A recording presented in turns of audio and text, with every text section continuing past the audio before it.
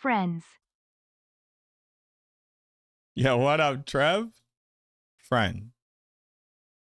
5 minutes on Wednesday? But I want to play the video game on Wednesday. What's going on? 58 months is actually crazy. Thank you very much. Ooh, Muzak?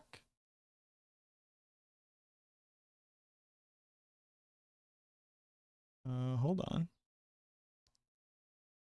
I play. All right. Sniper, thank you for redeeming the darkness. The darkness has been redeemed. Hopefully the darkness stays redeemed. What a project. Nice glasses. Thank you. They're the Diablo frames from Gamer Advantage. So I have a lot of catching up to do. I need like 60 Paragon and to level all of my glyphs.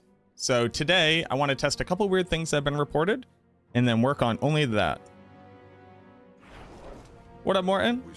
What's my main for Diablo 4 Season 9? I've been playing Mage Minion Necromancer and having a really awesome time with it.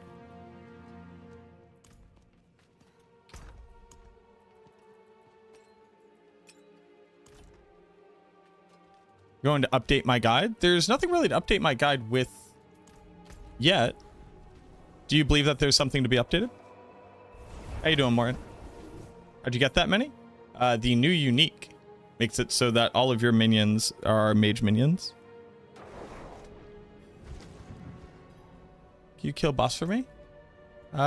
Sorry, no yet. I'm busy. Can they die? Not really. Minions don't die in the end game. So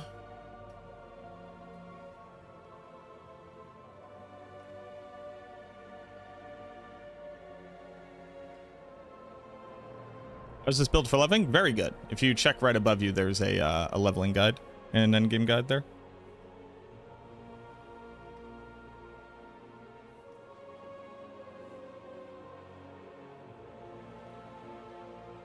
All right, true.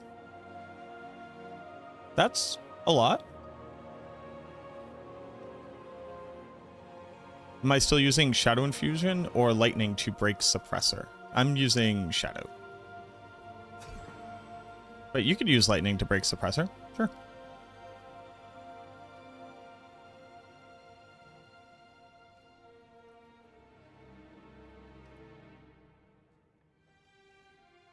Nothing wrong with that.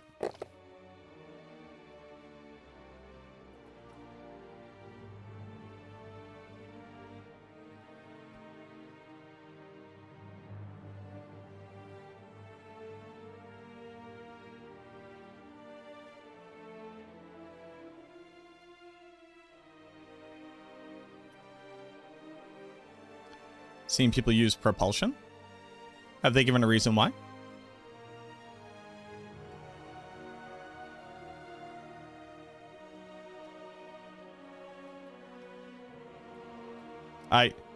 Your questions lead me to believe that you think that there is something better. So asking me if I'm already doing those things, which I'm not currently doing, would just be a very roundabout way of communicating. So what I think would be more beneficial is to instead communicate the things that you believe are better, so that I have context. What are more casual friendly, this build or Evade, Spiritborn, or Hydra Wiz? I have no idea. I only play the Necromancer.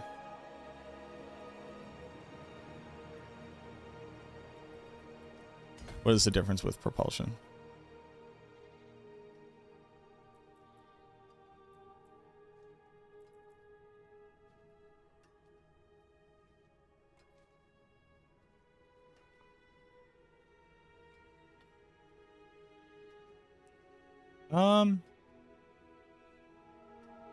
My initial thought with propulsion is this just makes enemies get knocked further away from each other, and that diminishes the effectiveness of AoE damage. That's my thought. I can understand the use of this for suppressor.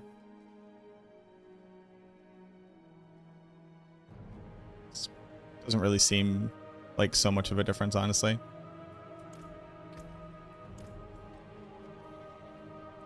I was asked to test some interesting things, though. So let's go ahead and make it so I can test those things.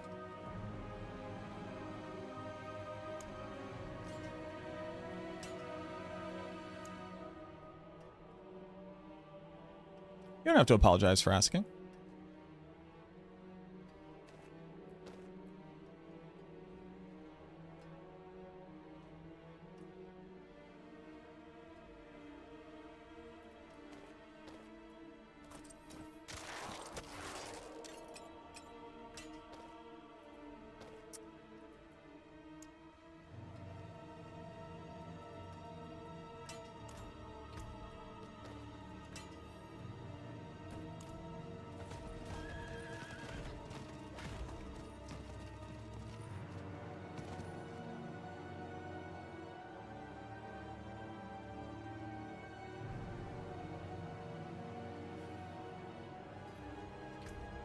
What up, Cabby? Why don't Necromancer leveling guide for Mage Minion don't have ability to get back the essence? I don't know what that question means, Project. Thoughts about the two-handed unique sword and using it with Sork mini build over with Sork mini build? With Mage Minion? This one? This is terrible for a mage build. This is only good for an Army of the Dead build. It doesn't increase the damage of your minions. It increases the damage of Army of the Dead. So it's very bad.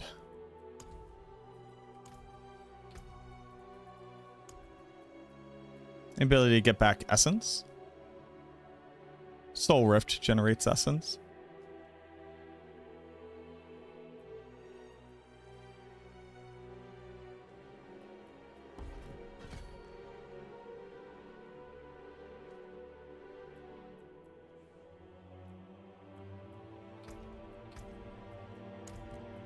But you also don't really like spam cast skills so much. You just like cast Iron Maiden on things with affliction and kill them. Does it work on Shadowblight? It works on anything. It's not good for a Shadowblight build, but it works on it.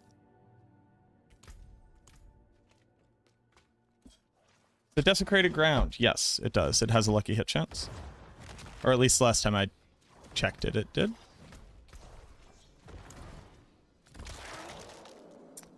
I don't want this so much. I also don't really want right here, but well, that's okay.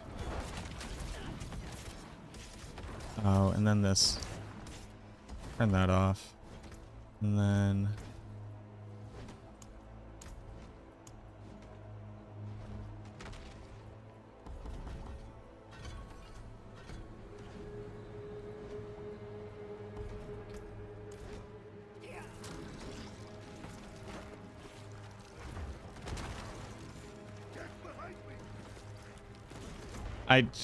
you need to be able to turn off your goddamn mercenary without having to go back here.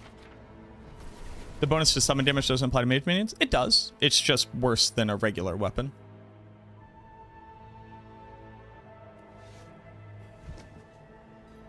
Went all in on shadow damage over Mendeln on mage build and swapped to double cast and your damage skyrocketed, then you were doing something very wrong on the previous setup naps.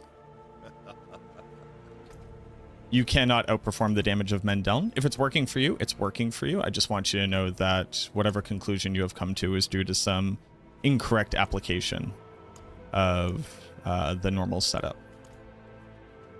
But if it's doing better for you, it's doing better for you.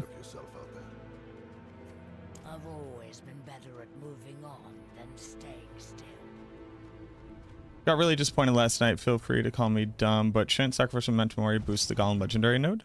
It should. Well, it is not wrong to... it is not wrong to assume that. Your clear is quite a bit higher than mine. Well, of course it is. I haven't played this game in 4 days.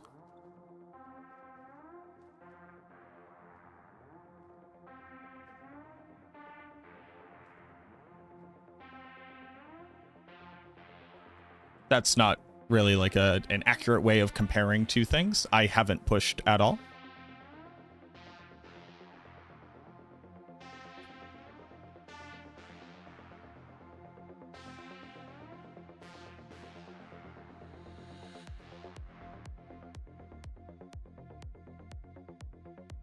Ranny currently has a 106 clear. It's the highest clear on Mage Mendel. Above Skalm, who's at 105. It's because Skalm has Blood Mist for some reason. I don't know what that's about. Blood Mist is wrong. But you'll see that the highest, strongest version of this build that currently exists in the game is not using Mage Double because it's just suboptimal. I've explained this a lot of different times, but on average, your Mendeln proc represents 70% of your total damage. So taking 30% of your total damage and actually less than that, and increasing that by 1.88 is strictly worse than increasing all of your damage by 1.5, which is what Titan's Fall would net you. The difference here is that he's not using Army of the Dead, which is something that I was recommending. People are saying you just don't have high enough uptime. That is probably, you know, that's probably true if enough other people are having that interaction. I just think they might be wrong. Oh, and the use of this to get rid of suppressor. Sure. That makes sense.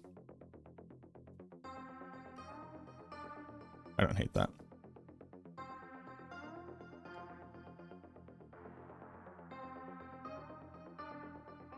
No, I hear you, Sirach.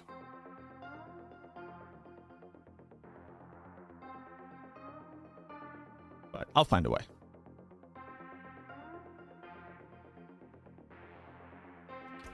I'll do it.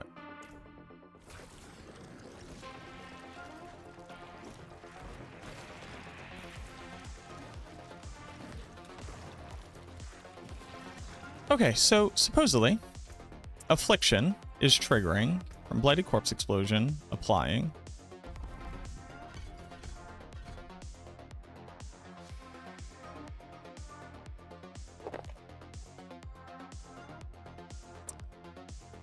That's what people have also reported to me, Walker.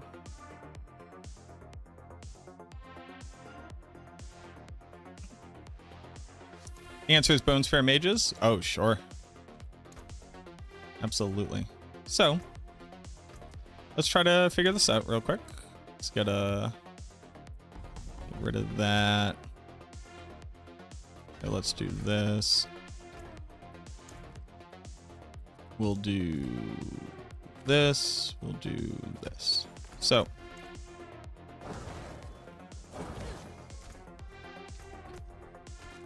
oh, I have to have, or I have to, one, have this up.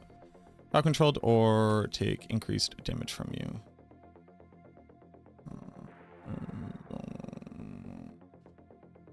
Afflicted. So it has to be this, because this applies our crowd control. Right, so let's look at it.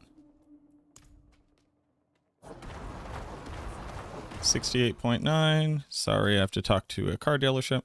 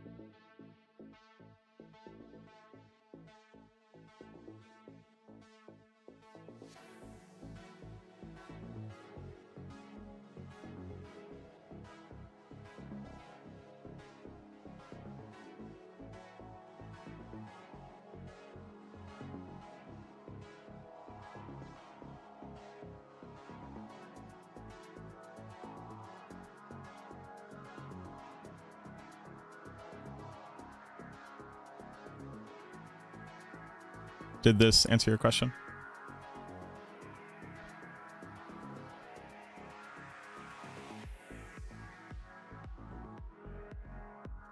There just is not math which supports... there's just not math that supports Skeleton Mage attack triggers twice over men down. It's just mathematically impossible.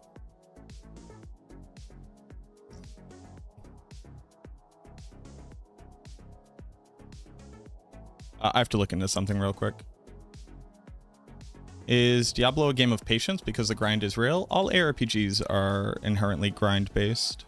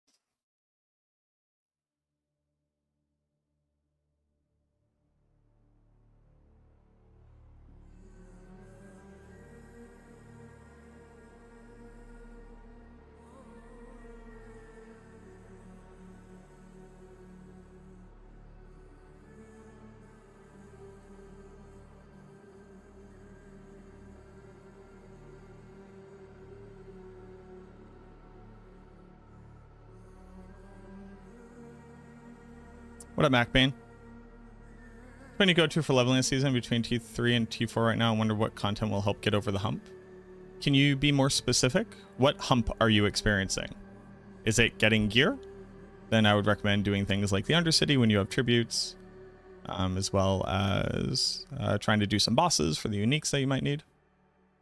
Fixed Desecrated Ground, and do you still have an Infinimus Guide even if it's outdated? What do you mean fixed and no? Well, I mean, I have the Season 8 one, which is there, but I have not touched it.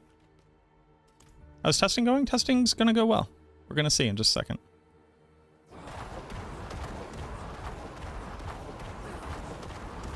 Am I doing random damage?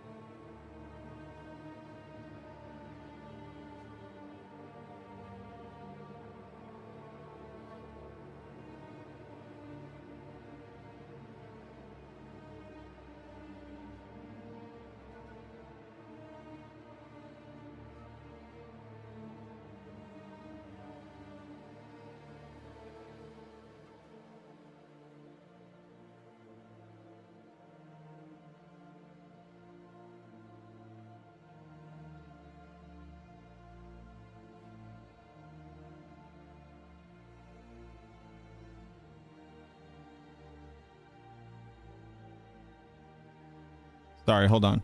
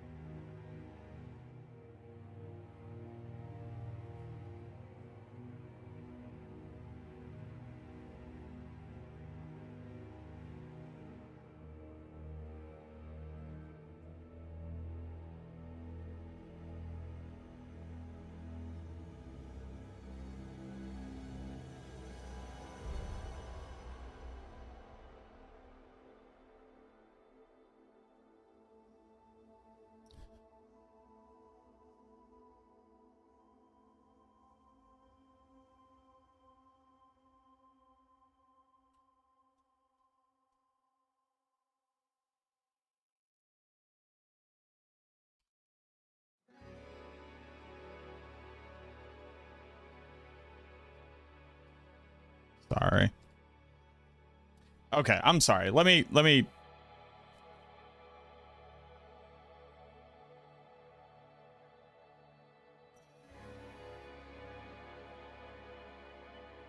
dealing with a lot of stuff. I just found out I might have to spend $5,000 to repair a car that broke down over this weekend, so I'm kind of trying to figure out some stuff. And it just sucks that it happened to come through right as stream started. So yeah, I just need a minute. And something about Scum. Okay. Built-in Scum's thing.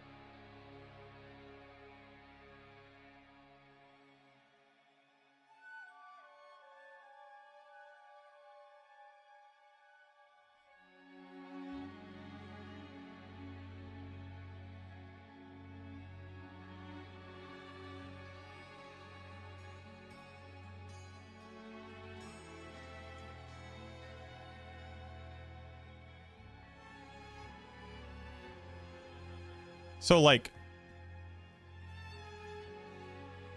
the difference here is we're using Aspect of Damned, which only increases only the minions' damage, versus Grasping Veins, which also increases Mendel's damage. Why would you ever do that?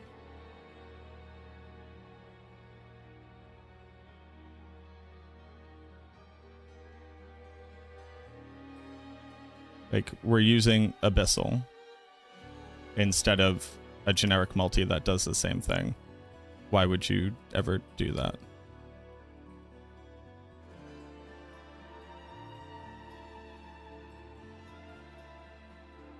You're using Mage over a generic multi that should be about 2% stronger.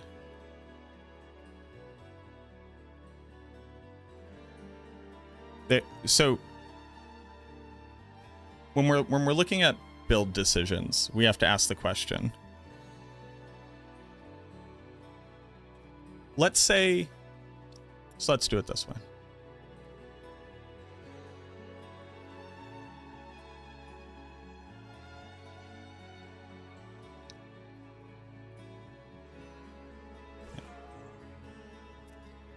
Appreciate all the hard work you do.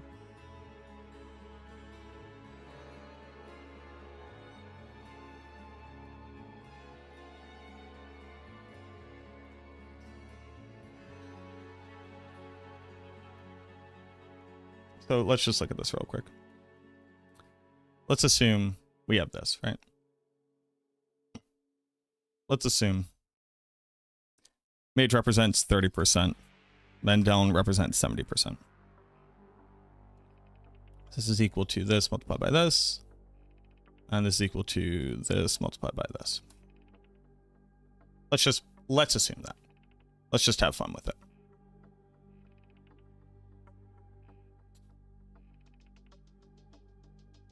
If we have Damned, we have Grasping Veins.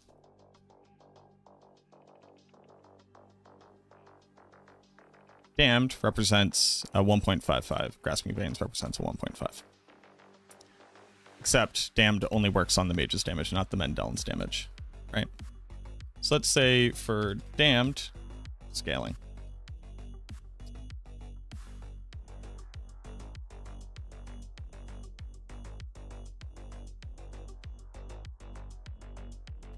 What we get is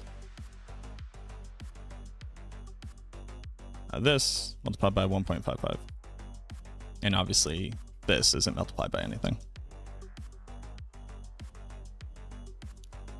What?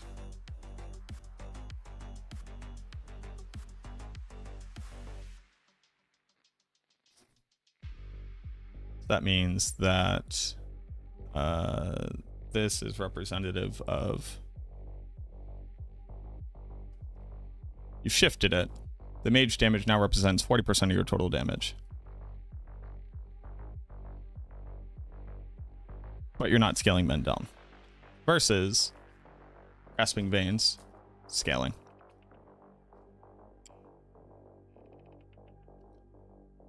Which would be this multiplied by 1.5. And this multiplied by 1.5.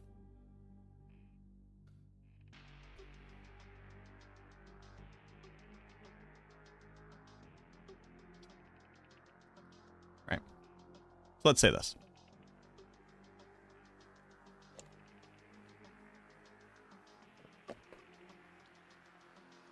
The AoE only benefits versus elites, and how often it is more useful to have AoE on multiple elites for clear time versus higher single target DPS. The AoE... I'm not sure what that means. Let's do this whole analysis again. Let's say mages represent 70%. And Mendon only represents like 30%.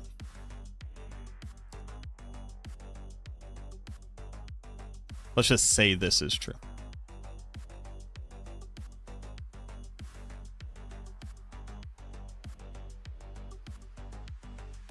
Regarding Titan's Fall.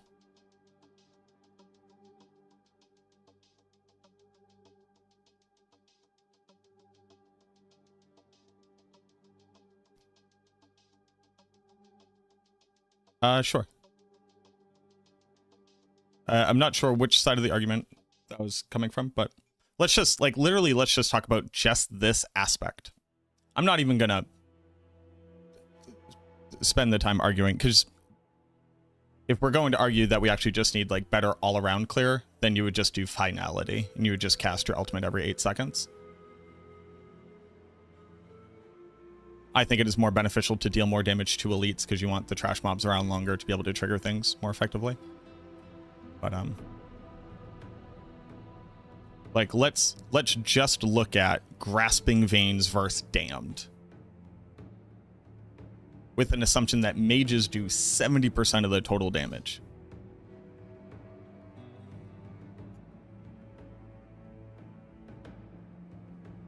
And Mendeln only represents 30% of the damage. Right? It's like literally just worse to use Damned than Grasping Veins. No, Rhino, that was fixed. What up, Dust? How we doing? How do you know when mages change into archmages? They get slightly bigger. How's loot? Much better. Curse or aspect use your curses? Yes, it does. How do they stay? How long do they stay in archmage form? Until you load out of an area. Like, I can sit down and do the total math of, is skeleton mage better than Mendeln, which would just require us to create like a full structure, or is this better than Titans, would require us to just create like a full model, and it would just take a bit.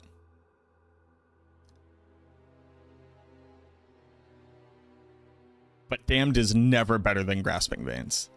Mathematically. There's no way to make it. Let's try 0.8. If mages were 80% of your damage and Mendeln was only 20% of your damage. But Mendeln gives more damage? It does, Andre. You're coming halfway into a conversation. 85? If mages were 85% of your damage. If mages were 90% of the damage. Which they just aren't. Damned is never better than Grasping Veins.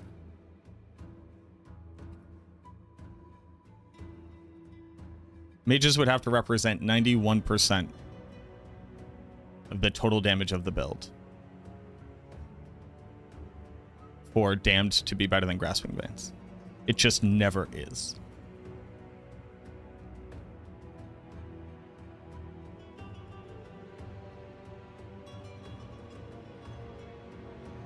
So, like, ignore everything else.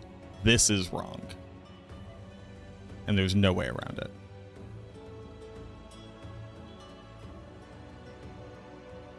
That's just math. Now, if somebody can show me a model where they believe that the mages are doing 90% of the damage,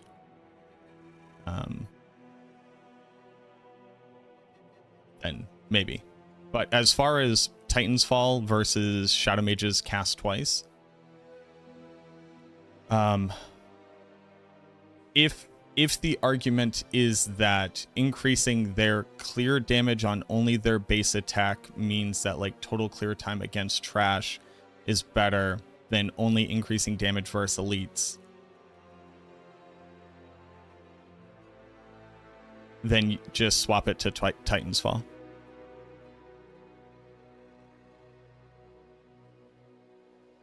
Except when something isn't affected by Grasping Veins, which is often, that's just not true anymore.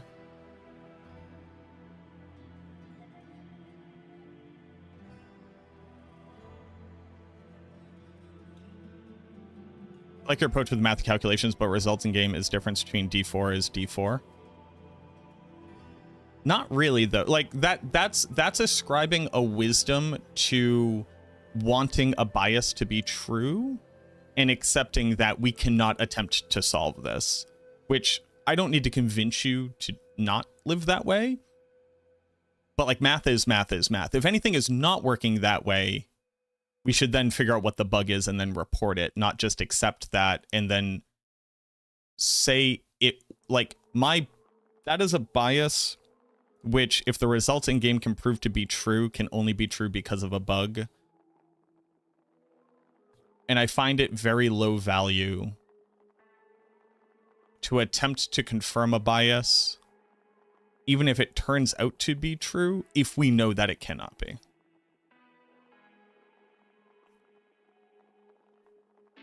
Being biased towards wanting the theory crafting to work over the game, that's not really what... I guess you can use the term bias there. That's not me wanting it, that's what it should be. Like, that is not my opinion. This is not like a personal drive. This is not like...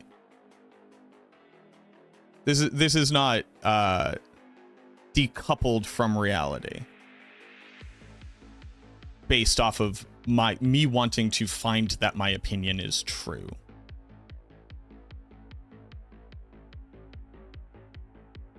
To clear one pit tier higher and faster, you have to be doing like 35% more damage. Slightly higher Paragon and slightly better masterworked gear does not get you a 35% increase in your overall damage output. It's not even close to that.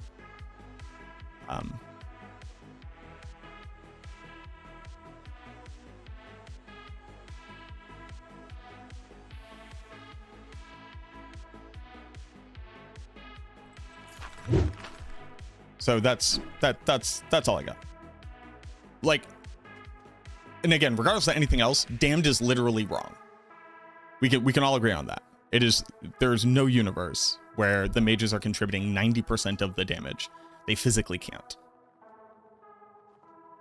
You would have to make the mage damage do 3.2 times as much damage without increasing Mendel's damage for the mage to be doing 50% of the damage. And in the universe where the mage is doing 50% of the damage, damned is worse than grasping veins. And damned would have to be part of the thing that gets you up to the mage doing 3.2 times its damage. Well, not 3.2. What is it? 52 is 156 plus another 20. 20. It's actually like 3.4. Like 3.4 times damage.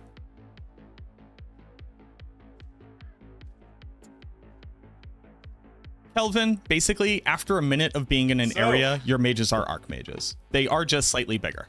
There's no secret to figure it out. You have to know what they look like, and then you have to know what they look like when they get bigger. My friend Joel, 11 minutes ago. Thanks for keeping up with Necro builds. Thank you very much for the 3 months. I appreciate you. Thank you very much. And Bra Master, thank you very much for the 2 months. Welcome on back in, both y'all. Brush Master.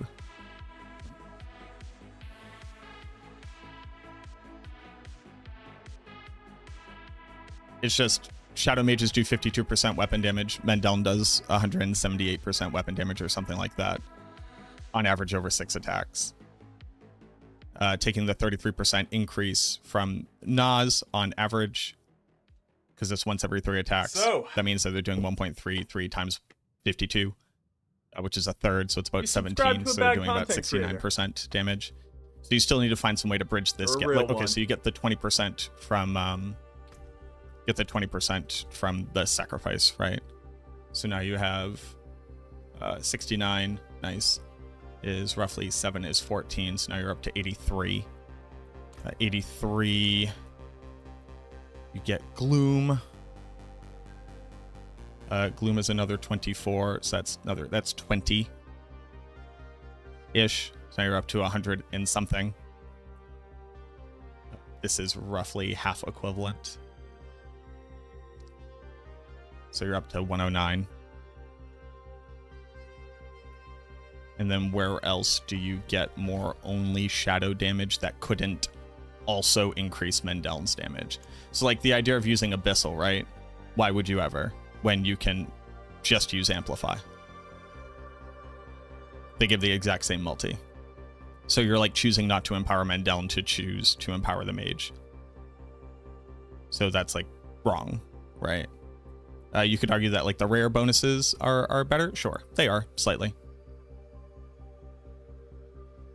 But it's definitely not better than only increasing half of your damage. There's just no way to make that math work, so you wouldn't do that.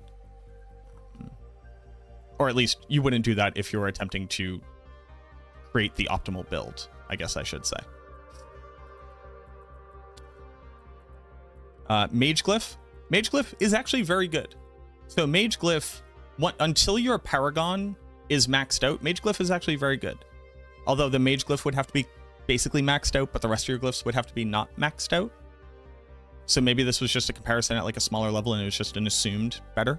Yo, what up, Himbo? How you doing, boo-boo? But Mage Glyph is actually very good, but on a maxed out board. So Mage Glyph basically gets worse the better your gear gets. And it gets worse the stronger your other glyphs get. But once your glyphs are maxed, Mage Glyph represents about a 2% reduction in damage over using a glyph with a multi. But it's very good before that.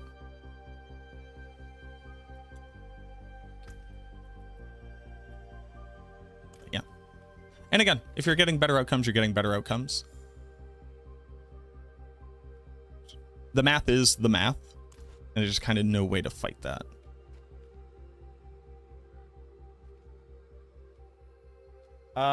And Magino, thank you very much for the follow.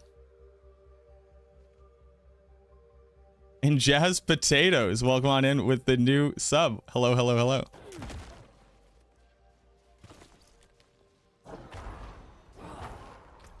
So, people were reporting that this was doing anything. It does not appear to be. It's just not applying all the time. Maybe you need a Curse Touch. Maybe we run a Curse Touch.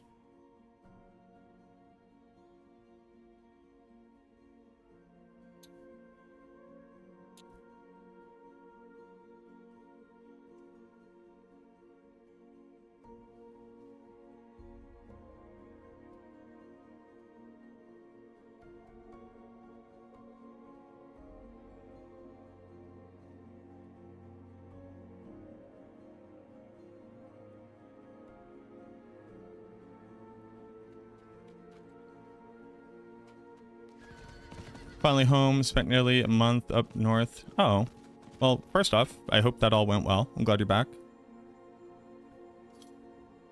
Oh, thank you, Himbo. I appreciate that. I just found out that I might have to pay a car repair pace.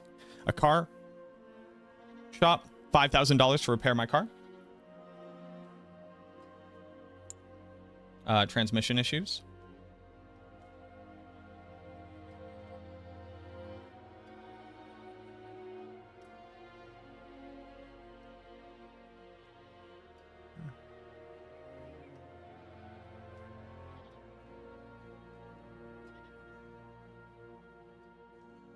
So if it doesn't require the flywheel, it'll be 2,000. It will be 2,000 less dollars.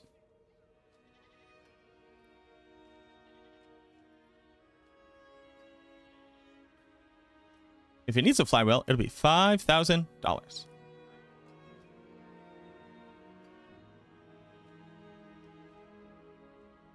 I just bought a car and got a quote from an electrician for $8,500. So I don't just have $5,000, oddly enough.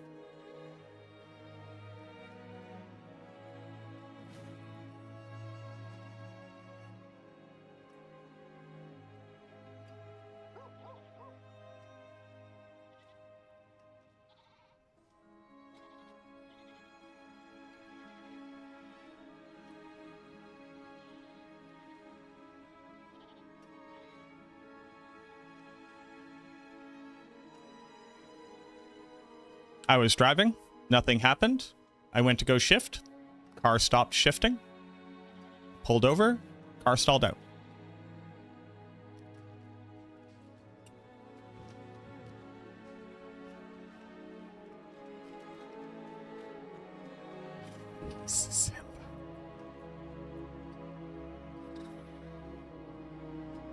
Damn. I'm very sorry to hear that. in whatever way you engage with it. I'm very sorry to hear that there's no good version of that.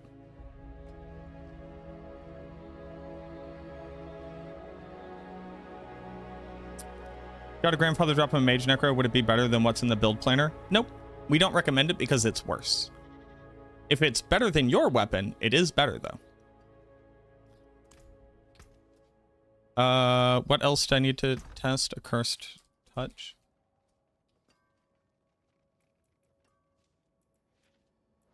Okay, so just any weapon will do.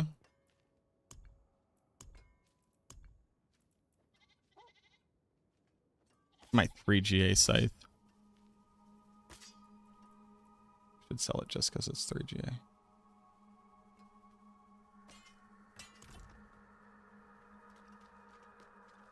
Oh no, I need it to not be a weapon.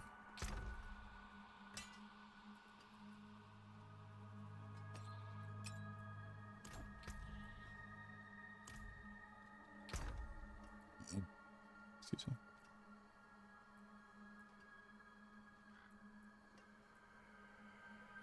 Oh damn, I have a 4.35.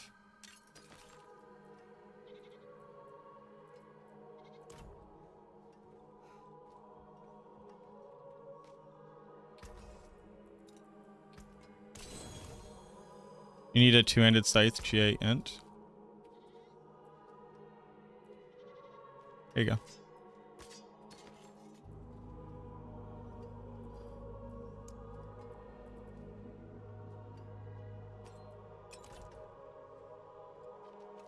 Yeah, take your time.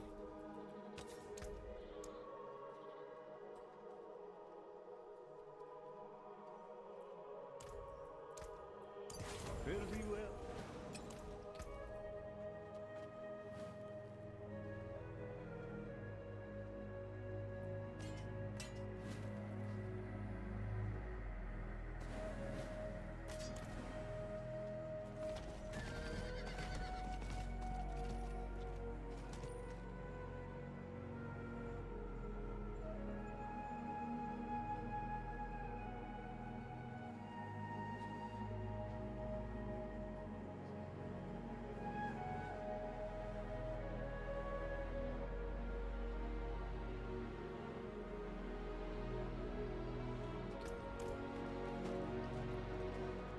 Ain't even gonna get mad.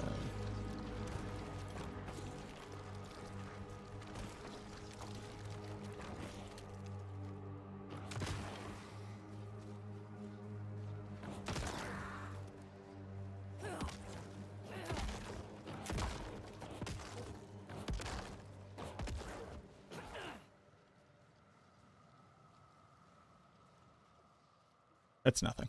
Okay. Just as I thought.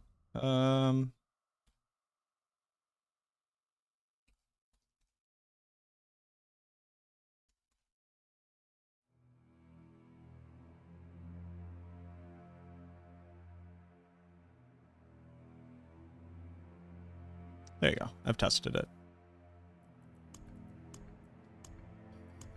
Dude, it's fucking... This car, dude. I like so desperately need my car to not cost 5,000 fucking dollars.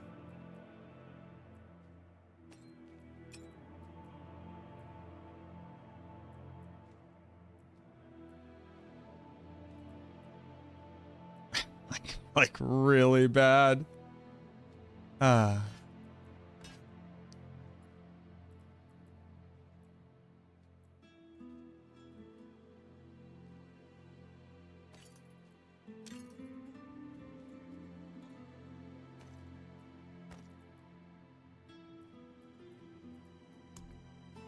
You know what I mean? You know when you need your car to not cost that much?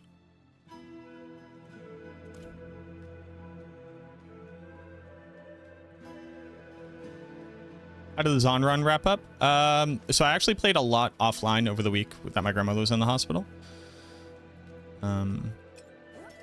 So I am actually, I think I just finished Act 4. So now I just have to do Act 5.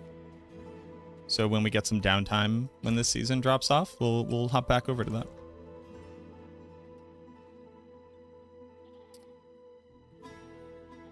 What up, John? Thank you very much for the $5 super chat. Do I have to use Bone Prison? I find that skill kind of annoying in addition to casting everything else. Do you have to? No. You don't have to. You don't want to? Don't. Do we need the damage reduction? Here you go, everybody. There you go. Now you can just use Suppressor as well. I still like Disintegrate, though. Thank you very much for the $5 super chat. Get a like on there. Just sell my body? That's what I'm trying to do right now. I mean, what else am I doing? Oh, where did that scythe? Okay, the scythe is right there.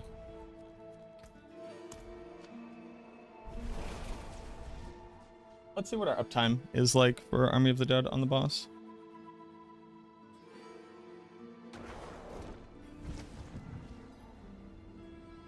What are your thoughts on building into Shadow Blight with Infamous build by dropping Black River and Creeping Death for the 2 aspects? Would it not be worth the effort? Shadow Blight wants you to cast Corpse Explosion as fast as possible. Infamous casts Corpse Explosion once per second, which you could cast significantly faster. So the reason why Shadow Blight, the reason why I have retired Infamous as it currently stands, is because it is just strictly better to proactively generate corpses and proactively cast Corpse Explosion, which is something Infamous can't really do. And the best Corpse Explosion build right now is Shadow Blight. So is it better to build Infamous as a Shadow Blight engine? Absolutely. In fact, that's how it was built previously. Except nowadays, we can generate and cast Corpse Explosion faster than Infamous can. So there's just legitimately no reason to do it. Even just walking and casting would be faster.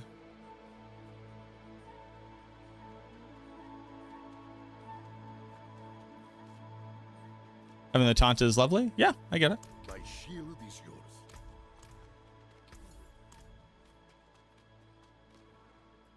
We could use some help.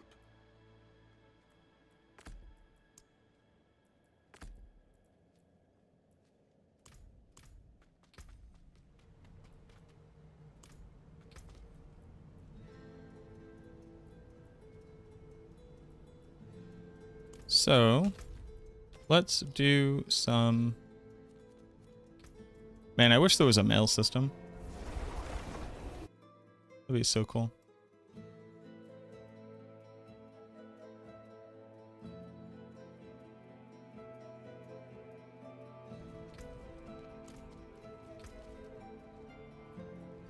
Revert the nerf. It would be very cool. Like if I could very quickly eat all the corpses with with blood mist, even if it wouldn't like go infinite, it would still be more interesting and would actually be like very cool because you could like spend like a solid like 10-15 seconds generating corpses, or like 5 to 10 seconds, and then eat them all real quick and then do it again. That would actually be like very, very cool IMO. I don't remember what I'm at. Oh, not that one.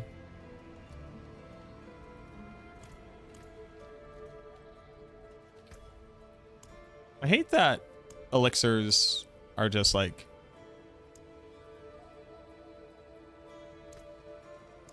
not great. It's not that I hate it. I just hate it. It's like, oh, I'm at attack speed cap, so now this doesn't do anything, but it's still the best because it says lucky hit chance. Possibility for a proc-based build with Bloodless Scream. We're gonna take a look at it, yeah. That's probably... that and Shadow Blight are next up. Impressive. Unfortunately.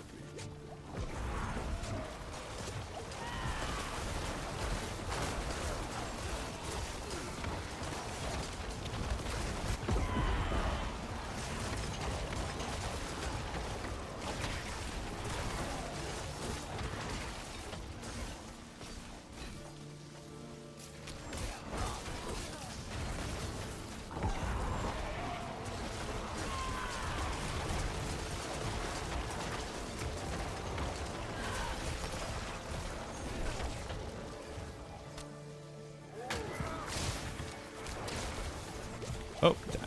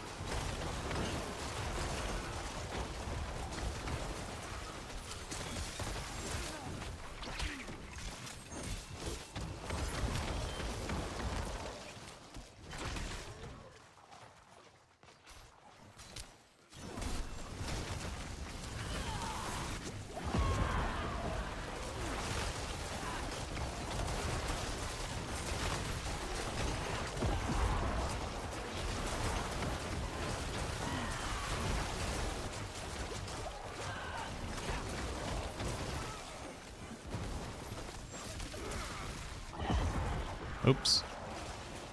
Since you're Wayne, I assume you've heard the Carter 6? I did, yes. Yeah, Wayne's my goat.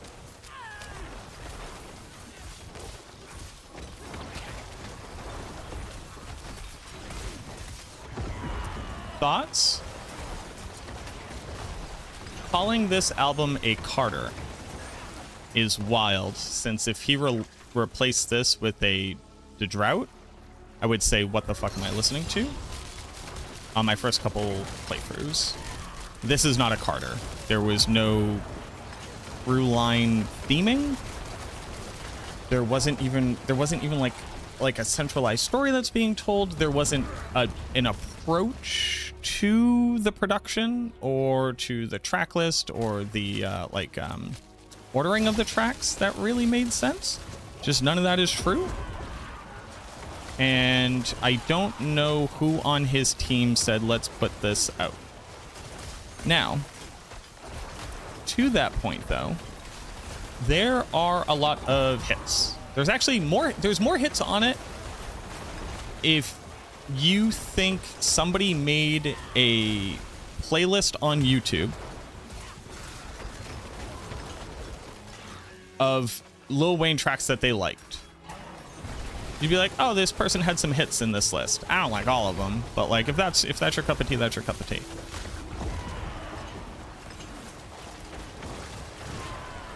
Lyrically, I mean, this wasn't the most lyrically dense one, but he's doing Wayne stuff a lot. I definitely think that Wayne is in the same place as Eminem is, which is like, he clearly likes certain patterns. He clearly likes certain like wordplay. And of the things that he can say, all he can really speak to is like his relevance and his excellence. That's the only like real insight they can really share at this point, and it's not particularly refreshing or interesting to hear about. But as long as it's done really well, I'm like kind of okay with it. Like, I think that Jay-Z is a trash rapper. I think that Jay-Z's verse on God Did by you know, on DJ Khaled's album is a phenomenal verse. They weren't hitting this time. I think there were too many songs in a row that were nothing but one-liners. That would like be my complaint.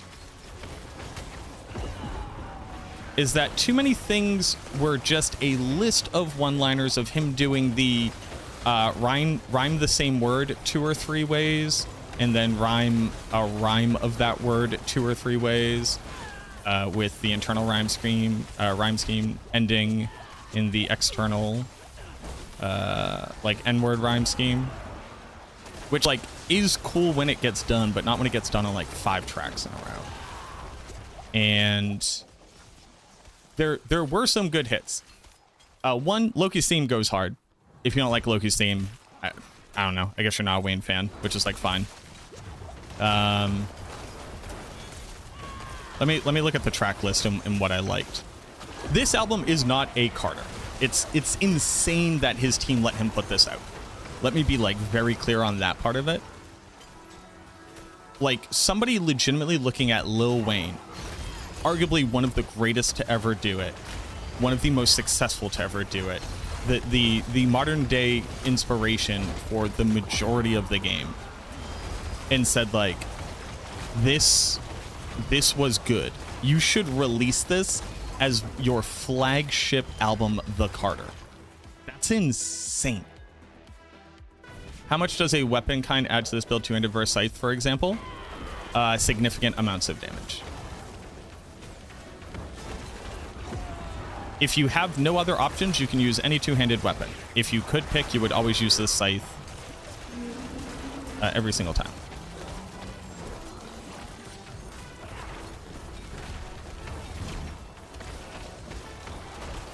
Damn, their lucky hit chance sucks.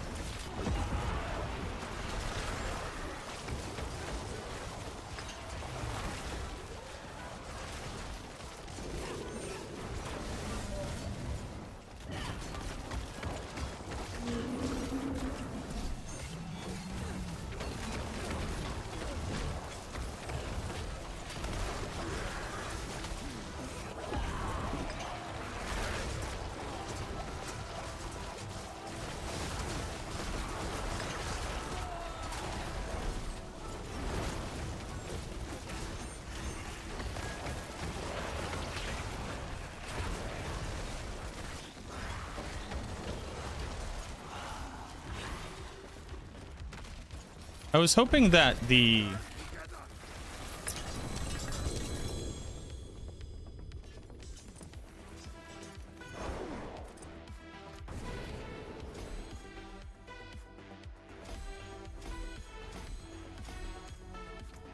I was hoping that the Roderick power would help with lucky hit chance, but it's just kind of not. This feels like there are enough tracks on this album. I think there's at least 2 tracks where he's talking about like getting out of jail, and it really feels like he just kind of had a collection of songs that he hasn't released over time, and then they're like, fuck, we have to get a Carter out.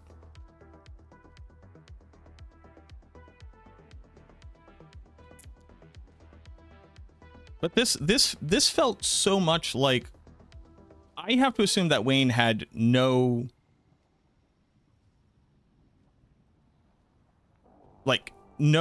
input. So and also the hate for Sharks is wild.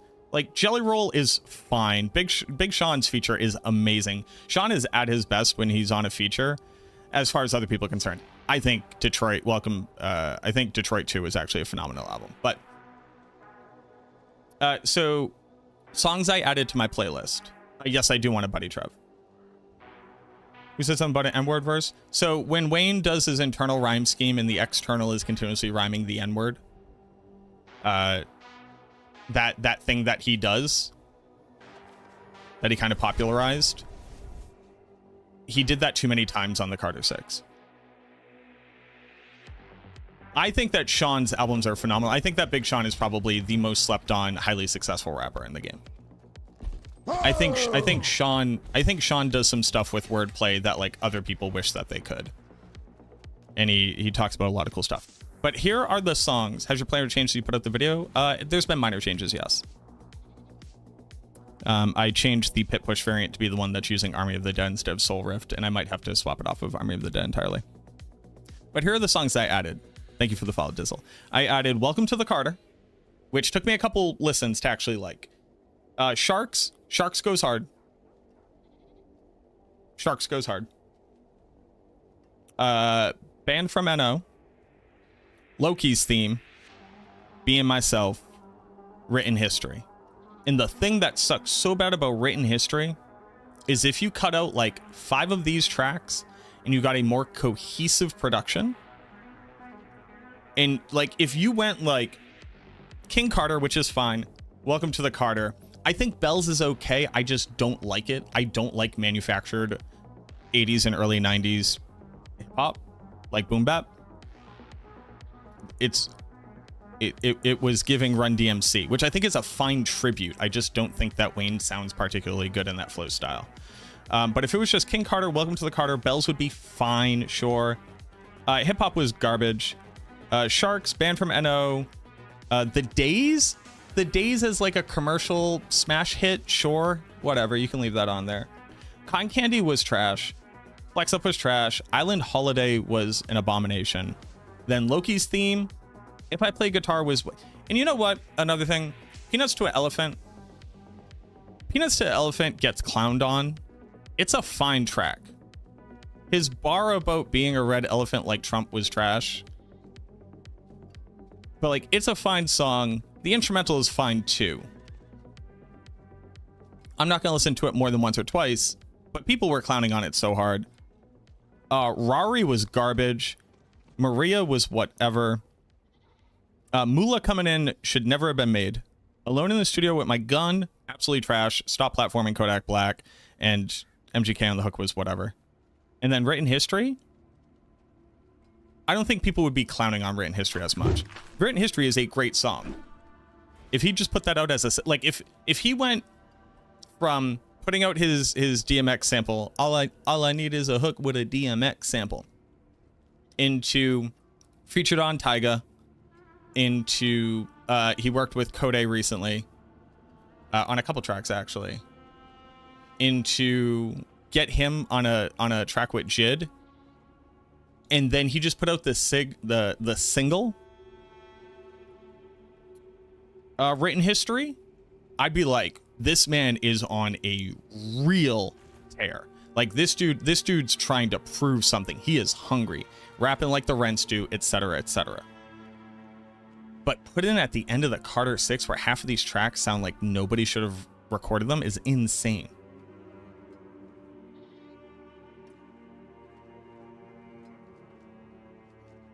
Like Wayne just does so much better than this, and it's insane to me. Like I don't know what we're trying to do. There were so many tracks just about like I'm fresh out of jail, and I'm like, sure. I'm fresh out of jail, and it's like, no you're not. What are you talking about? My hammer sings on your return. Why are we still platforming Kodak Black? I kind of get like, and here's the thing too. I'm not just like a blind dick rider. I'm really not. I think that Kendrick platforming Kodak Black was like so hilariously out of touch.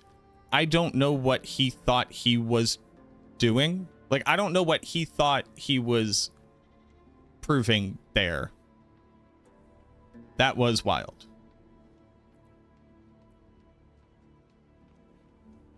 Kind of end of story.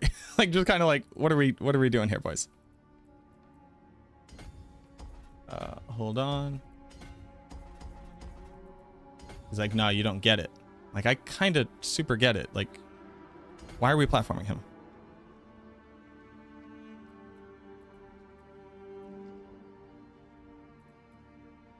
But it's like his whole album about the idea of like being able to rewrite your history and become that better person. And I'm like, that's beautiful.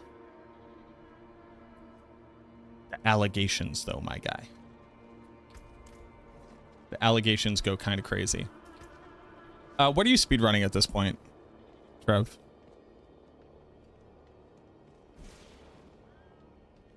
Been listening to Nas recently? Pretty good. Nas is pretty good. Dude, Nas is EPMD 2. Nas's King's Disease, what, 2 or 3? Nas's King Disease is better than this Carter.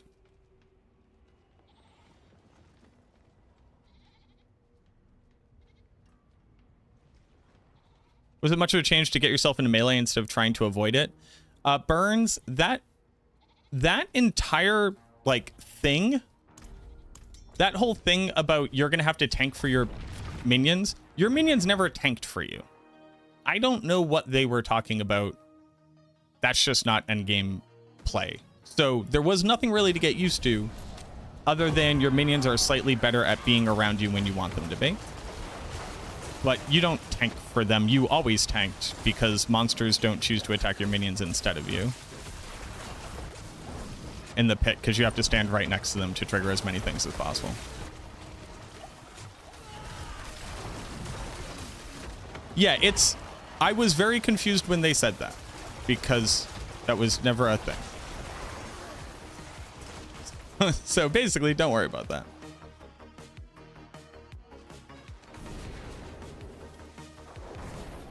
Oh, I was going to check my season's journey. That's what I was going to do.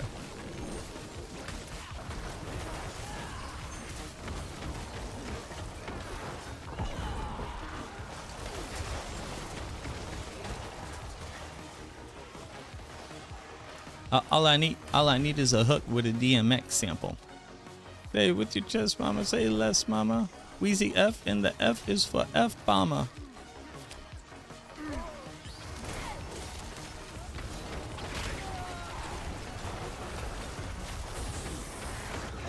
Wayne has done so much better than this, and if he released this as one of his mixtapes back in the day, people would have laughed at him. I don't know how anybody on his team said, like, yeah, go with this, boy. Like, let's make this happen.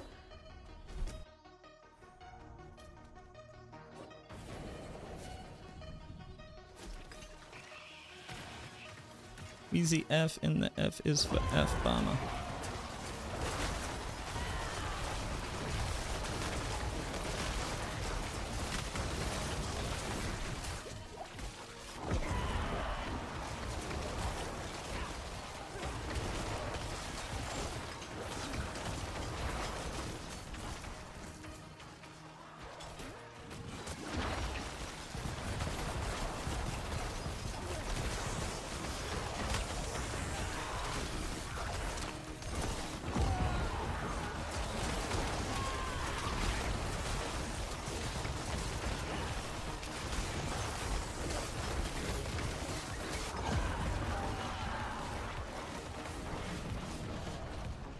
Say with the chest, mama. Say less, mama.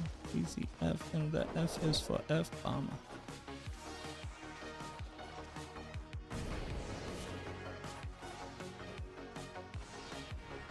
Excuse my French shit, alright?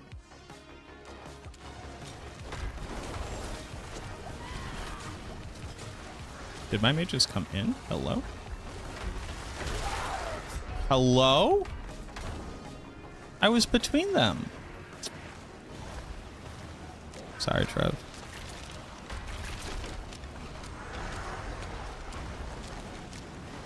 I literally just fought a different boss with that exact same mechanic and never even like vaguely took damage, but sure.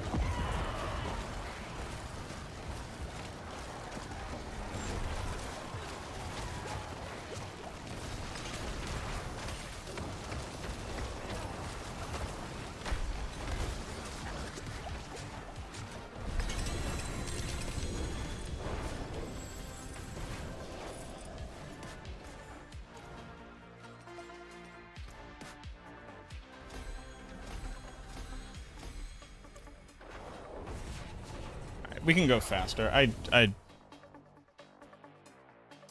swap up. Army of the Dead does do damage though.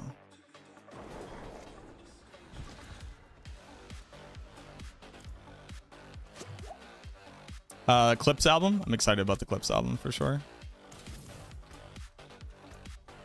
I'm excited.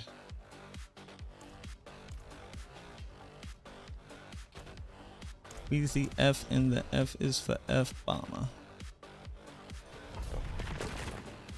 But there were some good tracks on it. I'm bumping some of it. It was cool to have a full album of Wayne rapping. Loki's theme goes so hard.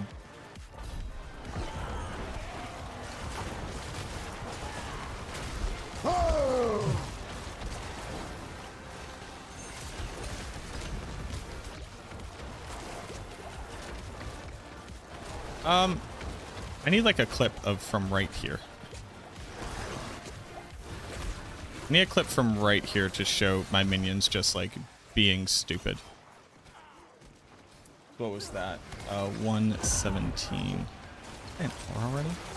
117.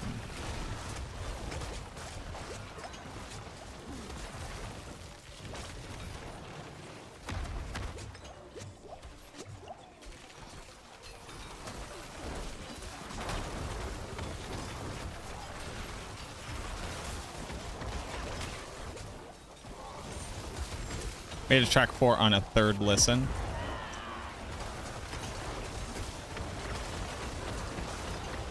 Yeah. One thing that helped me, I started skipping the very, very bad songs. Just straight up. I just started skipping them.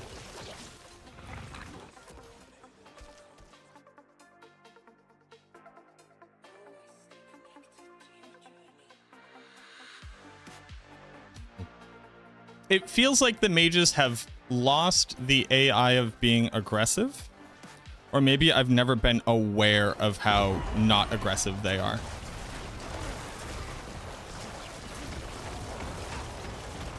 Like, what are they doing over there? What are you doing? Hello?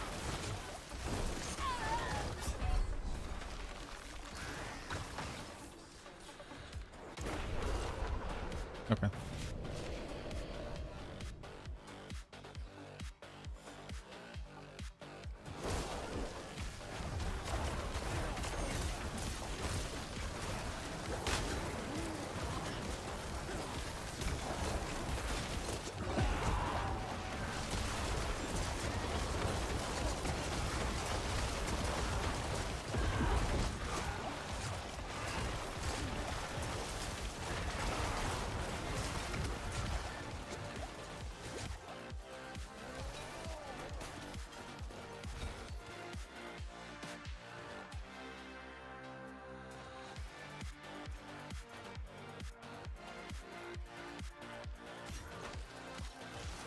Oh, you're on a different level.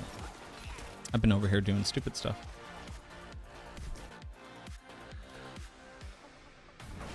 If you use a rune word that summons wolves, that makes them more aggressive. Interesting. We can't really afford to like not use the rune words that we're using.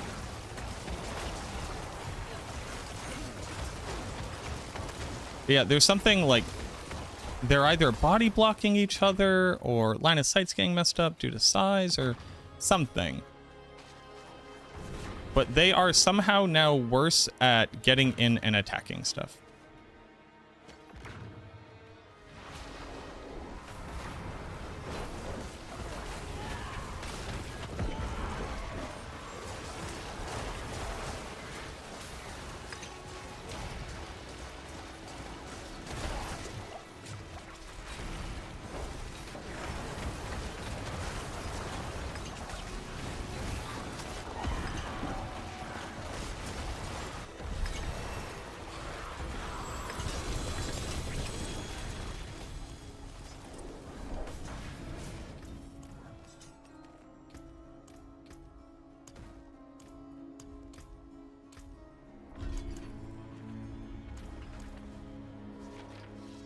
Oh, hello? Hello? There we go.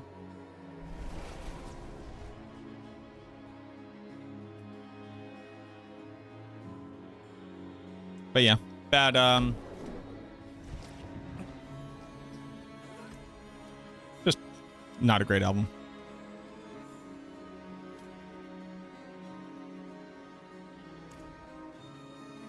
I forge more than horseshoes and nails. All right, you got me, Sirach.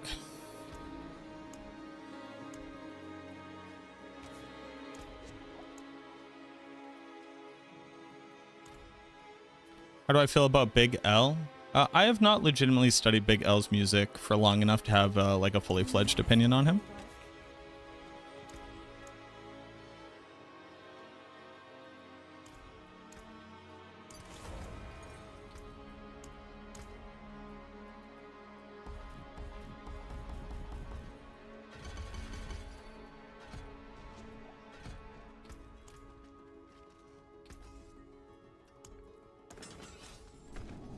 Which build am I playing? The one that is saved above you. This is Mage Minion. I know that Big L is well respected. I just have not looked into his music. There was a bit where I was like finally going back through and trying to educate myself.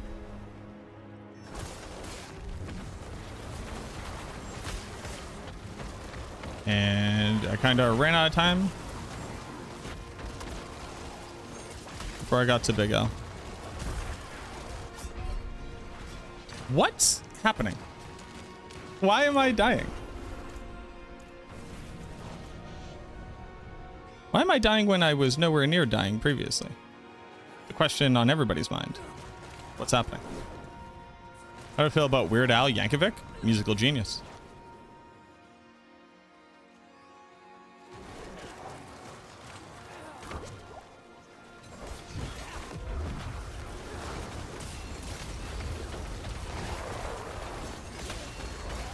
Oh, is it because I swapped over to the electric one?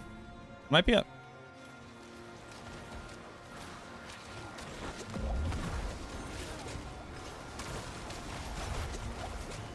Playing Mage or Blight?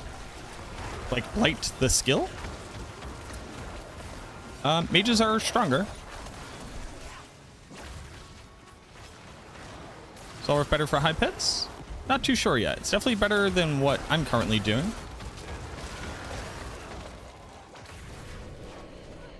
Or at least it should be.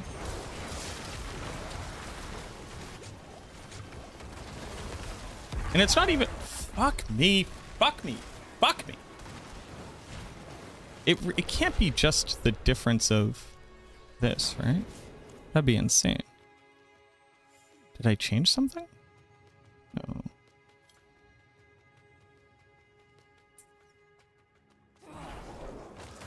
What a personas. Huh. Are you dreading how to test bone mages by Hand of Nas in the training grounds? Am I dreading it? No. I don't really have any intention of doing it. So it's hard to dread something you don't intend to do. I don't think anybody has made like a convincing argument for them yet.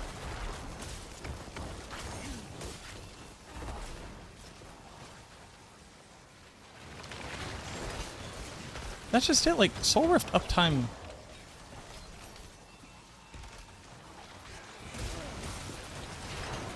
isn't better. Well, because I'm in a party, so the minions are dying before... or the monsters are dying before, I would get all of my lucky hit chance procs.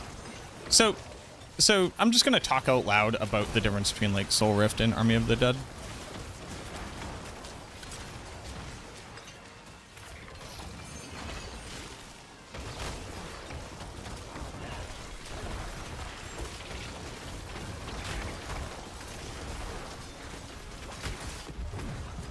It's really the difference between the uptime on Unyielding Commander versus Reanimation. Like, that's actually the difference between the two things.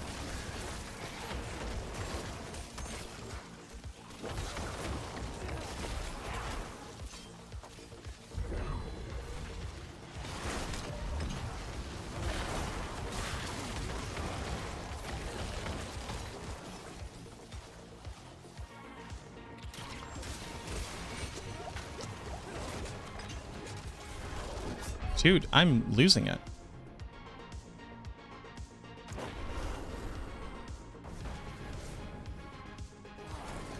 I'm over it.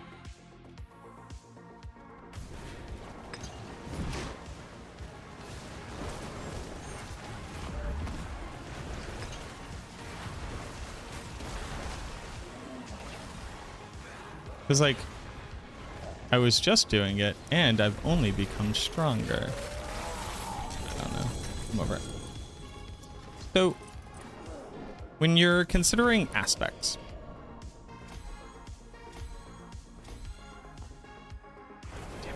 I want to get them all up to 90. So when you're considering aspects, the question becomes uptime. Because even if you only had like 50% uptime on something, the number that it grants can be larger. So Unyielding Commander. If Unyielding Commander only granted 50%, if you only had 50% uptime on Unyielding Commander, it is equal to a 55% damage multiplier. That's how that works. Because it's a 110% damage multiplier. You only have uptime of 55%. You do the math. That's what it comes to. Right. And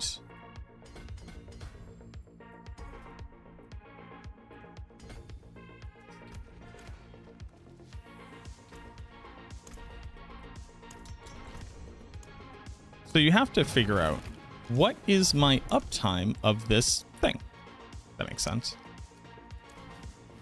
It looks like Army of the Dead uptime against a single target is sadly closer to like 30% uptime. Which means that it underperforms even Grasping Veins. Which is the aspect that you would actually like really compare it to. Because that's the one that you replace. You're replacing Grasping Veins with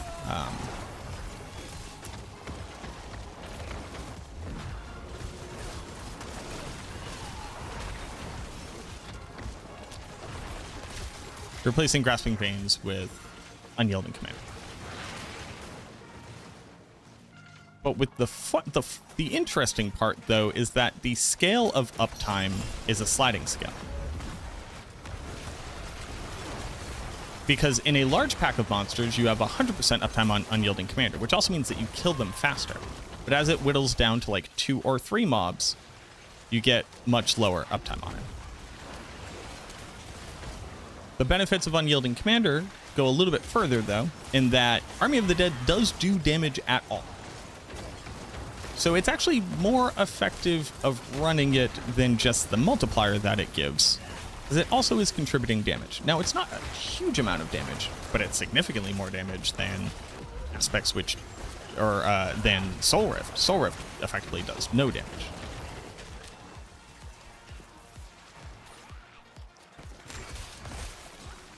So it's not just uptime on it, but it's also what the two skills do. So what Soul Rift does is it allows you to have better uptime on max resource for Zanrune. You know, if you ever trigger Zan Rune without 100% of your essence, you're not getting the full damage multiplier that it can grant. Soul Rift helps with that. Soul Rift also helps with uptime on Vulnerable. Now, the build has 100% uptime on Vulnerable because we have Lucky at chance to be able to apply Vulnerable, as well as a Bone Prison, as well as...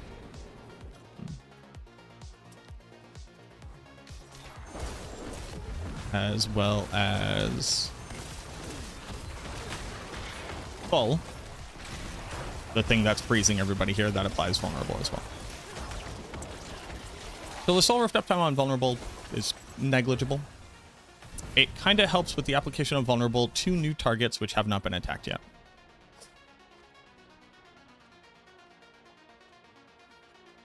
Army of the Dead has a very high lucky hit chance, so it itself helps to reset itself. I'm dying to shit I shouldn't be dying to. I don't know what just killed me. Okay, cool.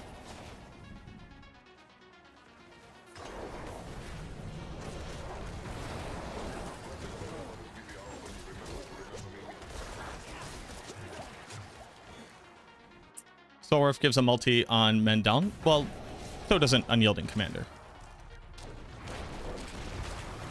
They both work on men down, unless you're referring to something else somebody else said.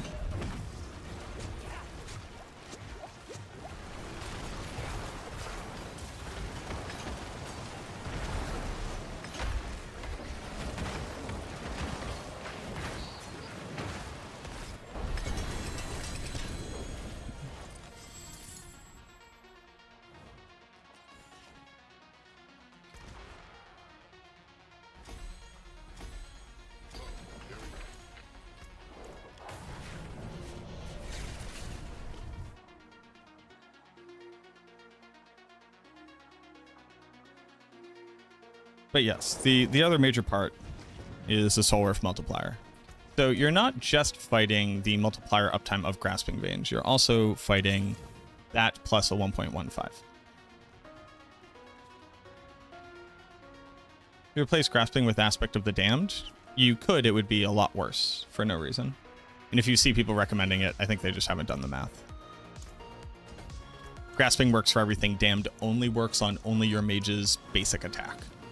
So it doesn't work on men down. So there's just no reason to run it.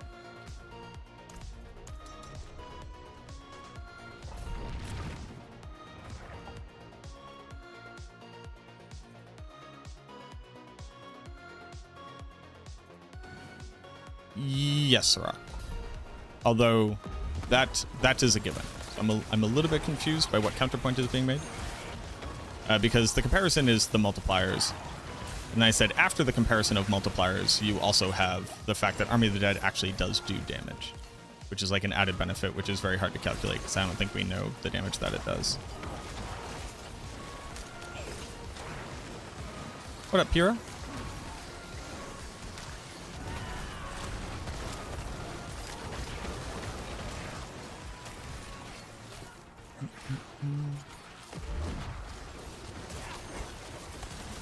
Everything's still worth it when you already have 100% crit chance? Yes, it's the largest damage multiplier you can put onto your build after the other best in slots. Have we tested Blood Spear? I have not yet. I'm not sure what Sirach has and has not tested. I think Humorous is weird or bugged or something. Did we ever get an exact on what's going on with Decaying Humorous?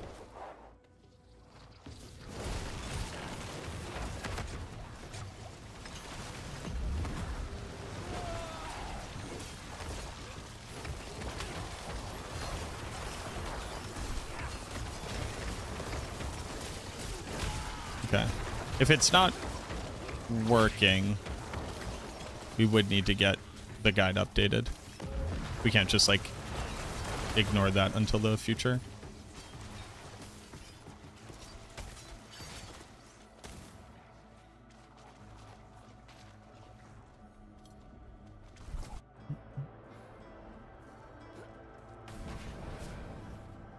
Supposed issue with Decaying Humorous, it not working.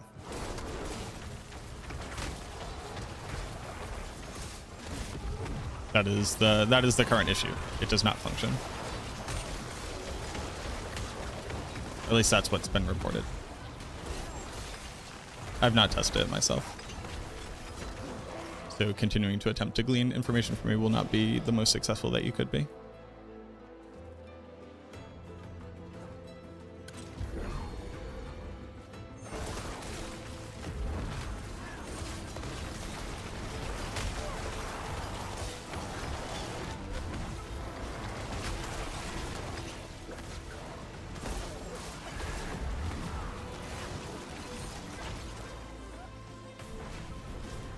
What's next after minions?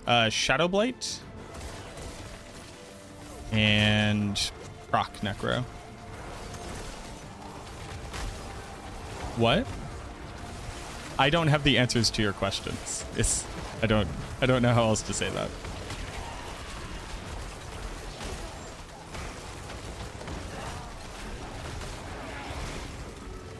I can only be learning about so many things simultaneously.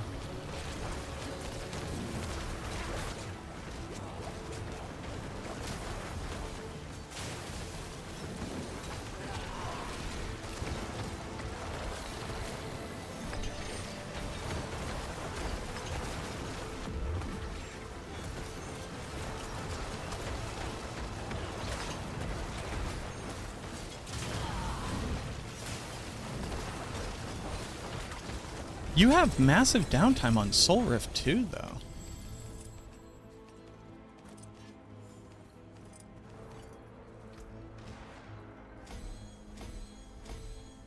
Why is their lucky hit chance so shit? They just attack slow.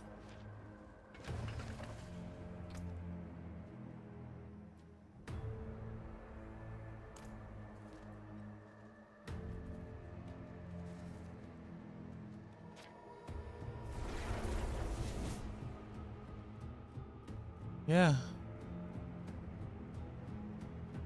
Can you do anything about it? Not really, right?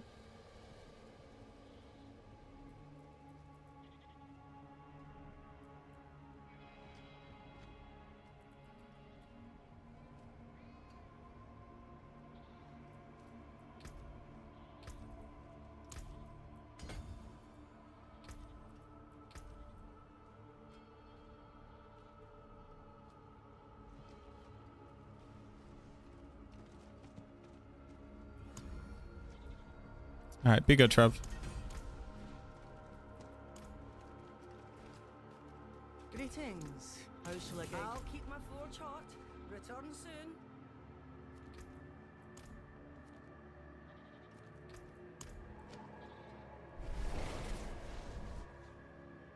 The true Shadow Mage is not getting the full 3% increase in Book of the Dead. That's correct. Yep. They only gain 9% unless you resummon them, and then they gain 15%. And that's still not all of them. Will do you right.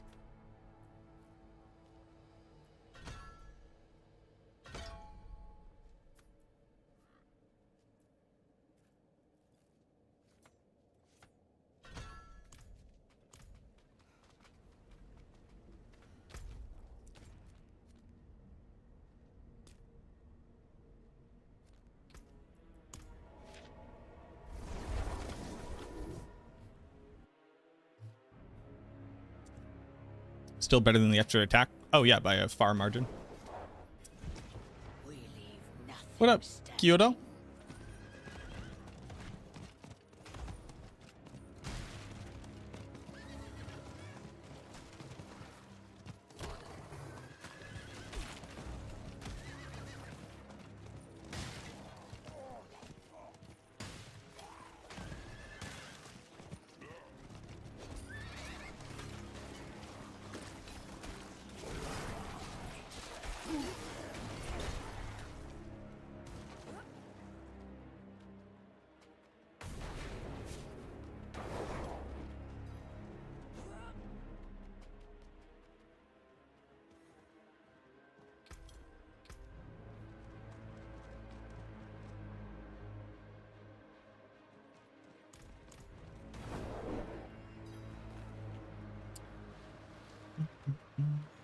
2 minutes, 40 seconds.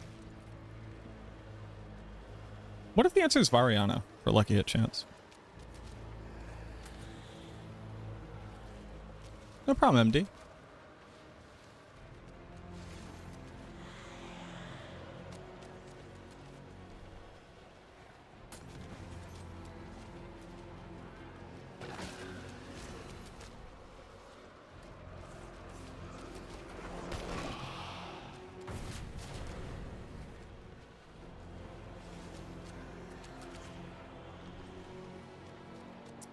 We push him against the wall. What does propulsion do, Walker?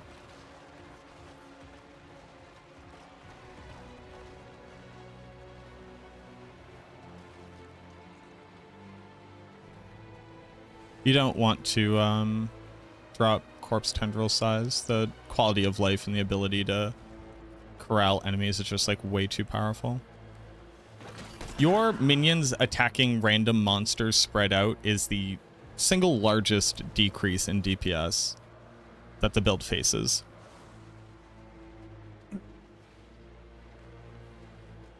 But if you want to use propulsion, go for it. I will not participate. That doesn't mean that you can't.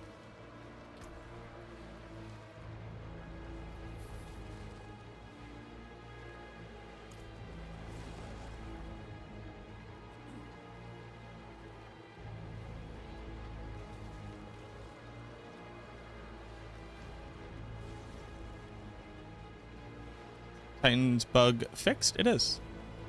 Yep. Went Spareborn this season. Is Evade cracked? Evade is cracked. Cracked out of its gourd, honestly. It's like pushes monsters against the wall. Okay, what happens when it just pushes them in random directions?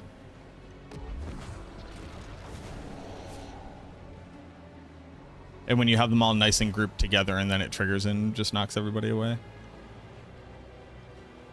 On like a 3-second cooldown.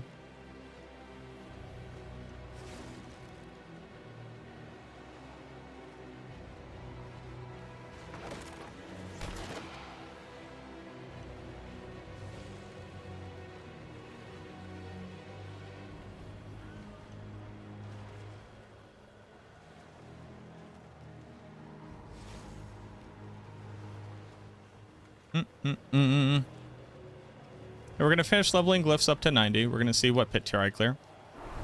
It should be like at least like 100, I would assume.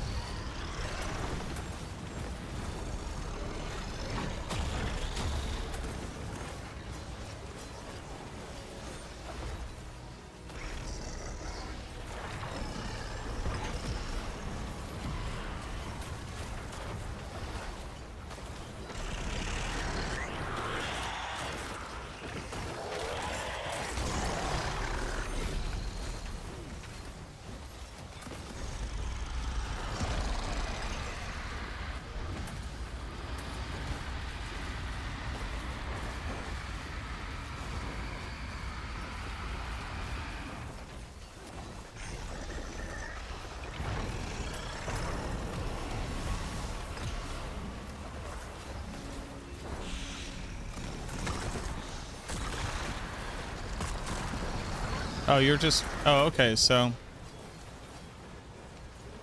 It's like a 50-50 shot of whether or not your triggerable effects work on bosses.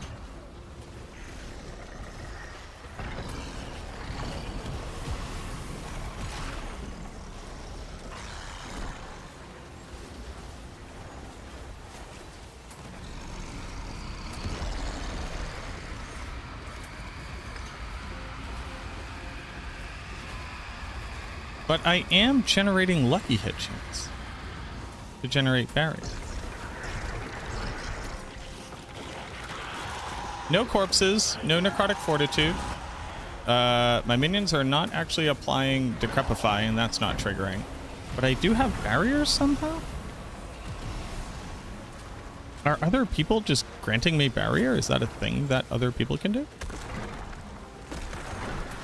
Y'all don't we would be killing this boss nearly twice as fast if I could trigger a thing.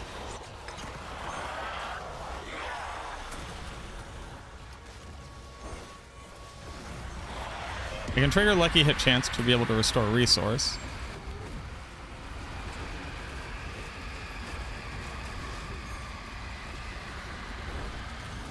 There's just no corpse gen, no decrepify procs. Huh.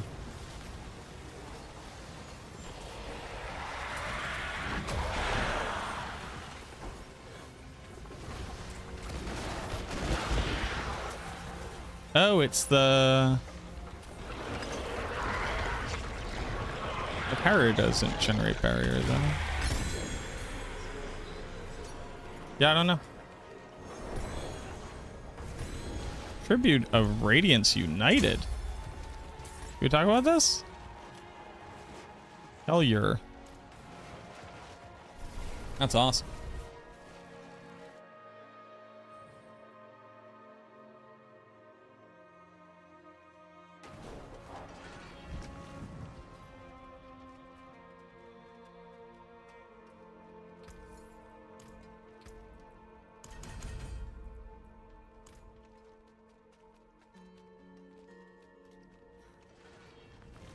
A world where a Shadow Blight passive with Blighted and Decaying Aspect outshines Clan's Edict and Mage Minion build?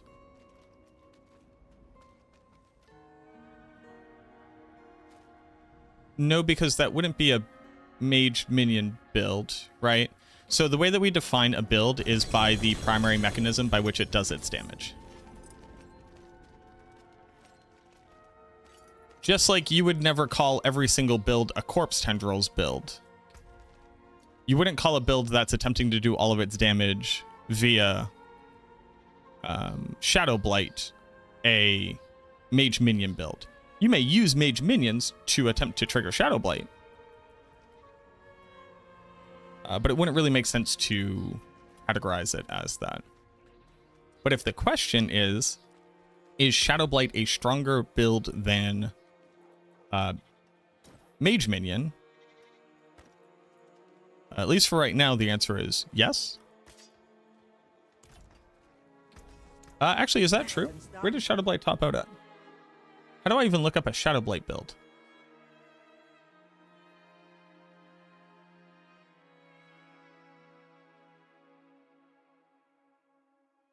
How do you even categorize a Shadow Blight build?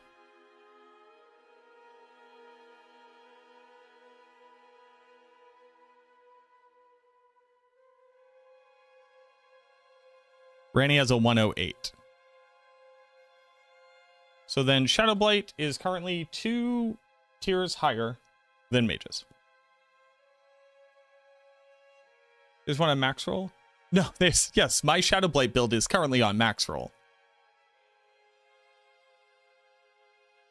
Is Shadow Blight build really D tier for speed? Yes.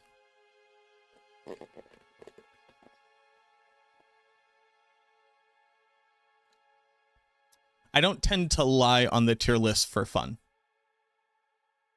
So you never really need to phrase the logic from the point of, is this actually accurate to your current understanding? Because the answer would be different if it was no.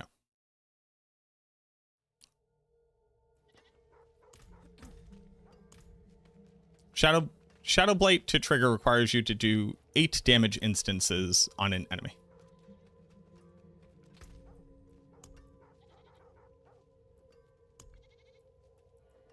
You Pits or Belial? I'm Pits. Do you need to do Belial? I guess I could run Belial. I need a start list, but I would rather be leveling up my glyphs. Need souls.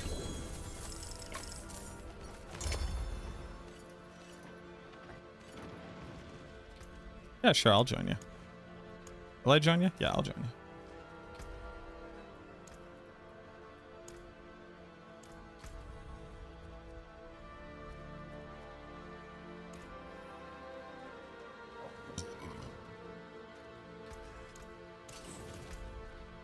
I got mats? Oh yeah, I got mats.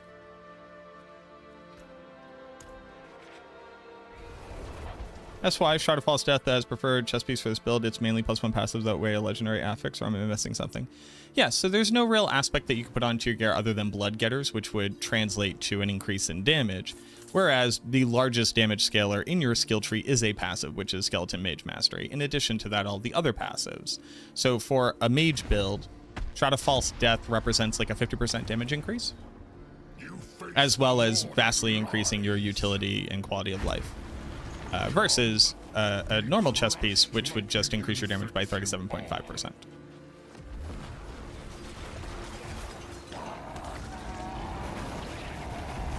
How to target farm? Duriel. Well, who do I care about getting uniques from?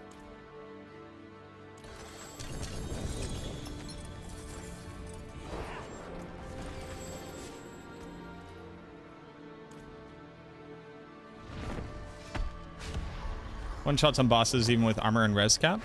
Get more life. Don't get hit. Those are the only ways. Not really like tips. Just have more maximum life. You probably need like at least 10k, I would say.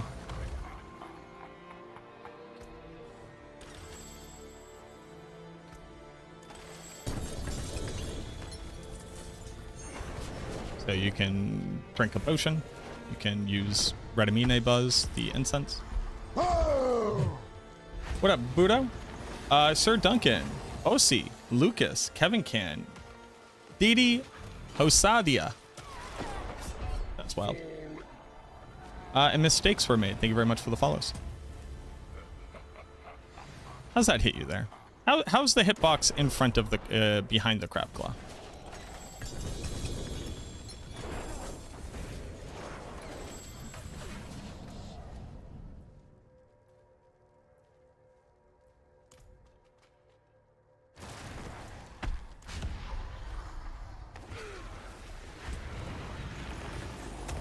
Wondering if anything changed for Blood Surge. I've seen something about Overpowered Ben change. Haven't played since season. Has anything changed for Blood Surge Necro? Yeah, it's significantly weaker because they... Sorry. It's significantly weaker because they removed the additive damage from the Overpower calculation. You don't build it any differently. You're just weaker.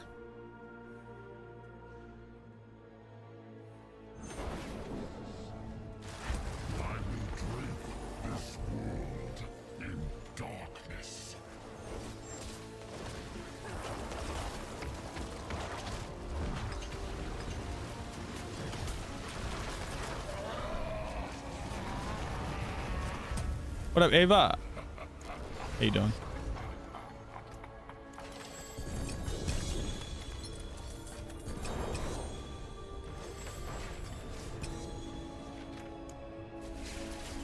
Favorite Necro? Sirach is here too. Damn it. I saw you.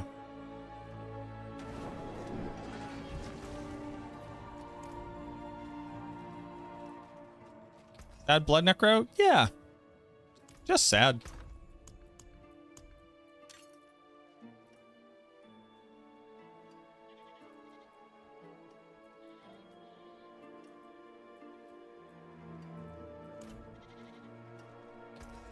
Two GA Tyraels, my baby. Started testing doing video guides, and it's been a journey. Welcome in. Loving the Nas. I love Big Nas X. I'm doing well. Just found out I'm gonna have to pay $5,000 to repair my car because the transmission went. If one of the bits isn't broken, it's only $3,500. I ain't got that money because I just bought a house. I will drape this world in darkness. Do I think that they need to compensate the blood builds more? I think they need to compensate the blood builds at all. So yes.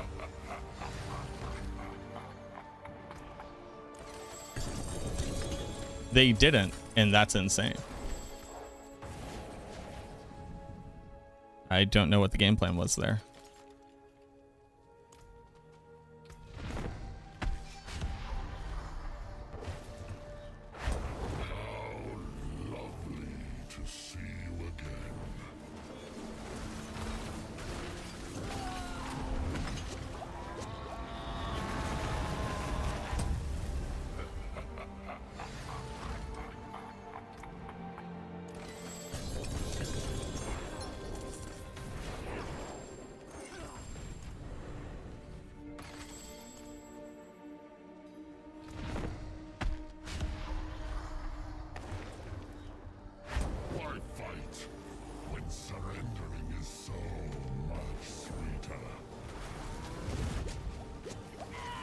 Reality is such a fragile thing.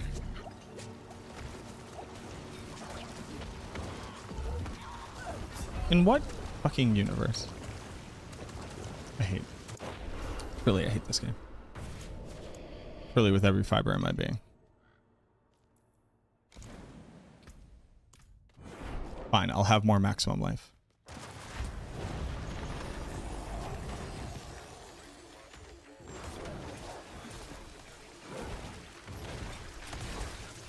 Oh, all my mages didn't spawn? What the hell? That's fine.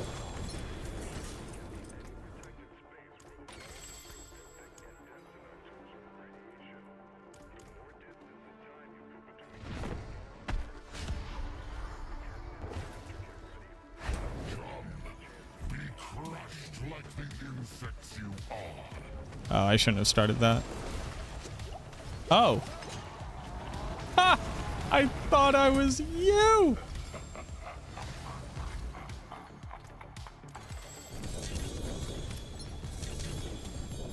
I have to go back.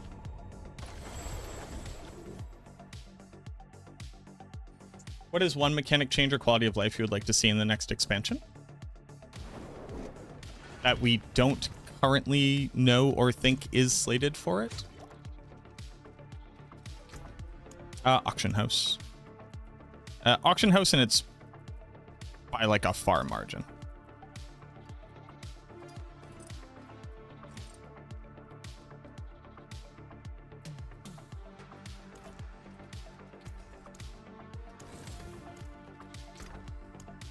Auction house, and for me, it's not even close.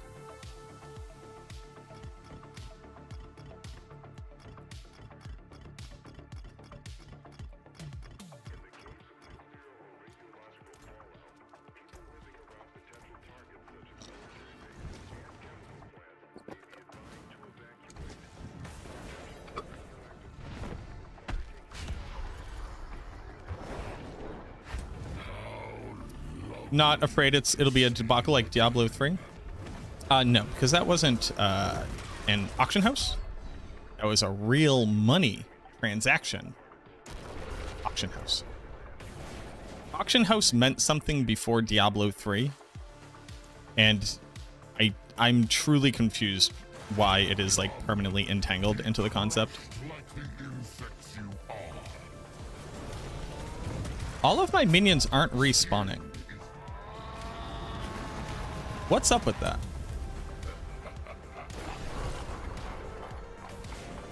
We can leave? Dope.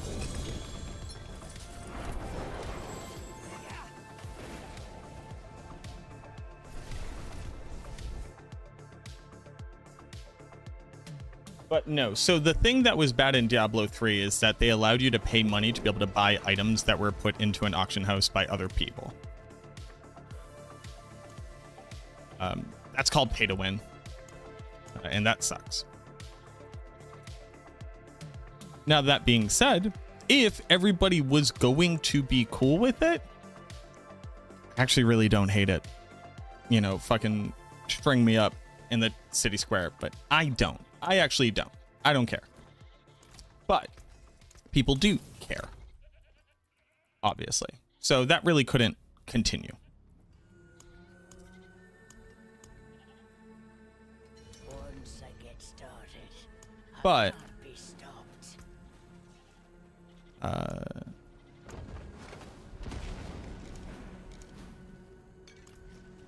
But no, an auction house is just a place for you to trade in-game items for in-game items. What up, Dago?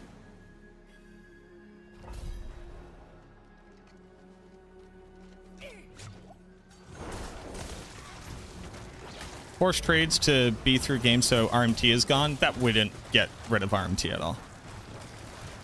You can't get rid of RMT. There is this like there's this idea that because something exists, it can, or because something exists that people don't like, it is a problem, and then that problem has a solution. There is no solution to RMT that includes, there's no answer to RMT.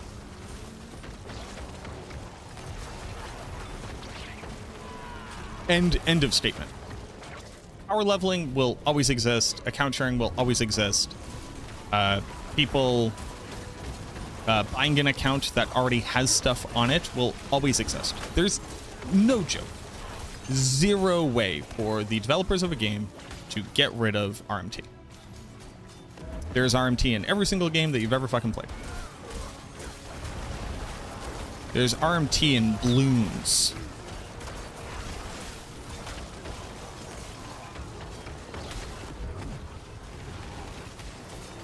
No way to get rid of it.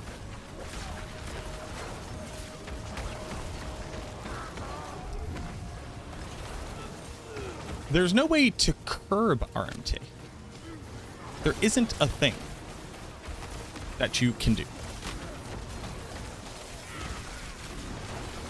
without drastically infringing on the regulations that pertain to privacy country to country to country.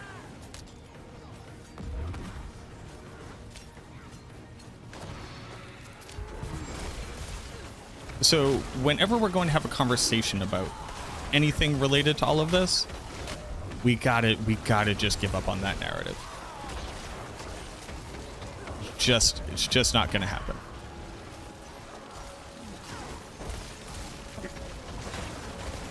What it will do is give Blizzard more data.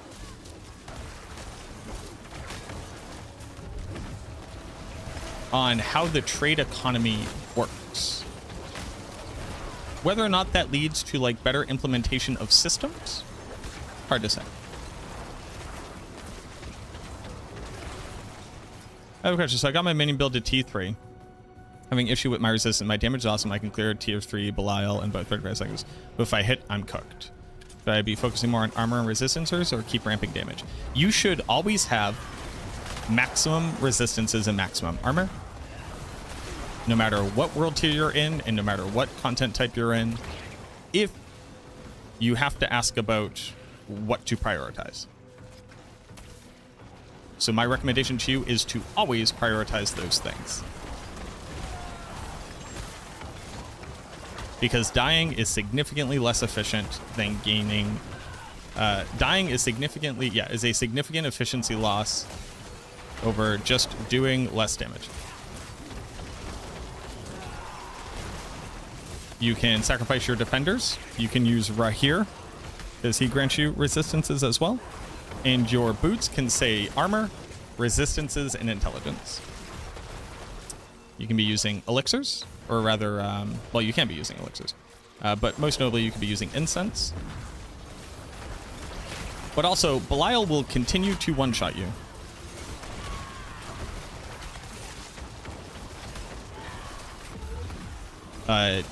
If you don't have like 10k life. That's just going to keep happening. You have to dodge Belial's attacks. You can't just stand there and face tank until you have like at least like 12k maximum life. And even then you really can't do it still, but sometimes you will.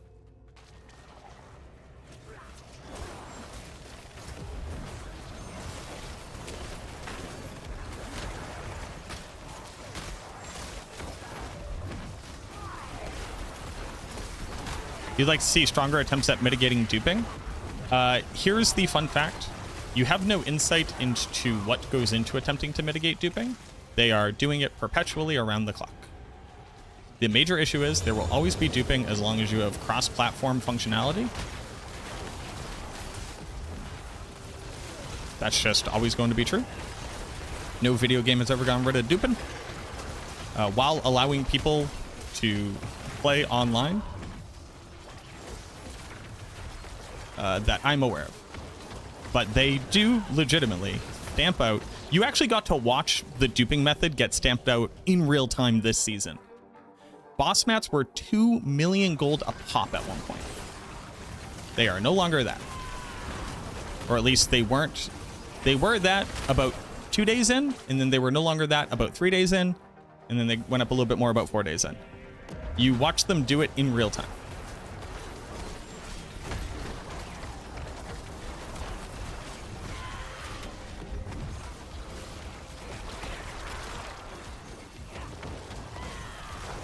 Now it's 5 to 10 million each. So then another method was found, but it's not as lucrative as the other one, or the economy has shifted. But and it's understandable, because Blizzard doesn't just like put out a hit report every week that's like, we undid this many duping bugs and we banned this many accounts. But I'm telling you, as somebody who has asked similar questions and been told about it, and this is just like true, if the people who are getting banned would report it and the people who dupe would report on it, you would know. They are actively stomping it out literally all the time.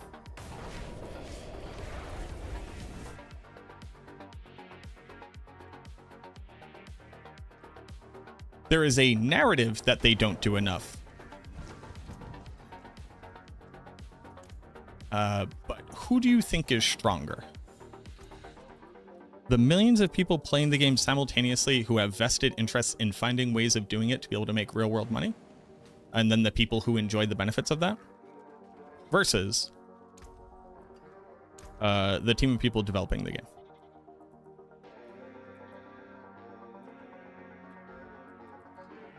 The answer is the people with the vested interest in making the money off of it. They are crushing it, dude. They do so much damage.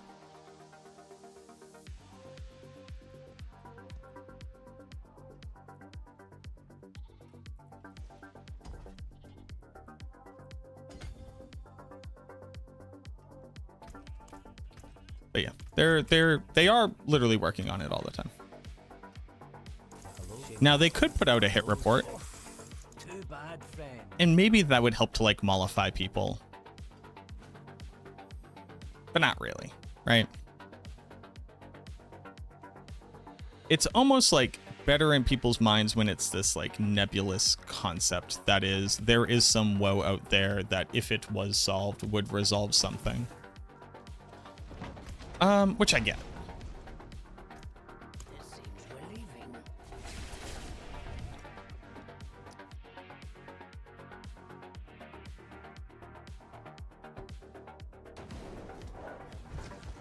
Will you do your cooking outside? Oh, the monster smell turns my stomach. I expect. I like seeing what Papa's friends collect. Did I count it out right?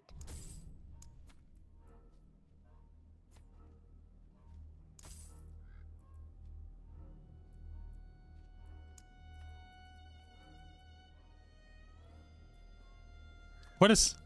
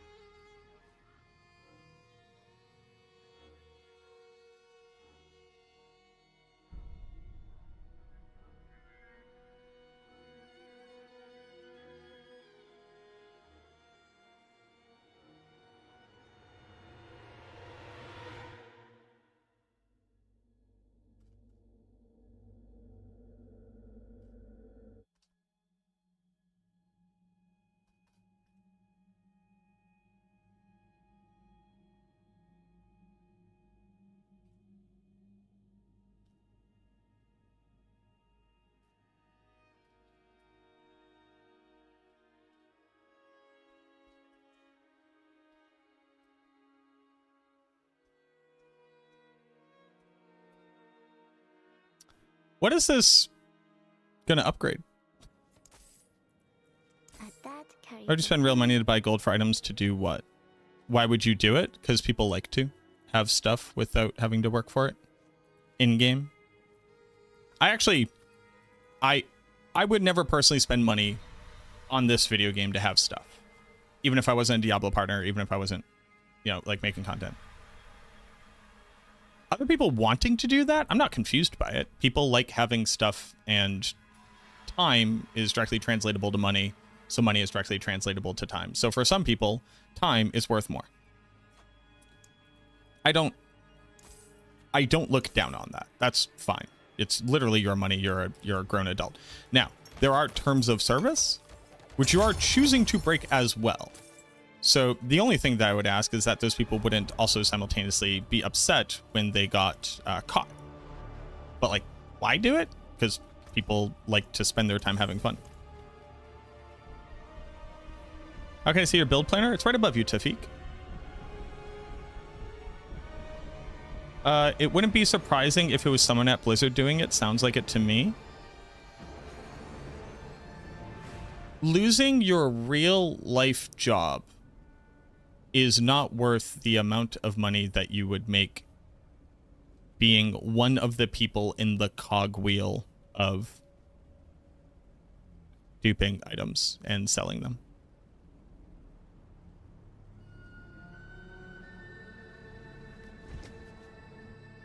If you're looking at it from like a purely, like, there's nobody who makes a small enough amount of money where losing your job in benefits and livelihood would be worth doing that thing.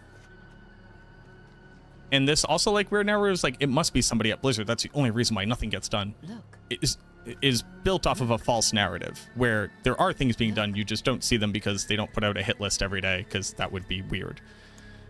It would be weird for them to do that.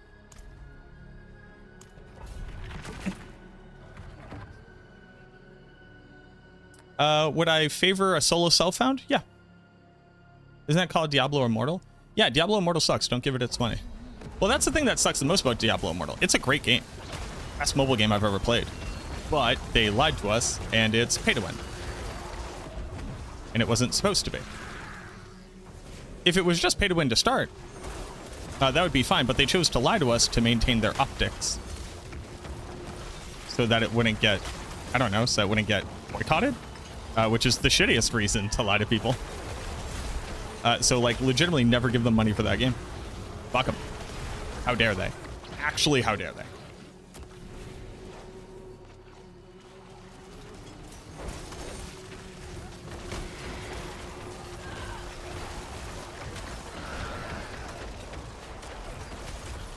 If they didn't lie about it, if they were just like, yeah, you can absolutely buy gear and it's going to be rad, fucking, that's fine. If you want to buy them, give them all the money in the world. Do you get into this game if you like Diablo 3? Yeah.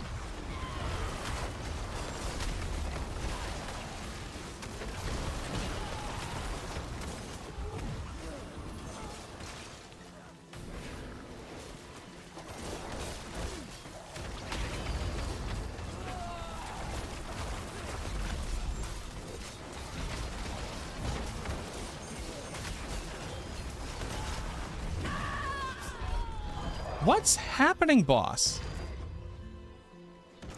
What's going on here?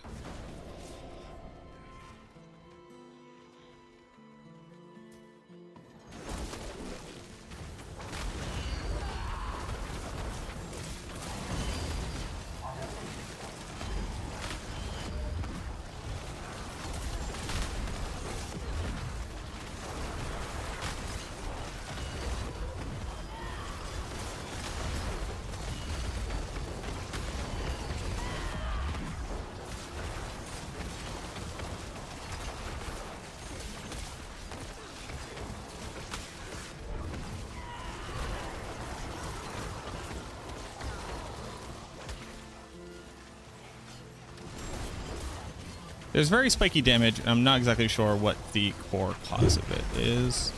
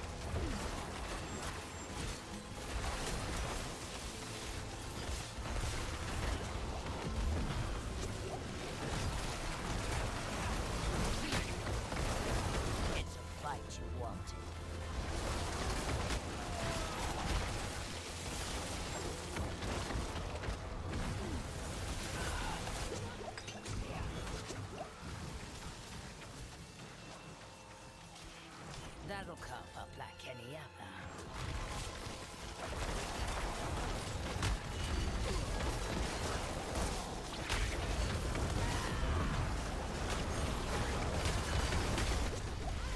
Oof.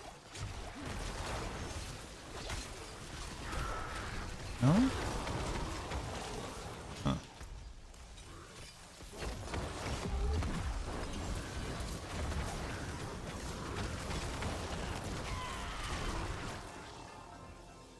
Trev is back? Back again? Tell a friend?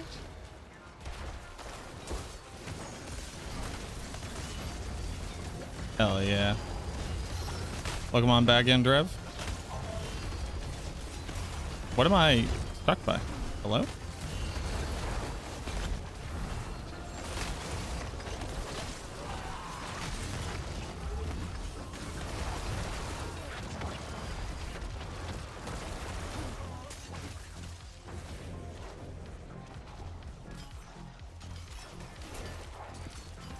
Did you ever finish your Amazon D2 builds going for the crafter run only? I have not. I am in Act 5. I have to do the Ancients. I'm in Act 5 Hell. So I actually did a bunch off stream while I was dealing with my grandmother. And I just like needed stuff to do at night. I'm playing this build and it's really fun, but it's kind of squishy. Yeah, you need a lot more maximum life than you currently have. This game has gotten a lot of hate over the years, but from the surface it looks like a decent ARPG. It is. It got a lot of hate over the years. It's been out for just about 2 years. There was a lot missing from the base game. They've iterated on a lot of that. That's a lot better. There's still a good amount. There's still an amount missing where I'd say it would make sense for these things to be in an ARPG, and them missing from here is detracting from my ability to fully enjoy the game. But that being said, it is, as far as like an ARPG experience, especially from the casual perspective, it is tailored for the casual perspective.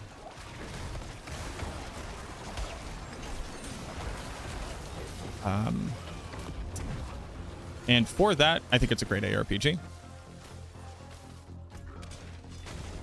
The things that it's really missing are for like people who are going to be playing the season for 50 plus hours to really sink their teeth into.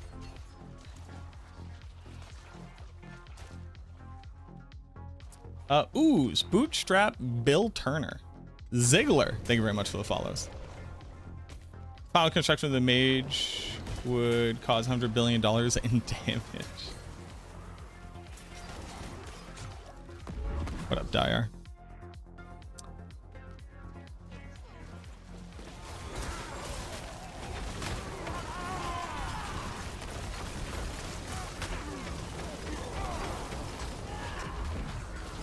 I think that if somebody is like brand new to this game and is just playing it and is not like allowing other people's opinions to help inform their experience of it, I think you get through like 200 hours before you even really notice the pain points.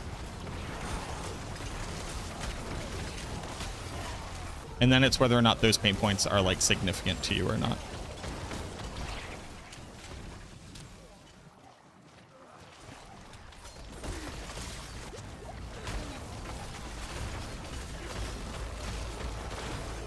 Am I privy to things which I can't mention due to NDA?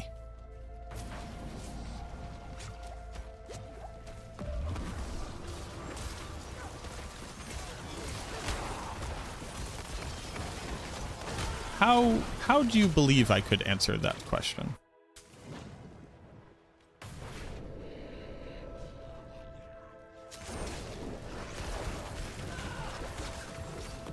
How would you want for me to engage with that question?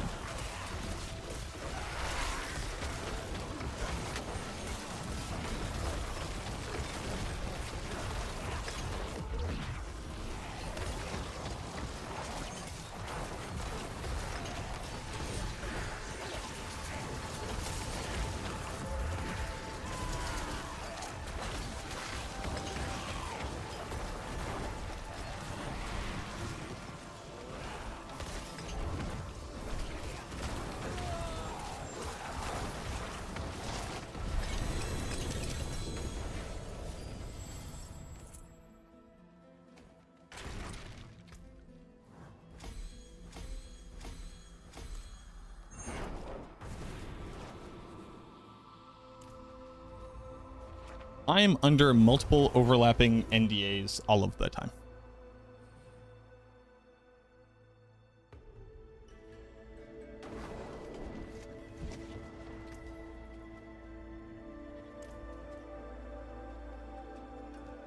Hold still, you need. Better than starting from nothing.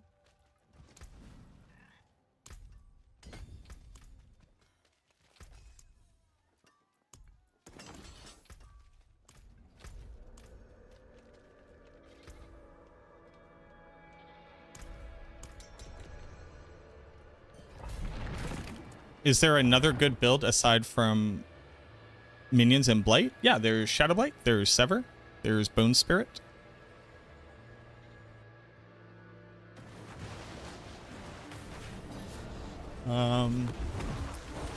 There's Bone Spear, although that's super janky.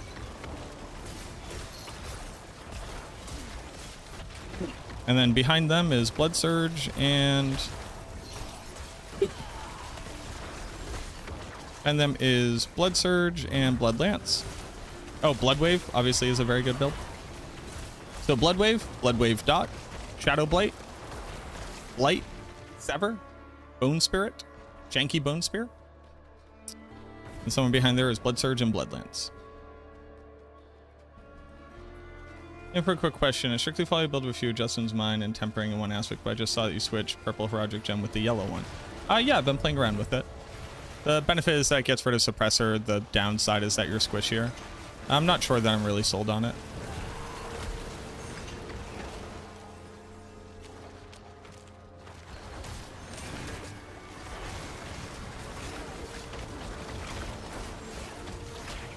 Is it better, and are you planning to make some things? So like I just said, I'm playing with it. I haven't decided whether or not I think it's better.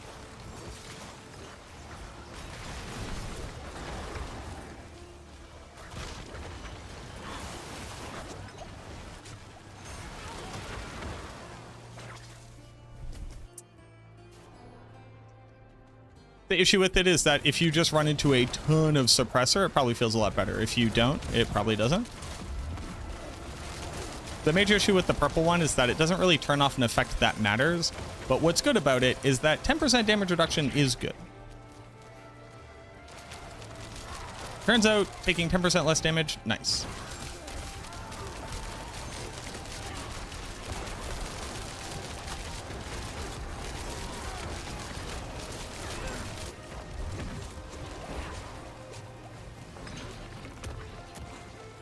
But maybe if I'm playing harder and I'm hitting Reap more often, this wouldn't be, like, the benefit wouldn't be as palpable. So it's kind of like just strictly better. Not like the actual infusion will do damage that matters so much. It does technically also leave like another thing on the ground, right?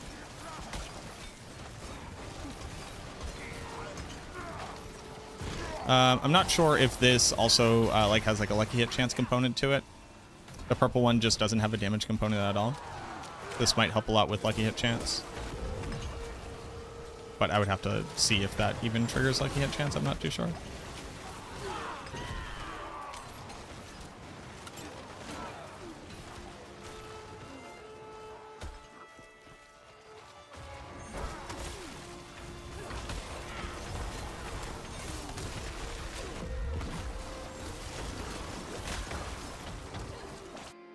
This year, planner differ from the Maxwell guide, which I thought you collaborated on. I did. It doesn't differ dramatically. It's like the difference between using Unyielding Commander and not using Unyielding Commander. But yes, I will have my own build guides because we need to test multiple lines of things to understand what the best version of something is.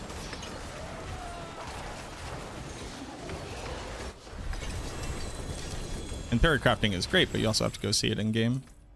Make sure that your theory crafts are reasonable. Like right now, I'm also testing out Variana because I'm attempting to see whether or not you can get to a high enough lucky hit chance proc rate to make Unyielding Commander good. To conclude it, all my issues with the game are directly related to my own ADHD. I love making new builds, trying new things, but absolutely hate grinding and doing the same things all the time. Yeah. Yeah, it sounds a little bit difficult for those two things to really engage together in a meaningful way. Where like ARPGs are quite literally about the grind. My player doesn't differ greatly, though. Like, isn't it just Unyielding Commander?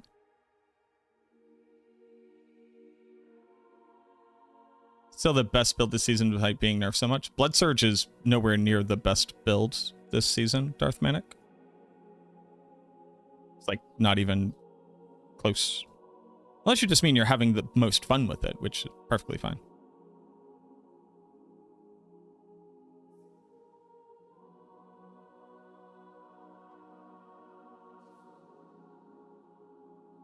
Yeah, the only difference between this build and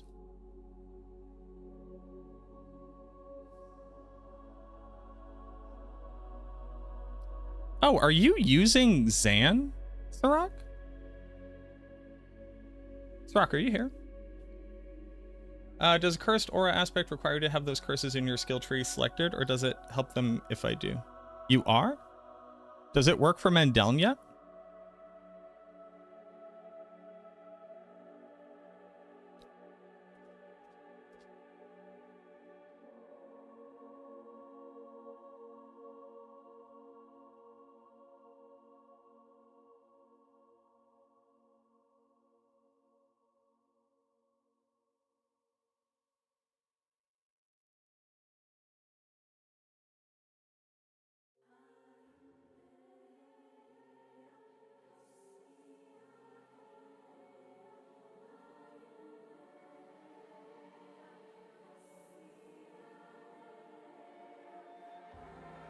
But like, how big?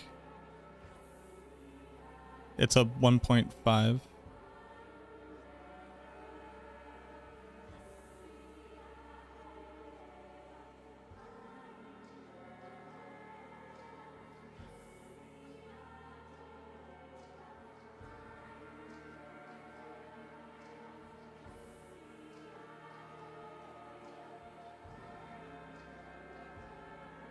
You doing Billy's? Sure. I would have to see like a test of that doing better, because it seems strictly worse. You're in Indonesia on a business trip. Thought I'd drop by and say hello. Thank you. I appreciate that, Lathe. For Cursed Aura, for you to get the total benefits of like the enhancements and the bonuses, you have to have the skill points in them. You would never really use Decrepify without getting enhanced and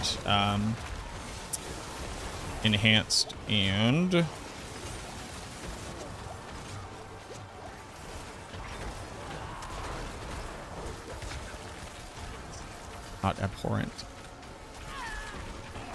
It was abhorrent. God, I got abhorrent stuck in my head, and then for some reason that seemed wrong. For you to have Cursed Aura apply abhorrent Decrepify, you need points in abhorrent Decrepify. It only applies to the base skill if you don't have points in them.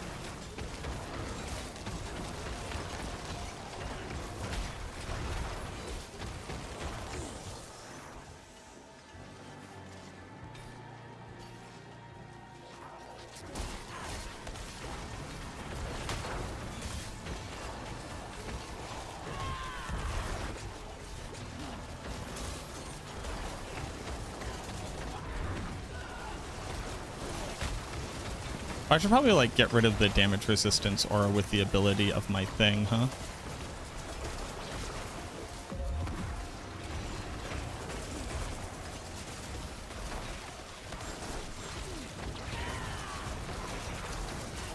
Think it's hype that Grief got to 100 with Sever? Yeah, it's pretty cool. It's also like, I am glad to know that at the very least my gut reaction that Sever would drop Overpower was accurate.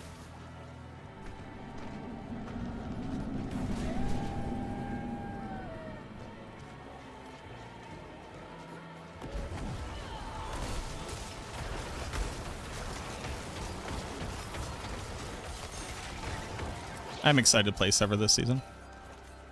Why use Bone Prison? Bone Prison says increase damage dealt to the target by 15%.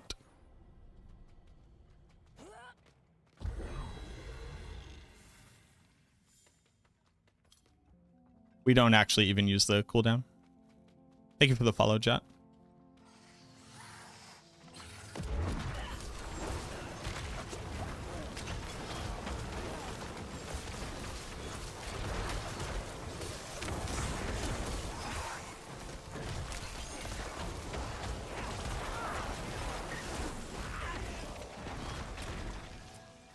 Maybe should I have all the things that should work but don't like all the minions versus summon damage. I think Death Speaker's not scaling off minion damage. More to Crux being better.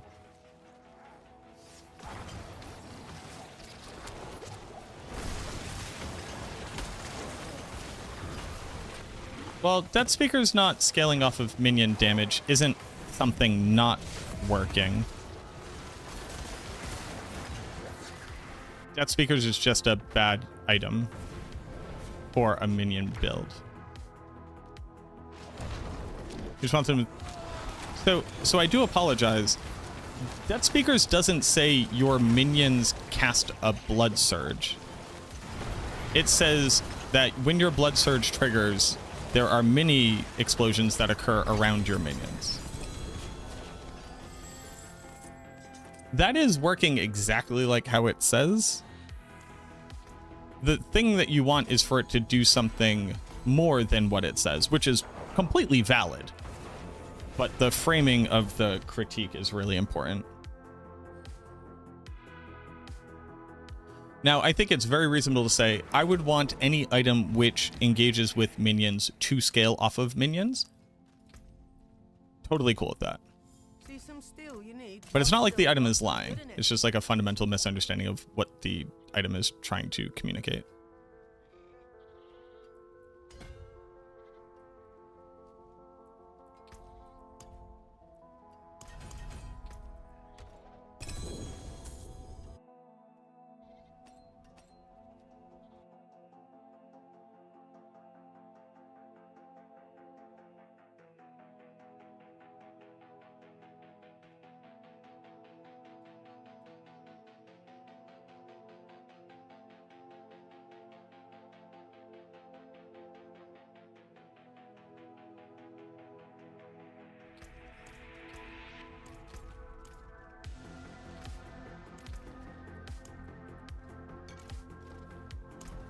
Get all my little glyphs up to level 90, see what we push on. Do a run. Yeah, we'll get there. We'll get there.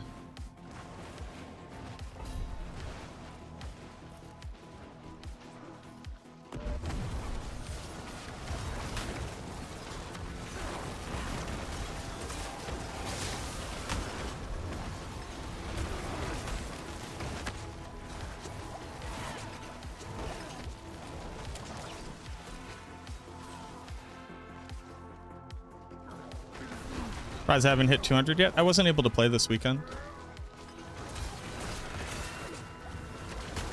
I haven't played since Thursday.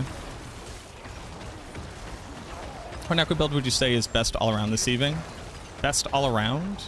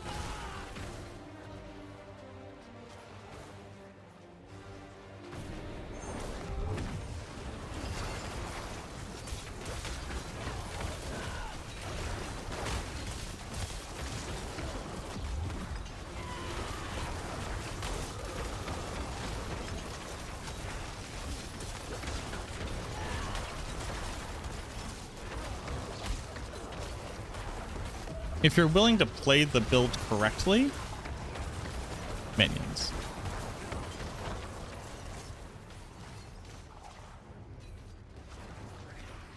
For speed farming, you have to define what you think speed farming means, but my answer is minions.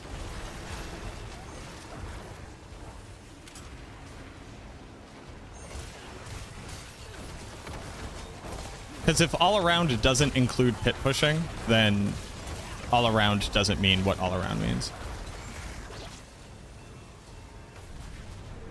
How do you pump more HP? You get maximum life on gear pieces that you can put maximum life on. So you get maximum life on your boots and your weapon. And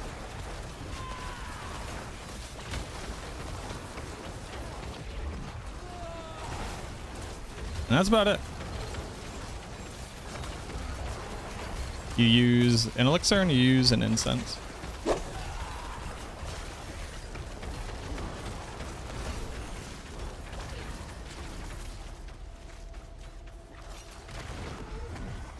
So here's the issue. Doing like speedy pits and bossing are so drastically different than hordes that you can't say those things together. What is the best speedy pit farmer and boss farmer? Bloodwave.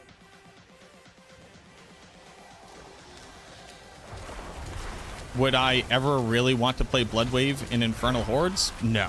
Never in a million, billion years.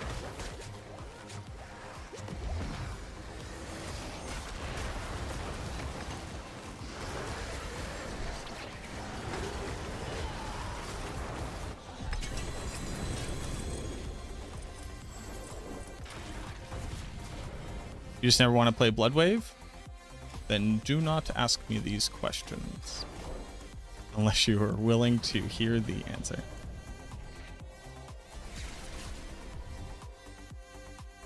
What's the best way to farm a specific rune? There is no way. Definitely don't craft runes. Sell them on Diablo.trade and then buy the runes that you want. Why doesn't the glove fit? It's like they bought a glove and that was too small for the build's hand. I think that so here's the issue, Walker. The issue with Death Speaker's Amulet isn't that it doesn't scale off minions. The issue with Death Speaker's Amulet is that sacrificing your minions and using a different amulet is stronger than what Death Speaker's gives to Blood Surge. The damage on these effects is too small. It doesn't gain all of the damage multipliers that Blood Surge does. So that's the problem. This is making a new build, which is Blood Surge, which use minions as utility. That utility just doesn't outweigh the power that they would offer you from sacrificing them and using a different amulet. But this item isn't fundamentally a failure in actually any of the things that you want it to do. The game doesn't allow you to scale multiple damage sources. The item is not the failure point, the system is. And if they actually want it to be for a Blood Surge build that would use minions, that will either be better or be worse, because there can only be one best version of a thing. What Death Speakers does, technically speaking, would help you to further increase the AoE output of Blood Surge, which doesn't make a lot of sense because the thing that Blood Surge does well is AoE damage.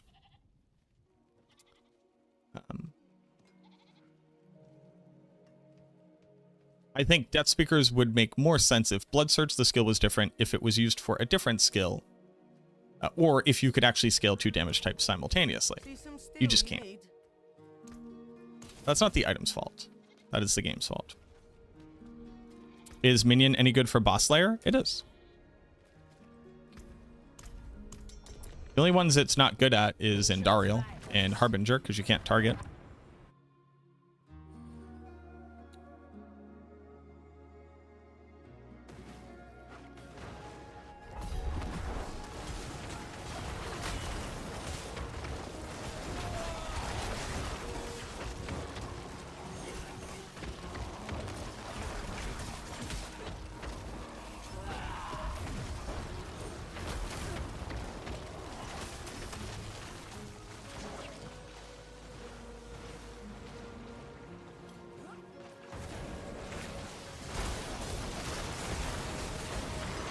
Have I gotten Hellbent Commander on my amulet? Nope.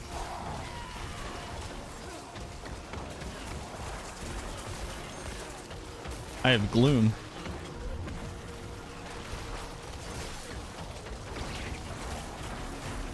I have a one passive amulet and it's not the correct passive.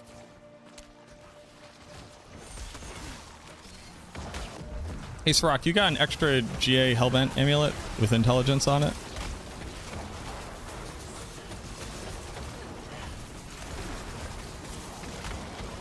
Mages are fun. They suffer from the issue that minions suffer from.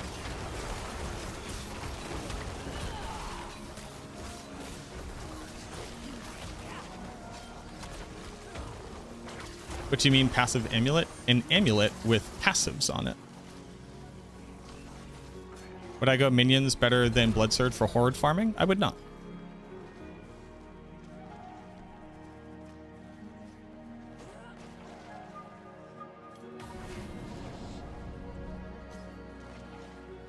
I also never would have. So the word still is a little bit confusing for me, but...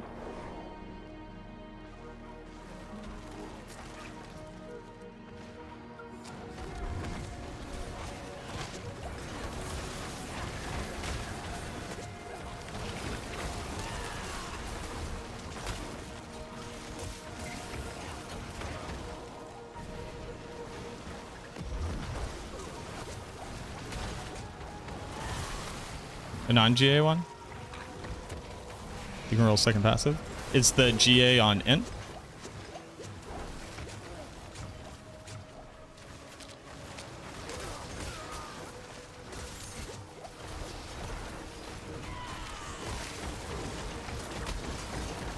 Or is the GA on like a wild stat?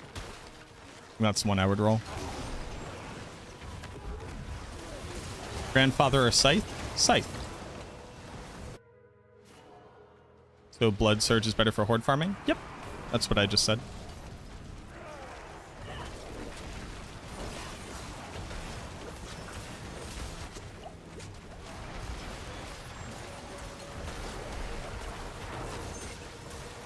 Which consumable best for endgame Necromancer? The lucky hit chance or the maximum life if you feel squishy?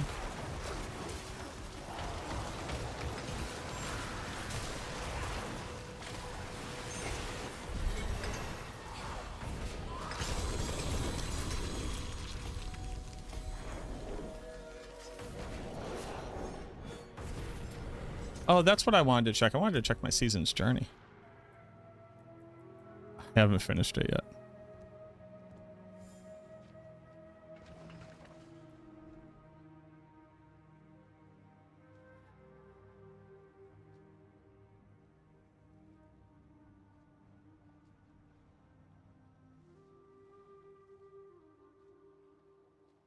Use corrosive vapor.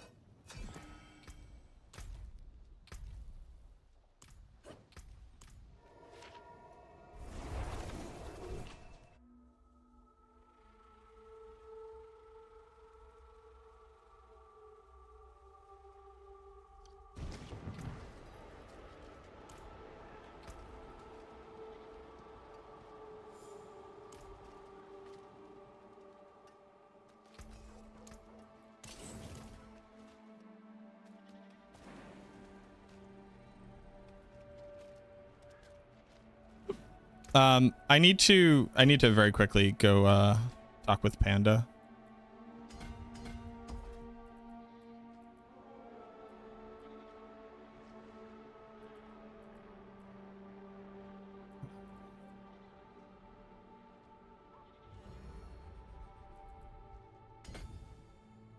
I'll be right back.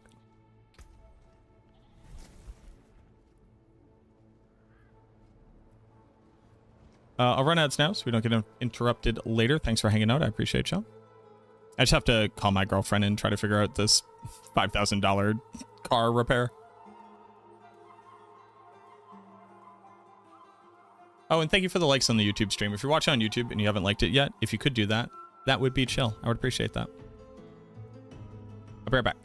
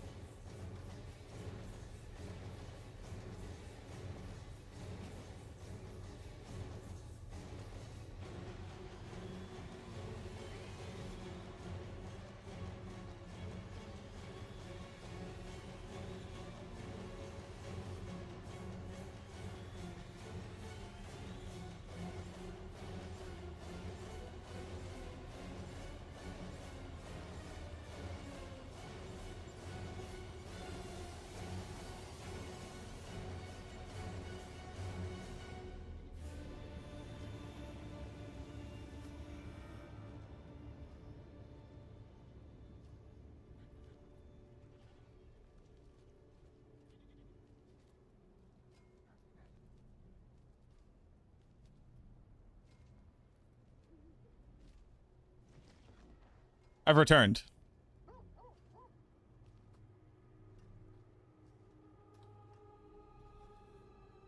I've returned, everybody. Trev, return to me. Trev, yip yip.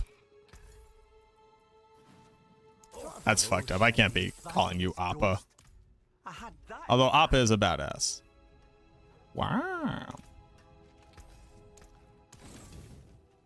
Thanks, Twigs. I have a problem with Master Spellcrafter objective. This one? No, not so much.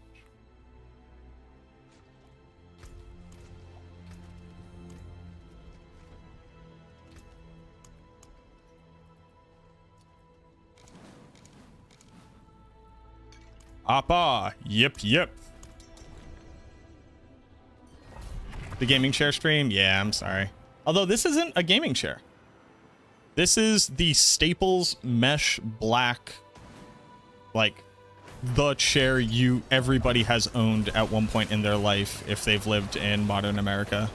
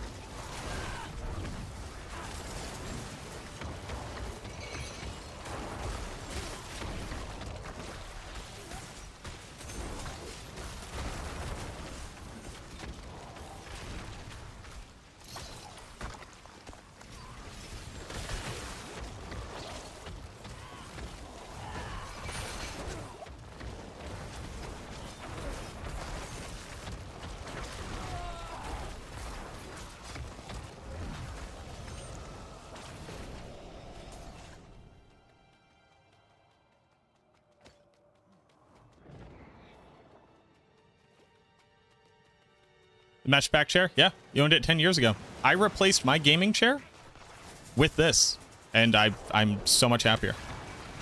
I fucking hated my gaming chair. I hated it with a deep burning passion.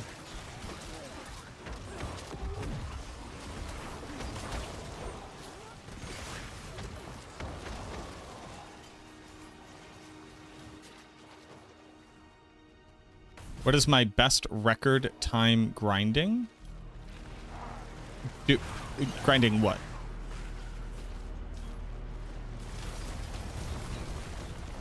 I haven't recorded that my timed clears for lower pit tiers, but what is the activity that you're asking about?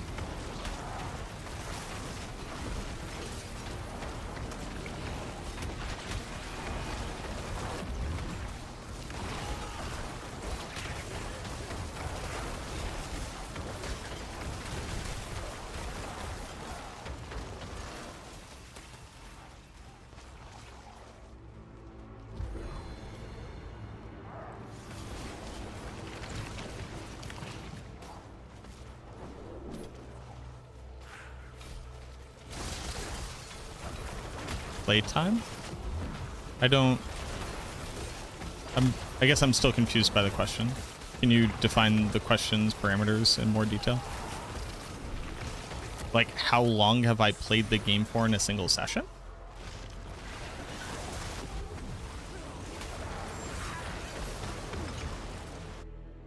Why can't Blizzard come up with a setting for mages priority attack, bosses max priority, special opponents high priority, regular mobs low priority, then the missions would be as effective as possible? They did, it's just in the opposite. They did come up with that. It is just the exact opposite. So I've asked them to change the prioritization if they will not give me a button.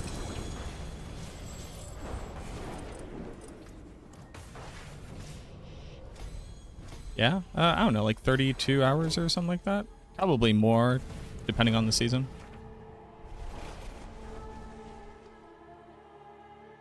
But the answer is we just need selective targeting. Like, to be able to select the targeting.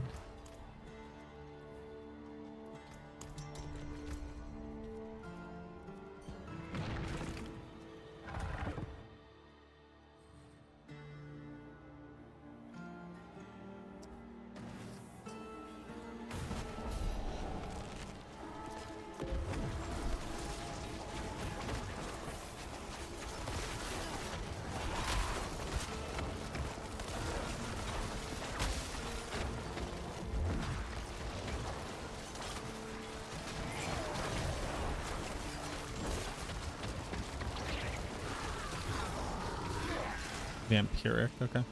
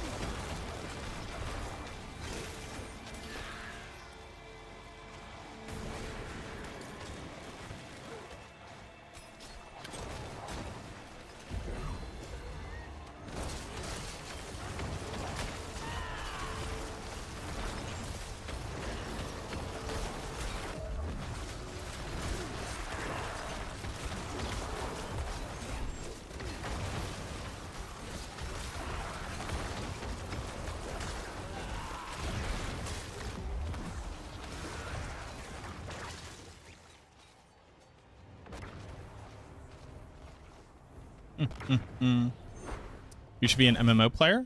I am. My favorite game of all time is an MMO.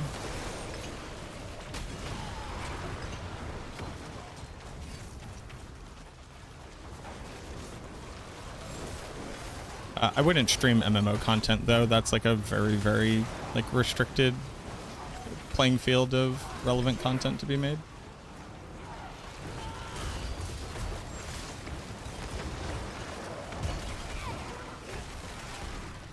Update the planner, or you haven't changed anything to build, haven't been on stream except for launch day due to no time.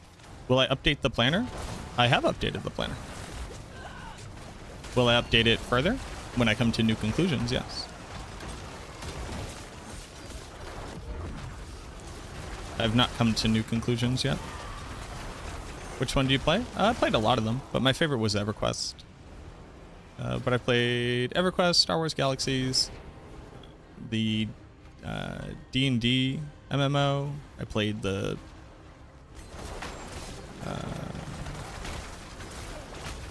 I played just like all of them. It'd be easier to name the ones I haven't played. But my biggest ones were EverQuest and World of Warcraft, and then below that the Dungeons and Dragons MMO, and then below that would be Elder Scrolls Online. And then below that would be Tibia. The Old Republic? Oh, I did play SWTOR, yeah.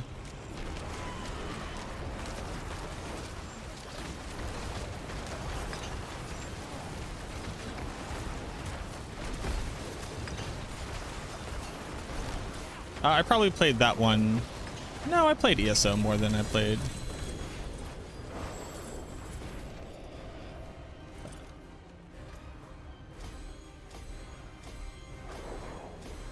Yeah, that's accurate. Tibia? Yeah, I played Tibia for about like 2 months.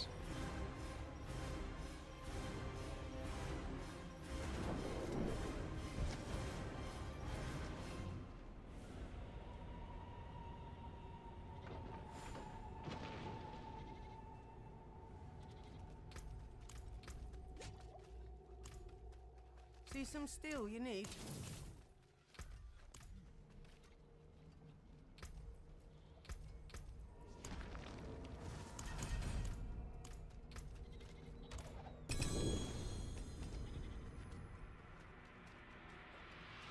Mage 2 and Hellbreath, but not many people know that. I have not played those. Oh, I also played Hellgate London. It's technically an MMO.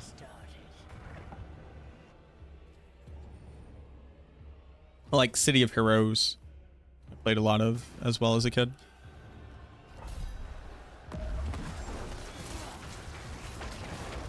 My favorites were EverQuest, World of Warcraft, and Star Wars Galaxies, though.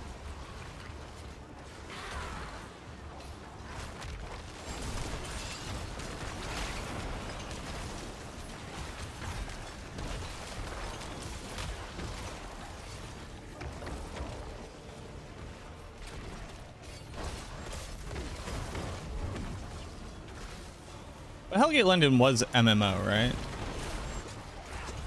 I can't really remember like the structure. Like, you had the hub. Did you go on missions or was it a world? Like, did you open up lobbies? Or was it a world that people like loaded into chunks?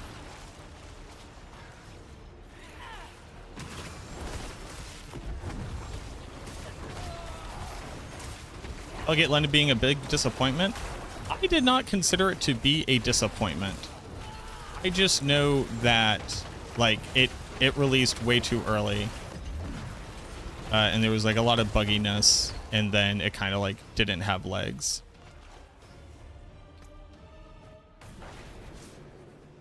Oh, that is a pretty good amulet.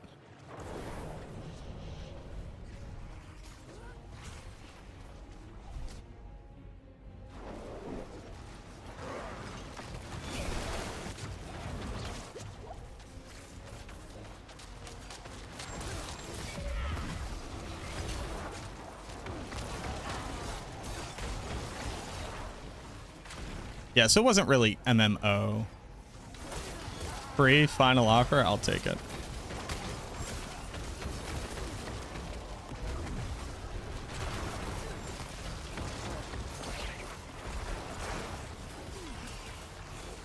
You're gonna solo Belial until he gives you some perks?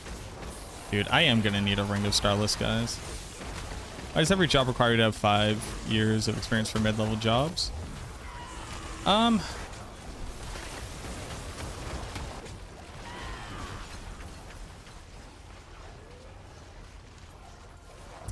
Because the profit margins on training people are like the period where you are getting people up to speed is a very steep price to pay.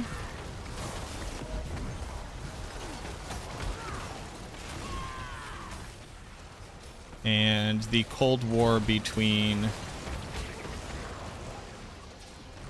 higher-ups and workers has like drastically accelerated.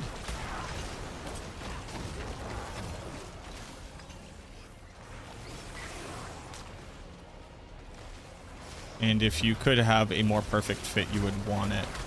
Now the issue is that isn't realistic.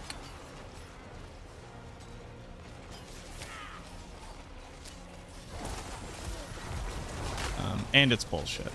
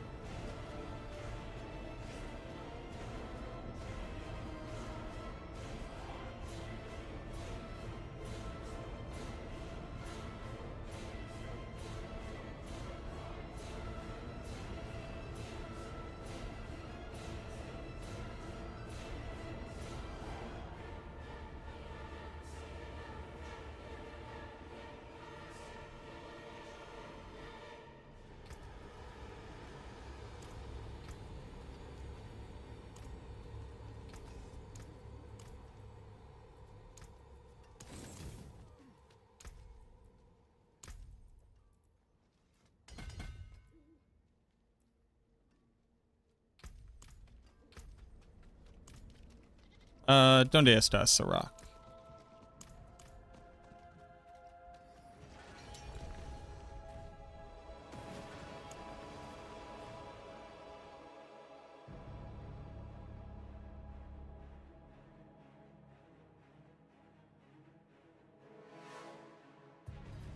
Hello.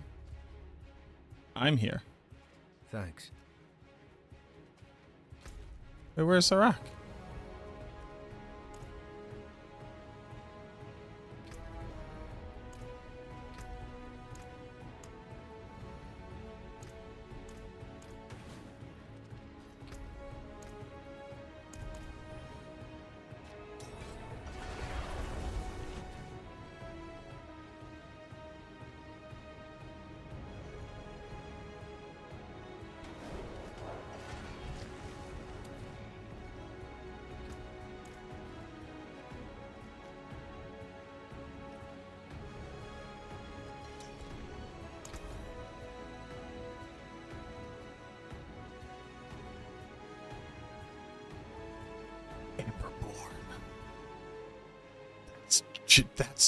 That's Jonathan Bourne.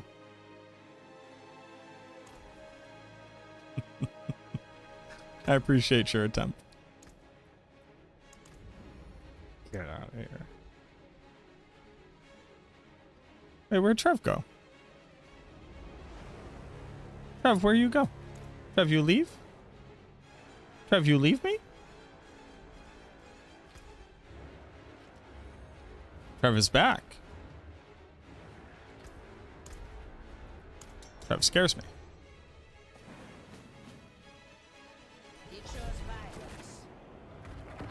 So talking to my partner's brother, sounds like Grinnings this wave, cost... Grinnings Gengar Dumpy, Grinnings wave, Grinnings Gengar Dumpy. What's going on, Hazard? Thank you very much for the 60 face months. Thank you very much, man. I like my robot lady saying your emotes. That's very good. Hold on.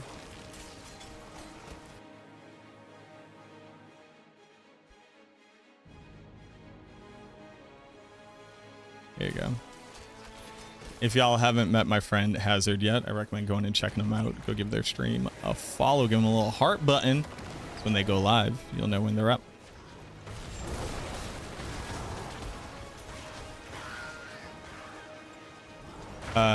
So welcome on in. We're currently talking about the fact that my transmission went, and if it's worse comes to worse, this auto body shop wants to charge me $5,500 for everything, and if it's not the worst case, they want to charge me $3,500. And talking with Panda's brother, he said that that looks a bit steep. That's what they would charge, but they are a dealership. So I should get a second opinione.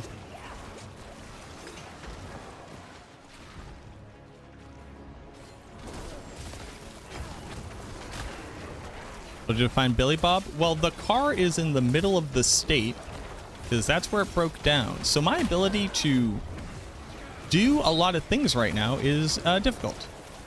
Nobody is going to do this for 1K. It is a lot of money. And also I wouldn't want them to do it for 1K. But 5,500 is a bit too much because I just bought a house and have to pay an electrician a lot of money.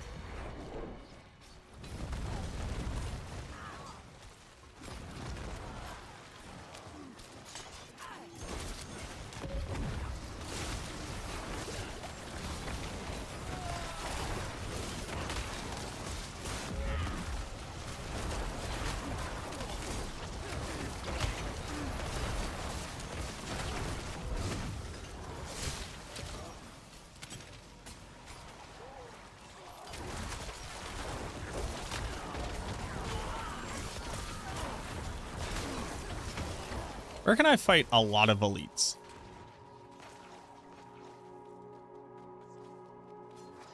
That actually have vampiric.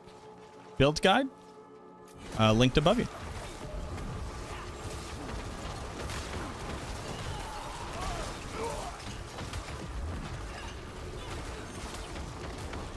Pit? Apparently Vampiric isn't here? I haven't seen one yet. What is better if you don't have any mythics? I don't know that answer off the top of my head.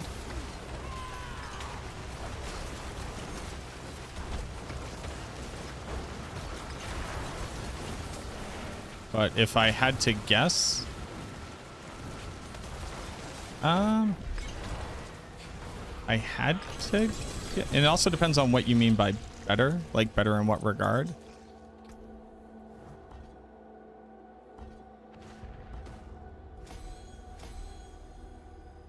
Failing 3 times a row at 80 and 70% is insane. Yeah, I don't know. I don't have an answer for you. It kind of doesn't matter. Just play one.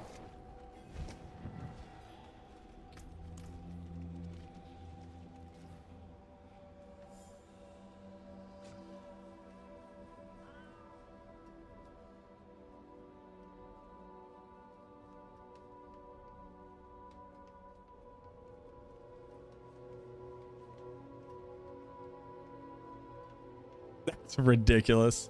Want to go up 5 levels? Sure.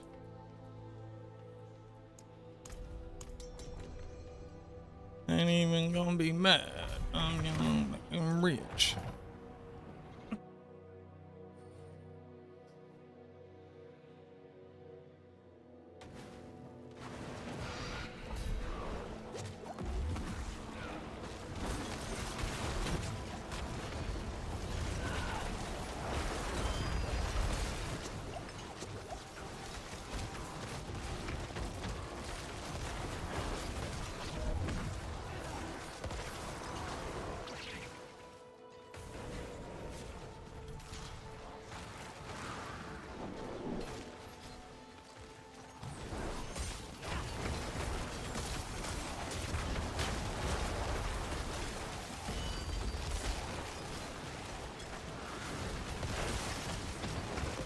Getting rid of damage resistance aura is like so insane that it's offensive that it's in the game.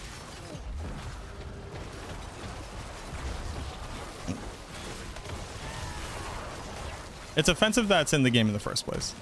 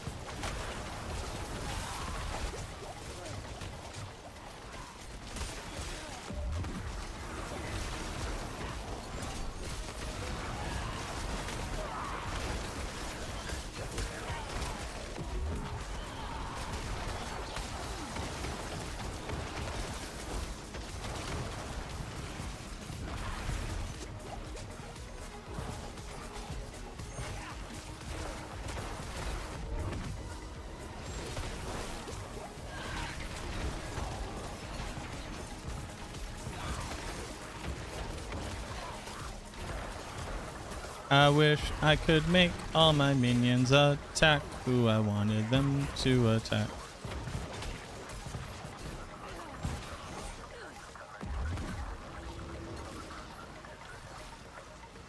In fact, it's crazy that I can't.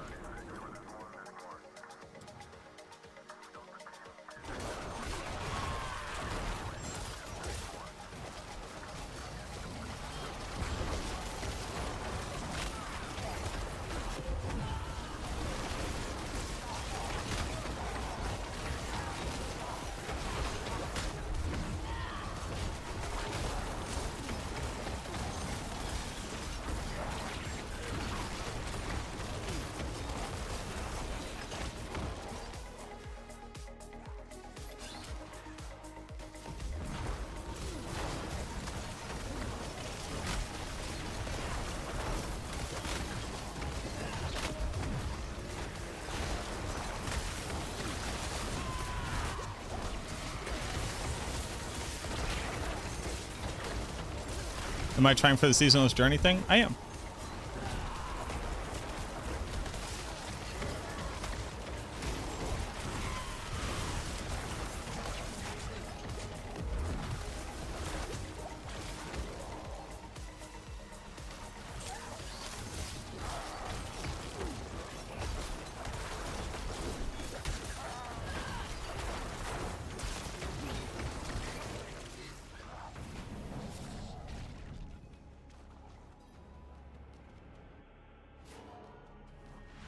I feel around you a new ride. You're getting a new ride?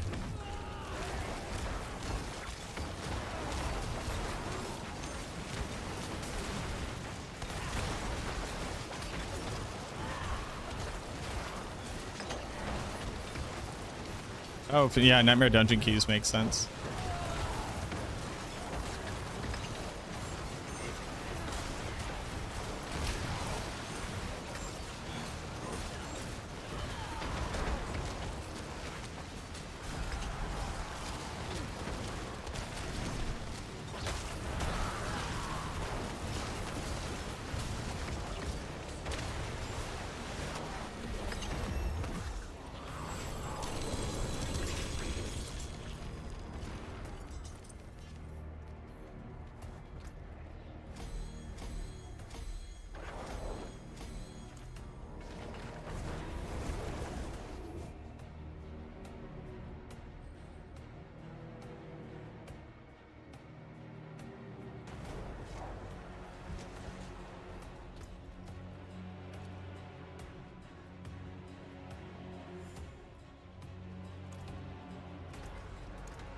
My hammer sings on your return.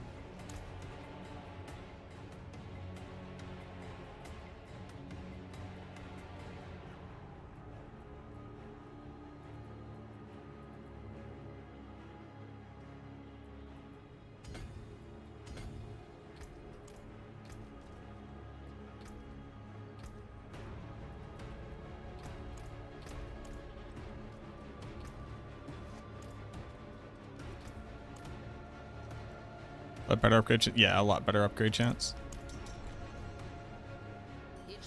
I just want to get all mine to 90 and then see where I push out from there.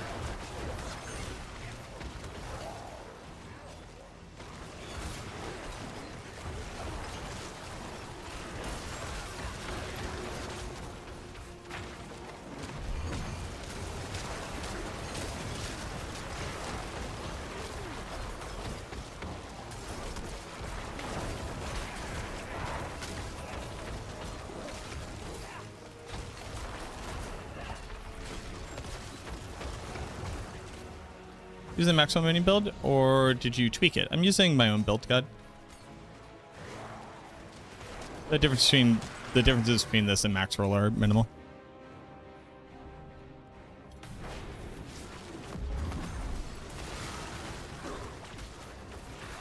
I'm just testing out other stuff. Oh, Vampiric! We got one, boys!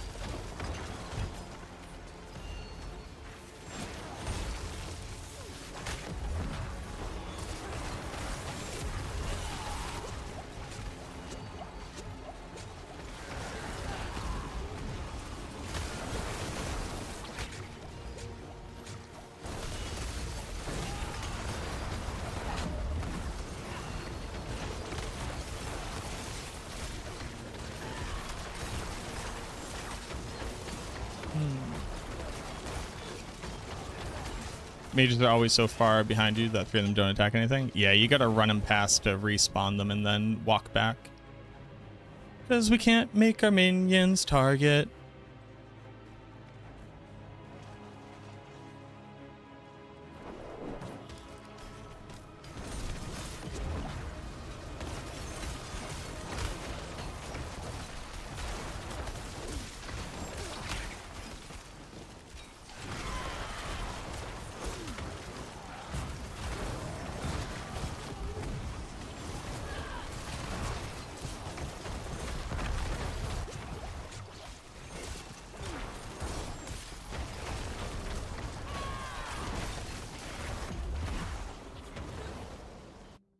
Mythic unique should you craft first? It depends on your build.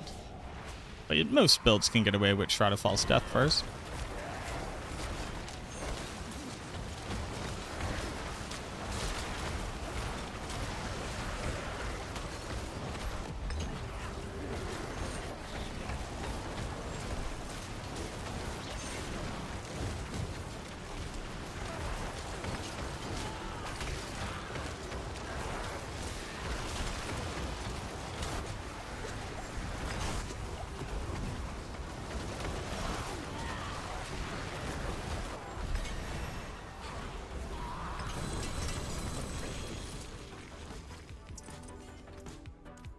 Well, the answer is it depends on exactly where you are at in your own build's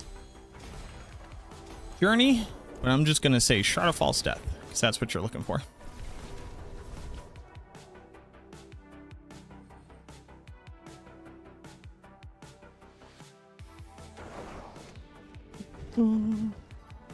There is no one answer, even when playing the same build.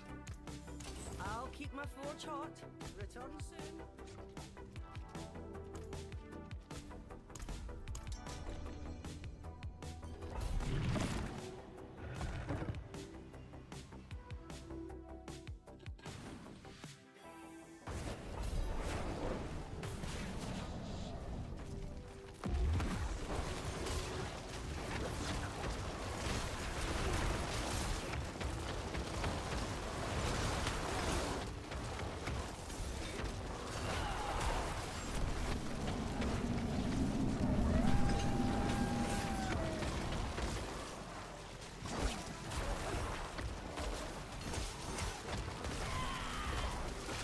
Dark Donnie, thank you very much for the follow. Let the helmet with the GA on crit seems fate decided the helmet was the way to go. There you go.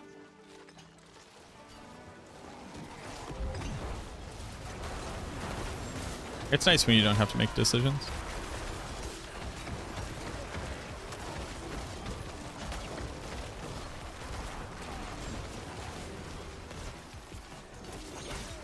Is two-handed axe interchangeable? It is not.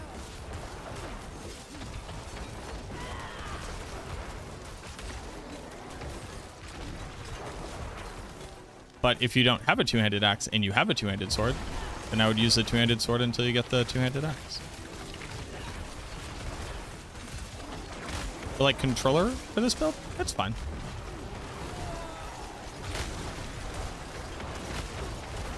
I'd actually say I probably like this build on controller more.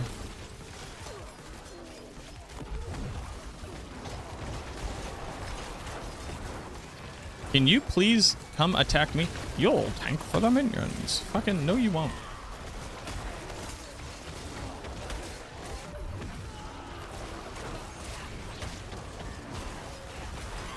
Oh, Sar with the 15 months. Thank you very much, Sar.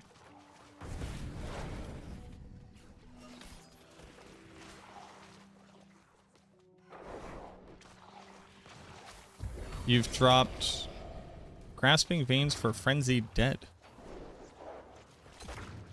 That would only be good if you were playing the build like very suboptimally. Just as a quick aside. Like the crit chance on Grasping Veins is nice in the early game when you don't have good gear. But in the end game, we do use it because it's just the largest damage multiplier. Like we don't stop using it.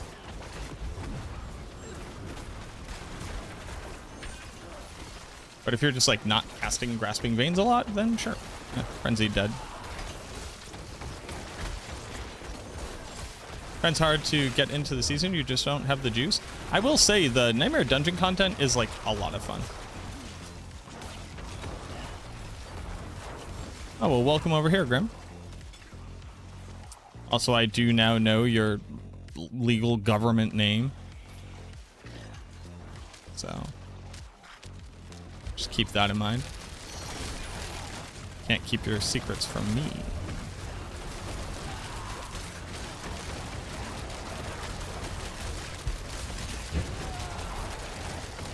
Cool. Cajun, thank you very much for the follow.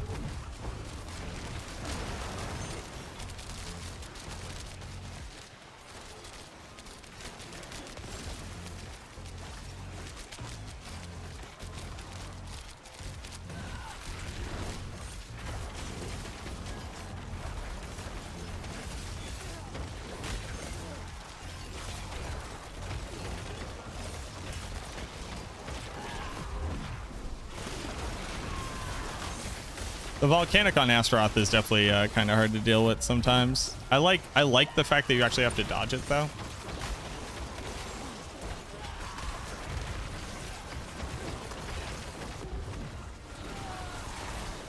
$750 with decent rolls on men down, but a max damage proc.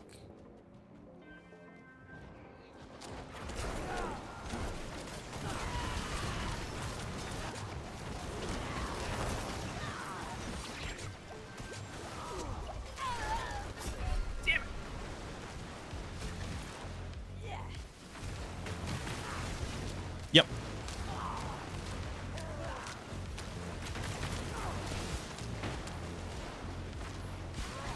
Go, Trev, go.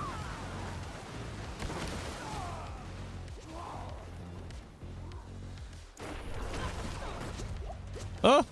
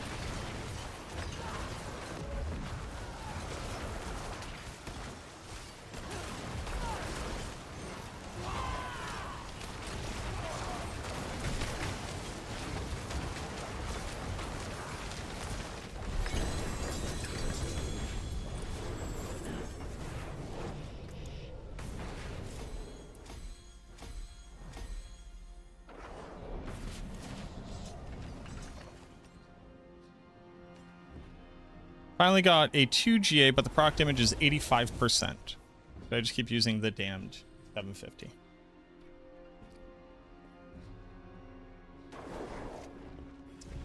Do the math between the difference between just the Skeleton Mage Mastery and the new value it would be.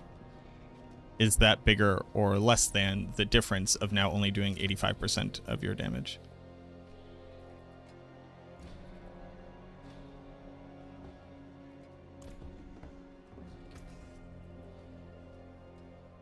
I'm giving you an out where you only have to do one bit of math. Use it well. Take the bigger number divided by the smaller number, multiply it by 0.85.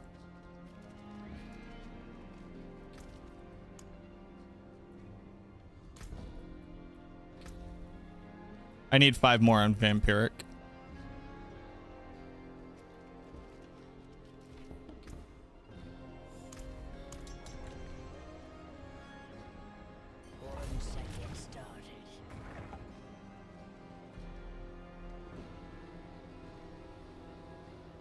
What all damage sources scale men down? Everything.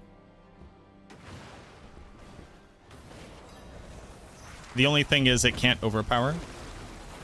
But naming every single damage value that scales men down would be insane. It's everything.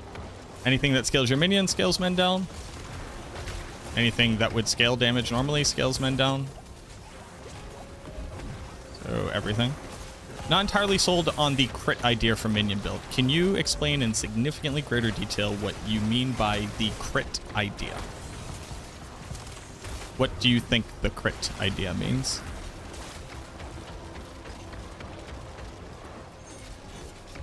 The Maxwell guide uses crit damage as a temper.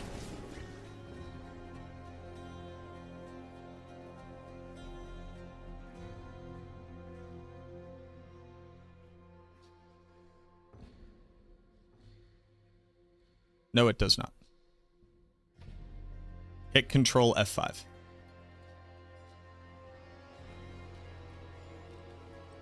Good chance you can get a peek at my amulet. My amulet's very good for a different build.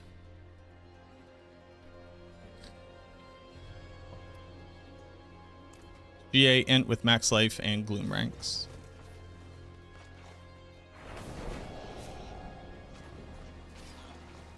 I need to eat some food. I have to grab some food after this, Trev.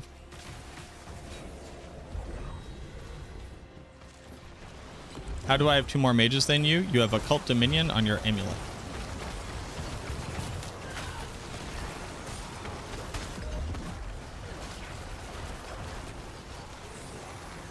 It's the thing that says increase the number of minions you would have.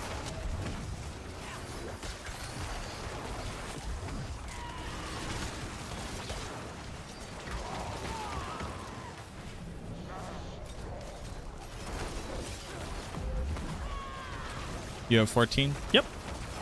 And I have 12. And if you put a Cult Dominion on your amulet, it would increase the amount by 2. Because you get 1 more mage, and you would have had 1 more skeleton warrior.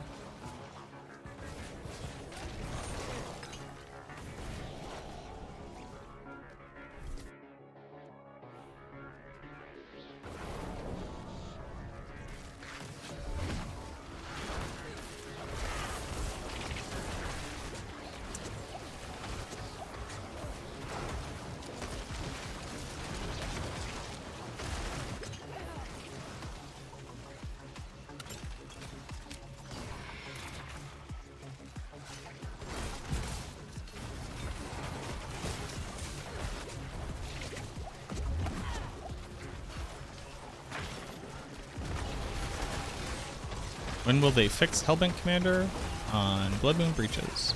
Show no sec.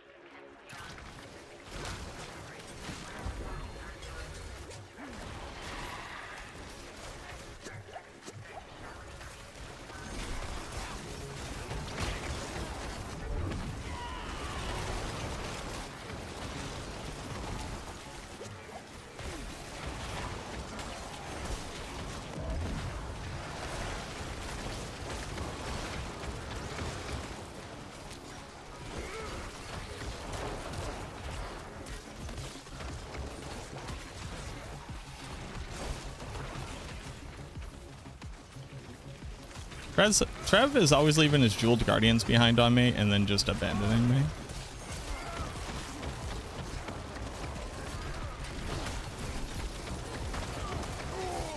I think I'd like your Jedi Necro.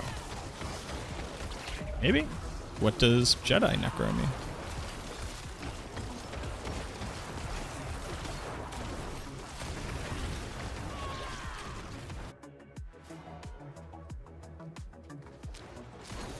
Only had to think about Obdicite like once? Yeah. The Nightmare Dungeon change kicks ass. It's like hard stop, great change. Great change, like the new content. The strong rooms are like weirdly like the choices don't matter. So I kind of wish they just like didn't exist.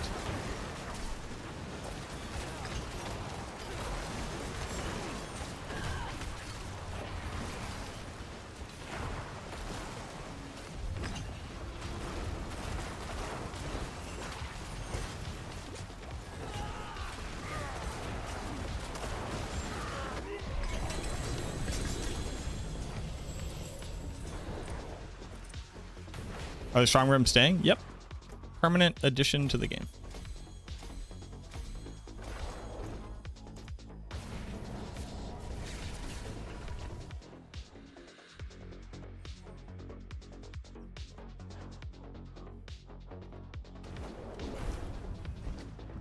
Do you know what that is? Yeah, so the ranks to Hellbent Commander when GA'd don't masterwork up to the value that they should.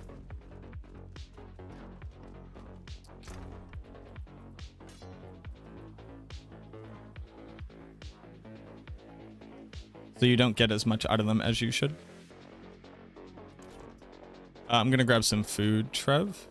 It shouldn't be more than like a few minutes. You can go ahead and run one if you'd like to. You don't want to wait for your friend. MacroBioBoi.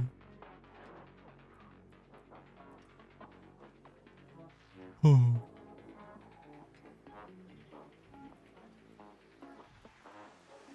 MacroBioBoi.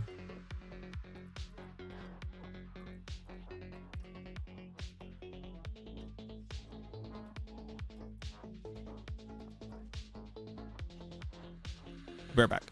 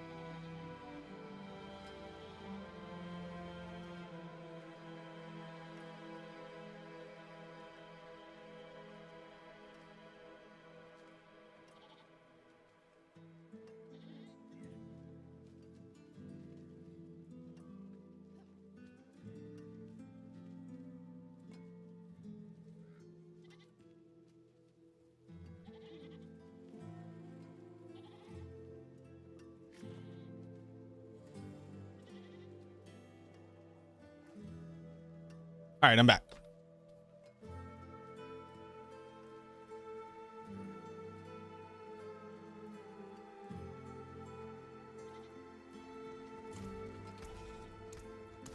We back, boys. Thank you, Raven. Bon appetit. Bon appetit. Bon appetit. Eating over the sink. Oh yeah, I ate a banana. A very ripe banana.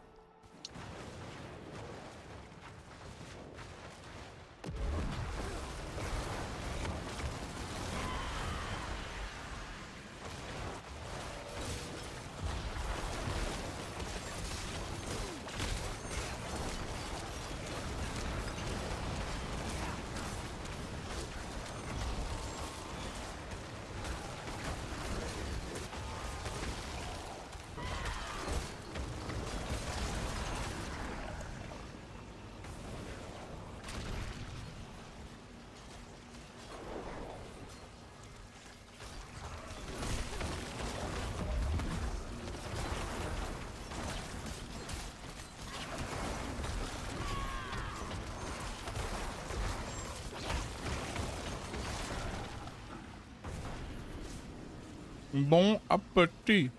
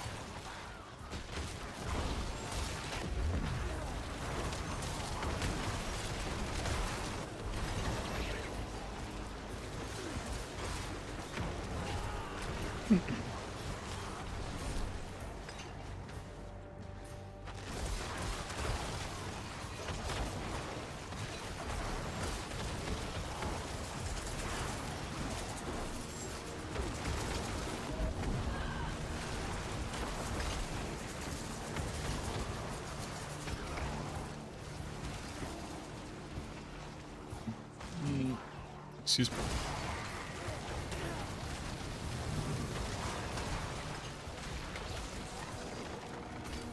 Crab's doing big boy damage.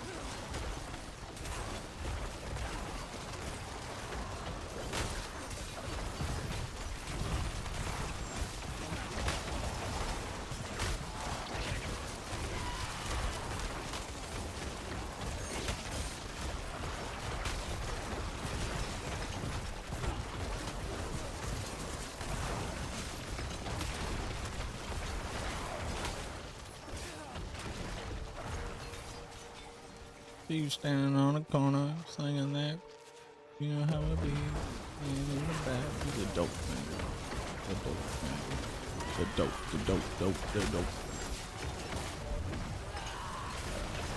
dope. Man, TI was really built different. Like TI back in the day, unmatched. Unmatched.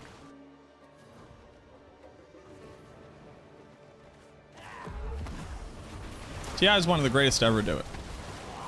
Hands down.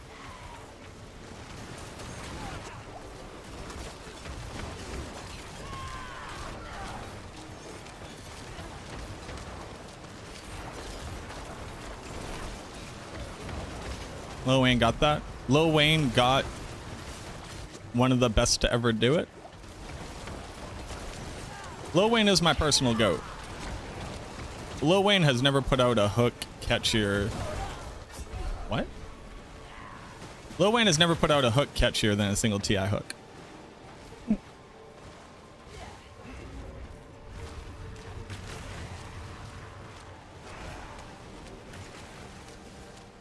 I think that TI might have the best hooks in the rap game. It's like actually great. Like, you've never wanted to say something as much in your life as a TI hook.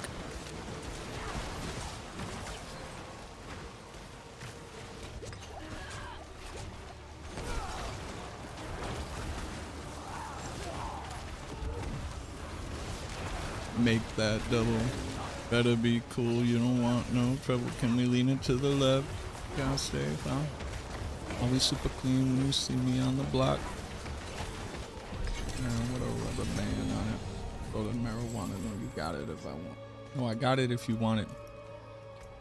See you standing on the corner, playing that crack. Show you how to be the dope, man. Yeah, it's crazy.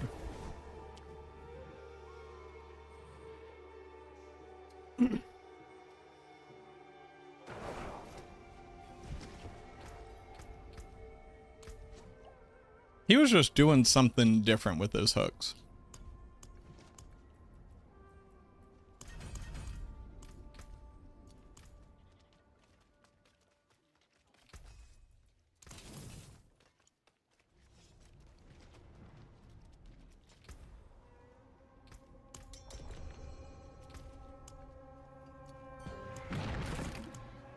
That was an shame.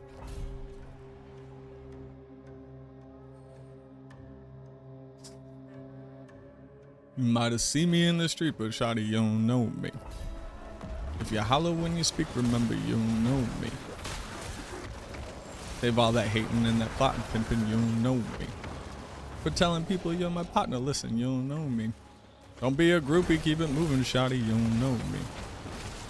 I ain't tripping cause the truth is really you don't know me. Yeah, you know they call me T.I., but you don't know me.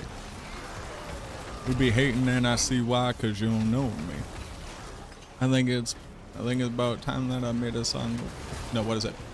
I think it's time I made a song for people who know me. I didn't graduate. I graduated from the streets. I'm a real OG. I'm popping pistols since I stood for free.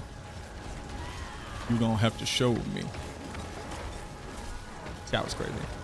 What up, Hunter?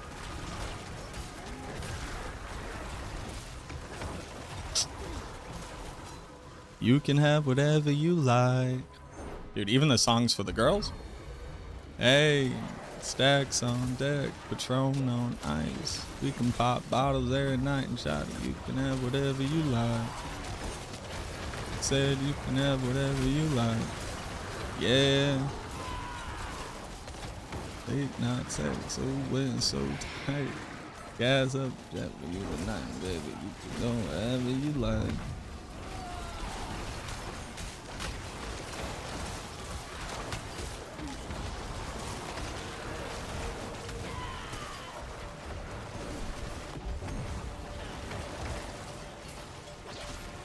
Crazy. There was this great interview where it was T.I. and some young rapper, and they were talking about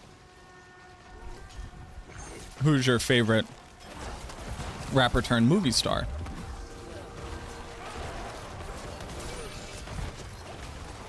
I forget who the kid said. He might have said Ice Cube. And T.I. says, well, it's gotta be Will Smith. And the kid's like, Will Smith was a rapper? And T.I. lost it. It's like, you don't know your history? He's the first rapper ever to get a Grammy. He opened up doors for us that never existed before.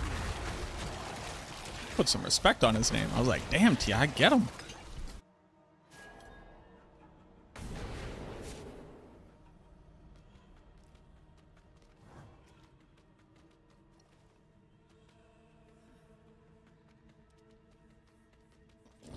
Never forget, leave some respect on Will Smith's name as a rapper.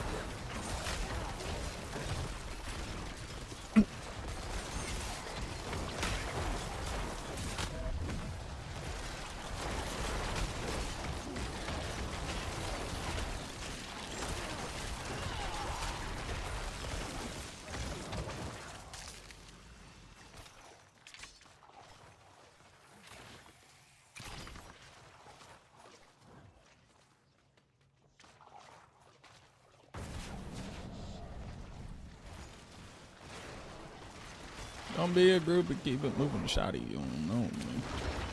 I ain't tripping because the truth is really you don't know me. Might be a better rapper than a movie star. I think that Will has done some pretty good roles. I mean, in Men in Black, he was just Will Smith.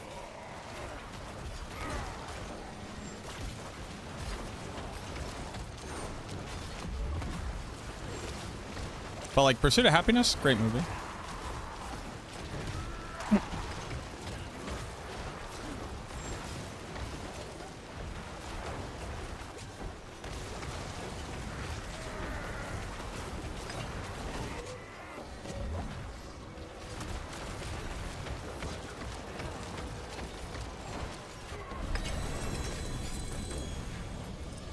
He just has so many movies. I think it's hard to like pinpoint one. What glyphs am I using? Eliminator, Essence, Exploit, Gravekeeper.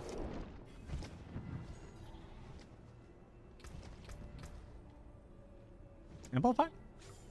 Oh, and Dead Bracer.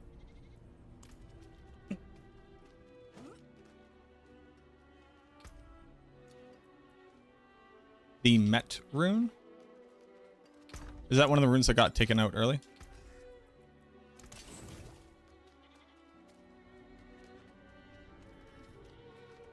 Bad Boys was good. Oh, yeah. I've just like... I saw Bad Boys when I was very, very, very young. And I just don't remember Bad Boys. Hello? Not a bad. Hello, shiny. Shame that. Hello? Shame that. Go one more? Damn! God damn!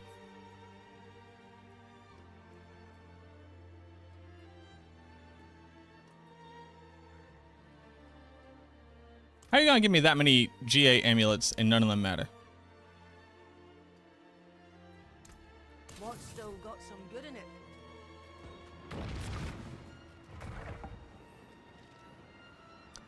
Have I heard LL Cool J's latest album? I did.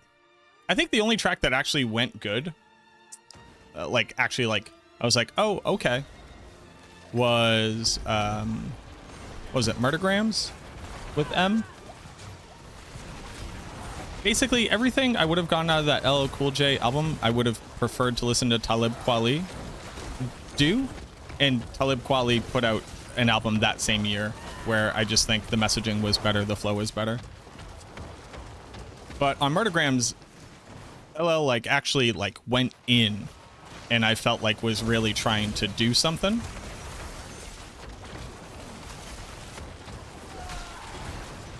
It wasn't bad by any means, but like if I'm trying to listen to mostly like old school boom bap flow, I think that Talib Kweli's flow is just better. Like, I skipped a lot of songs on my listen through for LL Cool J's album. Again, not bad, and not trying to say I could do better. But if I'm trying to, you know, like, evaluate it, I really felt like Murdergrams was kind of like the only one where he was trying to be impressive lyrically.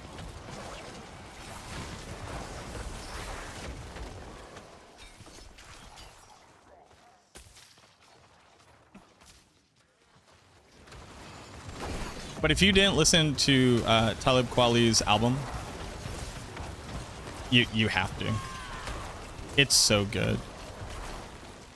Too busy surviving to be living. Busy surviving to be living in the... Too busy surviving to be living. We Out Here, I think was the other one that was like really, really good. I really enjoyed. I ain't tripping because the truth is really young. No.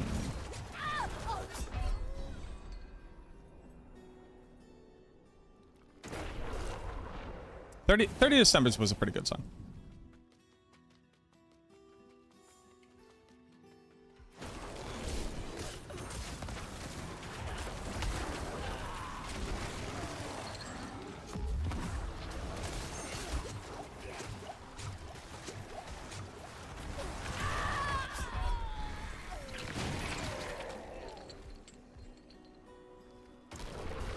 Hello?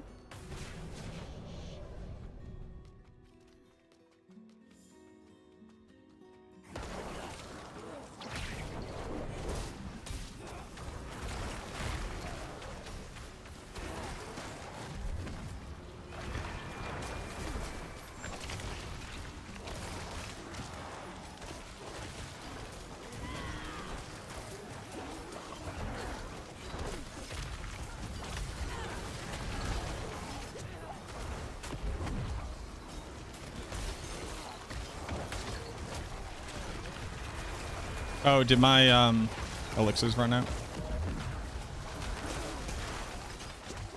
Is that what has occurred? I guess.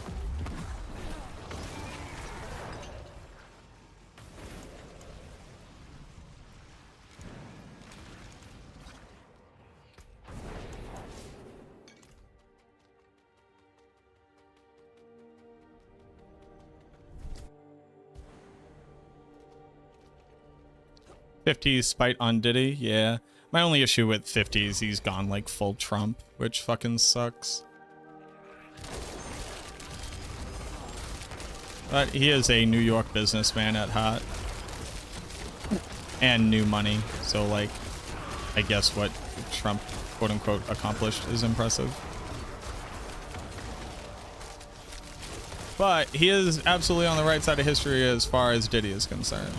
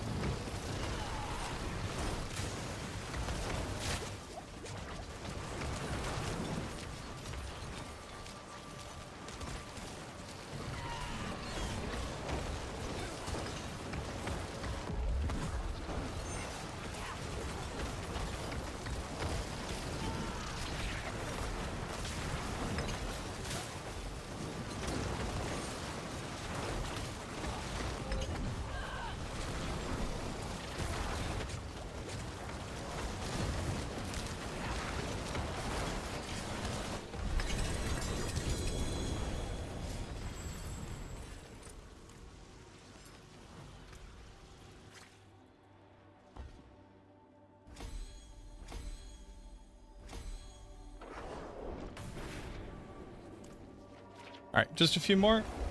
Last glyph, and then I gotta see if I can push.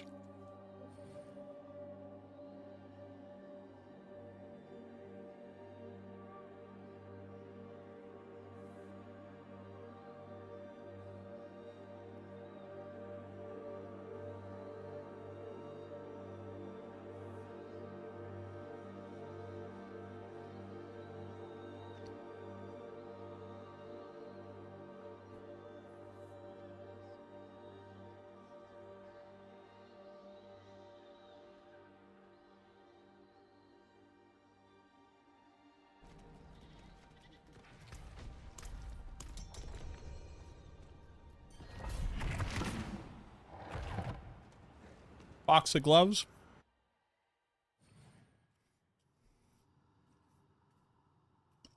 I don't want them.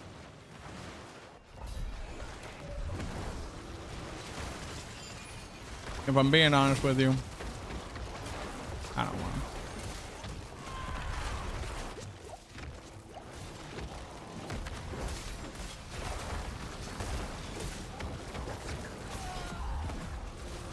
Hello, minions?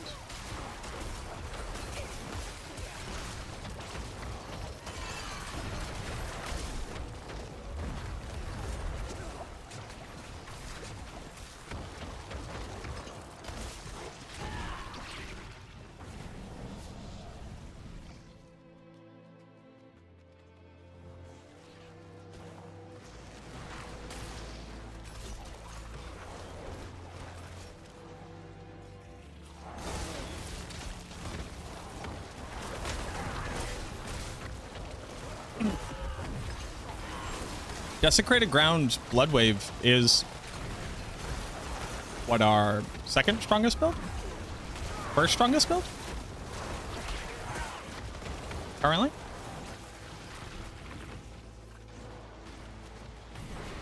Like, Bloodwave is a dot build this season. If that makes you feel better.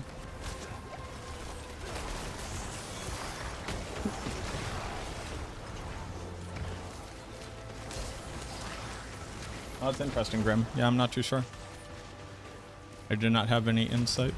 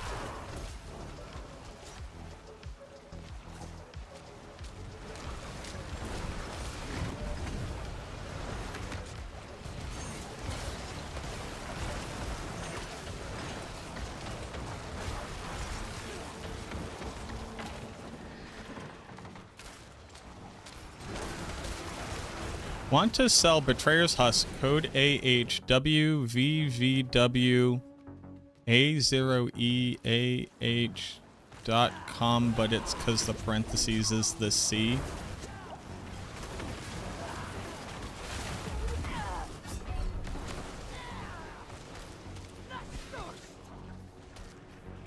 Thoughts on Bloodlance Necromancer? I don't really have any thoughts on it other than to point out that it got nerfed pretty sick. What is hitting me? What hit me? Which thing hit me? What thing was it? What killed me? What has one-shot me? Why the fuck is that a one-shot? Okay, I give up.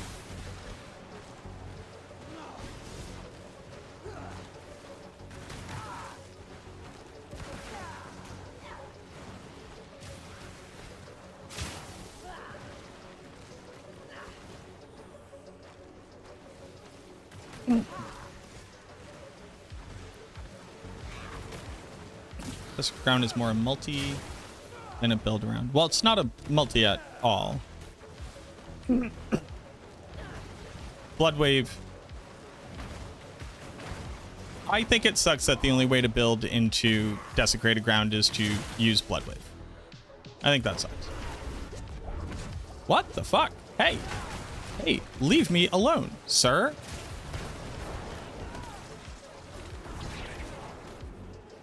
Can I have my fucking minions? Holy Toledo, boys.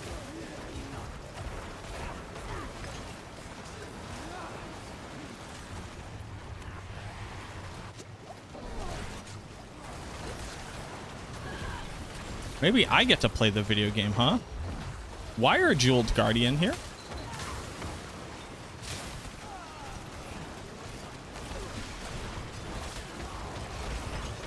I thought they weren't supposed to spawn here. Thought that was kind of the whole thing.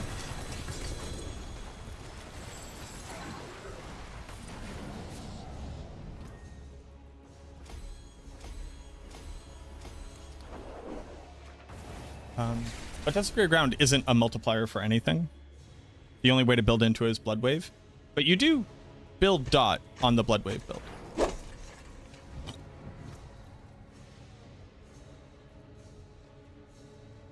Like, the best way to build Blood Wave is to build it as Desecrated Ground damage over time. What up, Minnie?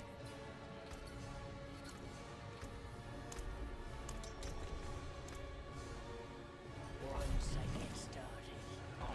That was ridiculous. What build are you running? It doesn't look like the build from your video. It does look like the build from my video. The only difference is that in the video, I was recommending Army of the Dead for endgame pit pushing, and I need to test to see if that's accurate. But right now, I'm speed farming. You should never look at what I'm doing. You should only ever look at the build planner that I have. Because what I'm doing is testing things in-game. Blight any decent? Blight's an okay build. It's an A-tier build. Is there a way to build it with Lidless Wall? No. Blight is a damage over time ability, and Lidless Wall improves your critical strike damage, which Blight cannot do.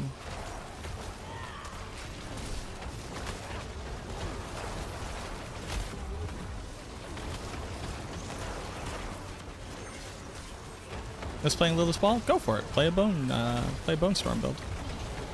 Nothing stopping you. You just love it? Two people are talking to me about Lidless Wall simultaneously. Yeah, just play Bone Storm. That's not particularly good, but you can do it.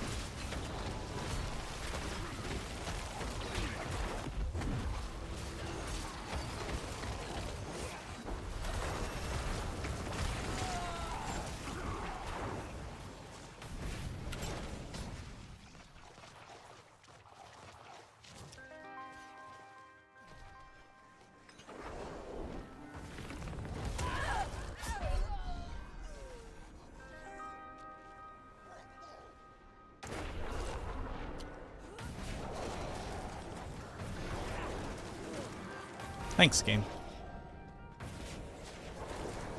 I like not being able to see stuff because it's around the corner.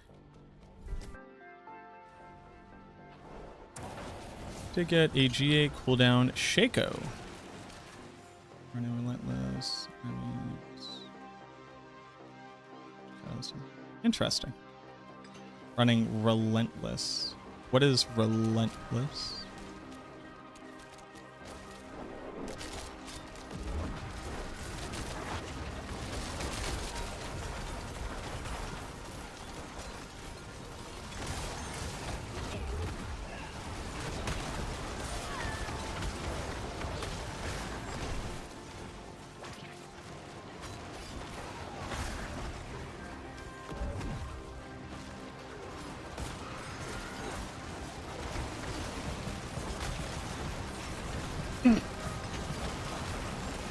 Maybe it's just you? Well, last season, we used Ultimate Shadow to gain access to shadow damage on the skill. In this season, since Overpower has been reduced in capacity, the damage over time facet of it is significantly... I say significantly. It's multiple pit tiers, but... yeah, the damage over time version is better. That's why you see the Desecrated Ground glyph on the build. On max roll.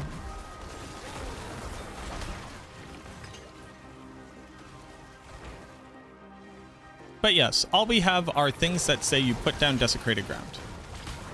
We don't really have a sub power.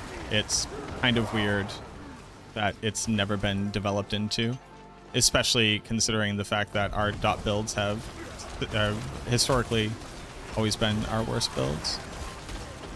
You would think that there would be a prioritization to actually work on one of the themes that the class has never really gotten to enjoy. experiencing at the top of the meta. I guess, I mean, technically in Season 0 and Season 1 it was, but that's not real. The game wasn't even a game back then.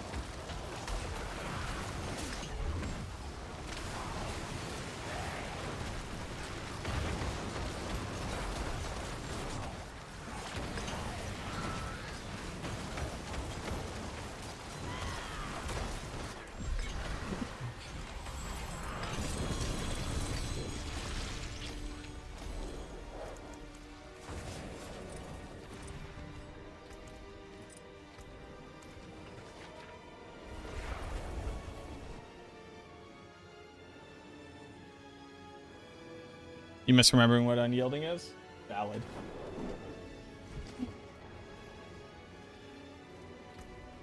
I'd put an infinity on my iron golem for more deeps. That's insane. You don't want your iron golem to have your infinity. You want your mercenary to have your infinity. You don't want your iron golem to have anything other than insight, to be honest. People who use pride are just like wrong. Proved it mathematically.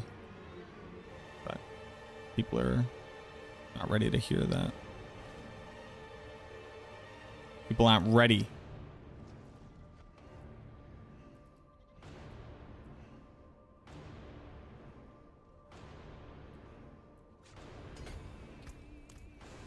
You want to play Necro in D2? Oh, I think Summoner in D2 is like a transcendent experience. Cracked Paragon 201, boys.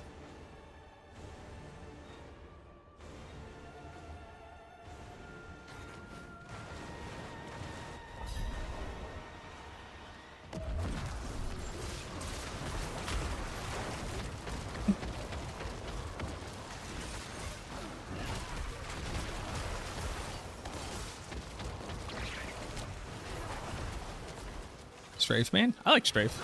I like Strafe with Bariza as a starter on Amazon.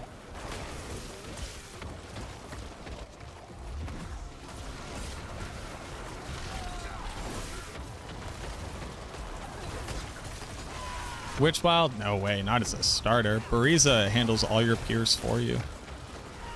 Plus it's Strafe, so you need like no attack speed to hit like the final breakpoint on a crossbow. Which while it's Chump's play, it don't do no damage.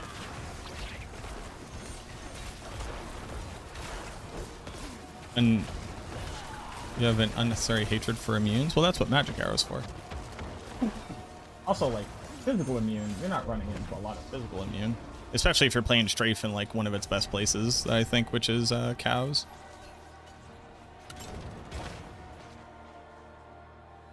You can also just run... What the fuck?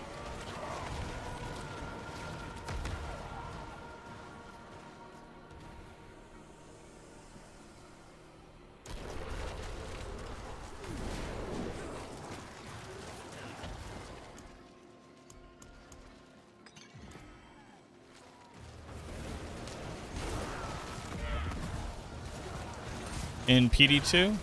Nah, in PD2... If you haven't done it in a while, throw on Wolfie's item filter and go pick up a Bariza.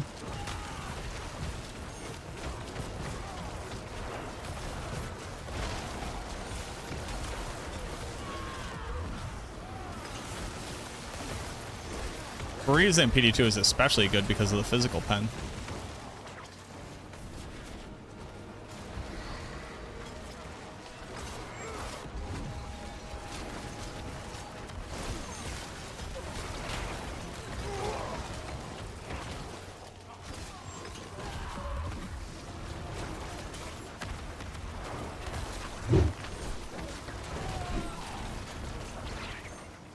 How's the damage on Summoner? Damage has always been good on the Summoner, but it's very good this season. Thank you for the follow.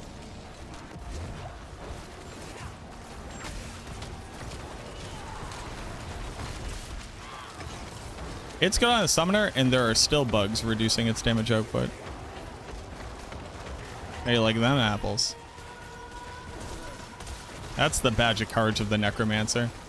We never get like cool bugs that quintuple our damage. We only ever get bugs that reduce our damage, and we're just still strong in spite of it. You have to have like a special spike gland to drive you as a Necromancer.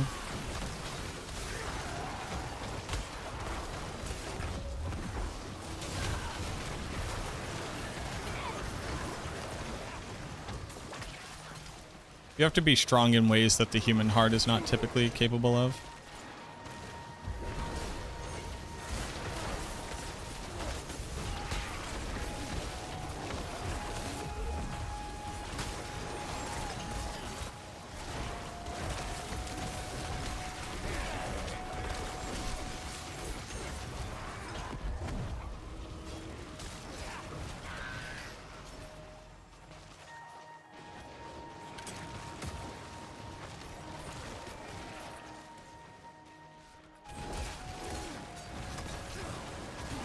No barbarian bugs? There might be. Gonna say.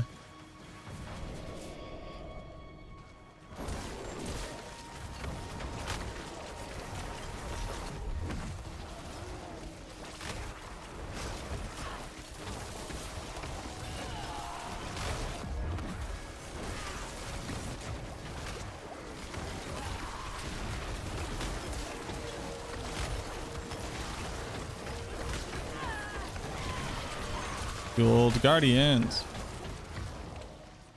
What are the better Necro speed builds this season? I'm getting tired of minions AI real fast. Better Necro speed builds? Sever and Blight. And Blood Surge.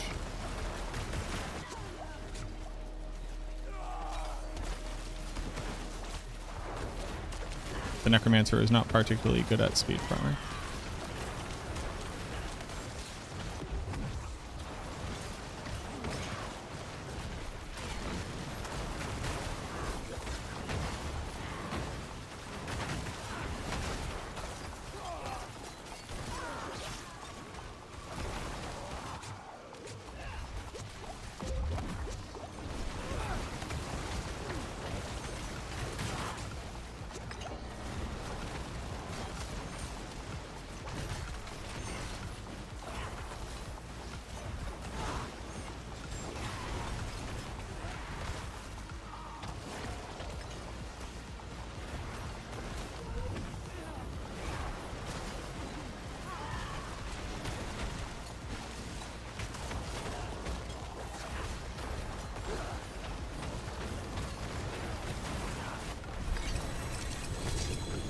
Triple GA Helm. Wow.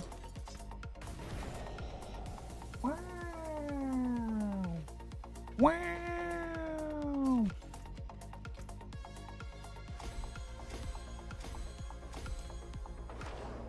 On a 4 GA Razor Plate. Ooh. Is Army of the Dead viable for this minion build, or is Soul Lift mandatory? There's no such thing as mandatory. The only thing that's mandatory is the gloves. But we are in the act of testing which one I think ultimately is better. My hammer sings on your return.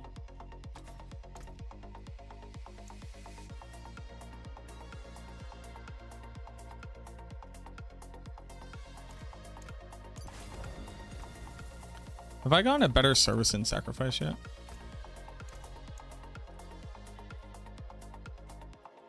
Nope. Season thing going. That's a great question. I need to swap over to explosive.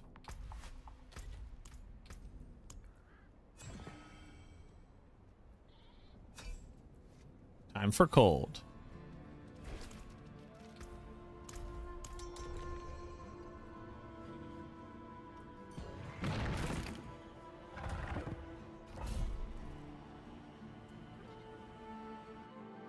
Is there a tool as good as POB for D4? If you go check out the Diablo 4 build planner on Maxroll, we now have a ton of calculations inside of like the calc. So at the top right of it, you'll see a little calculator with the in yellow called calc. Open that up, you can go look at everything.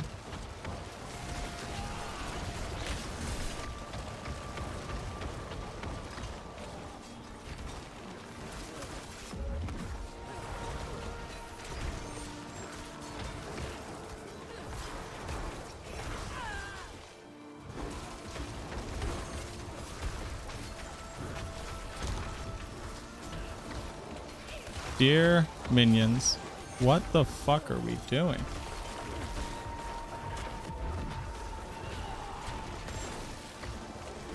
What are we doing here, boys? Who are we randomly attacking? This guy? You all suck.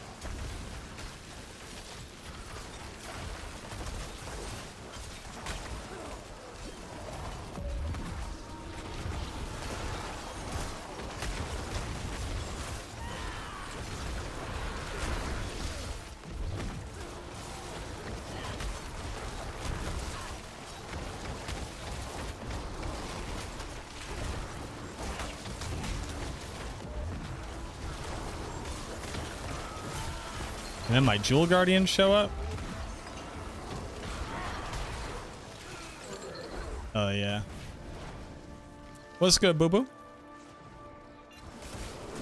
What it do? What it do?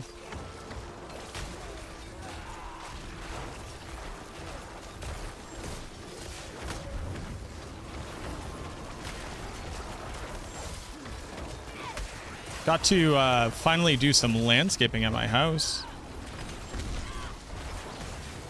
Was very excited about that. I didn't remember like how much I liked weed whacking.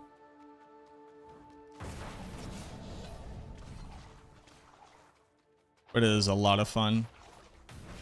And lining up my beds, I actually did a pretty good job. What's the difference between unhindered and unstoppable? Unhindered says that you no longer have collision. Unstoppable says that you cannot be crowd controlled.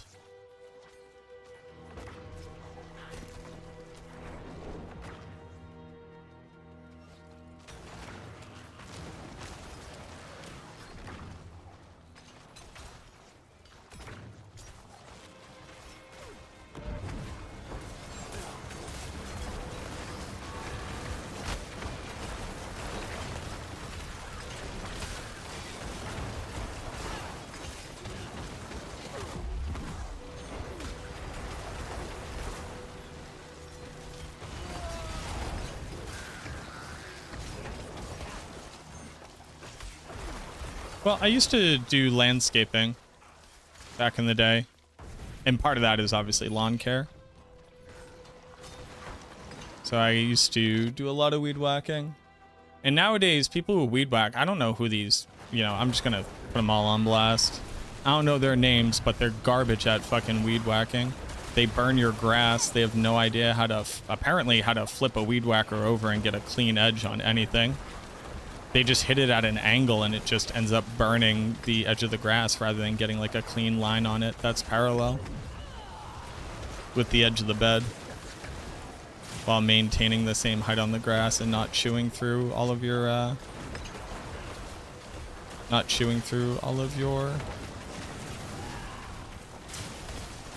soil. You're garbage at it. But your boy, clean lines. Clean.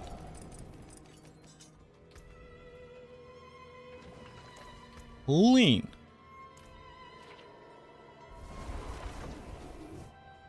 But if, so that gem seems pretty good, but it's the only one I have in the guide right now. That gem? Unhindered? Well, we get unhindered from the jewel. And it's very good. Yeah. Greetings. Indeed. How shall I guide my Indeedly do.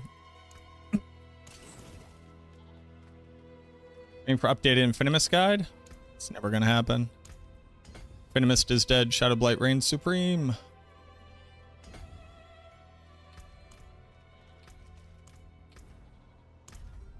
They convinced me to make a new Shadowblight guide instead of retrofit Infinimus, which makes sense. The best corpse explosion build is a Shadowblight build.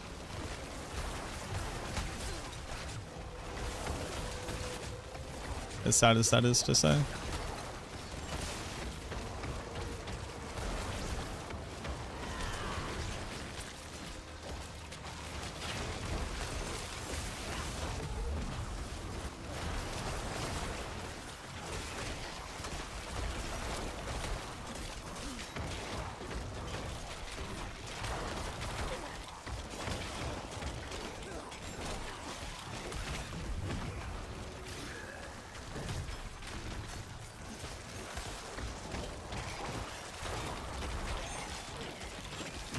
Oh, I'm killing this guy, Trev.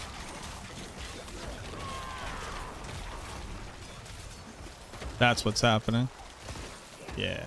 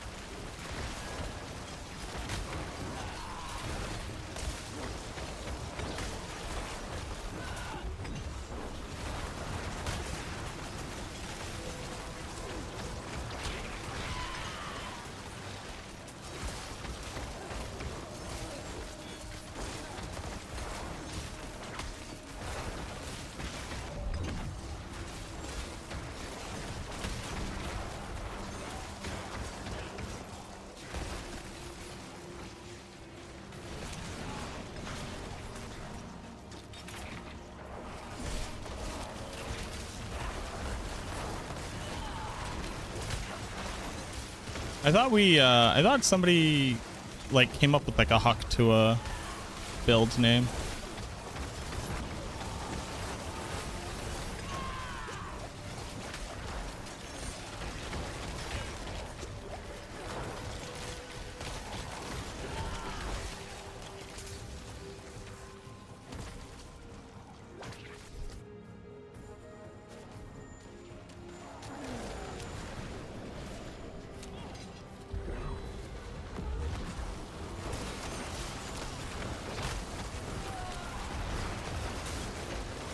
Hey, thank you, Brett. I appreciate that. Now, do you want the truth? Or would you like a sweet lie?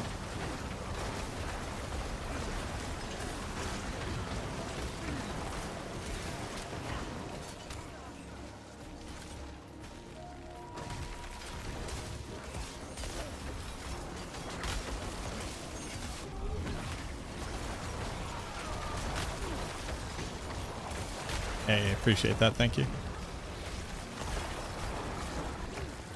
Now I need to try to get a second opinion or a secondary quote from another auto body shop.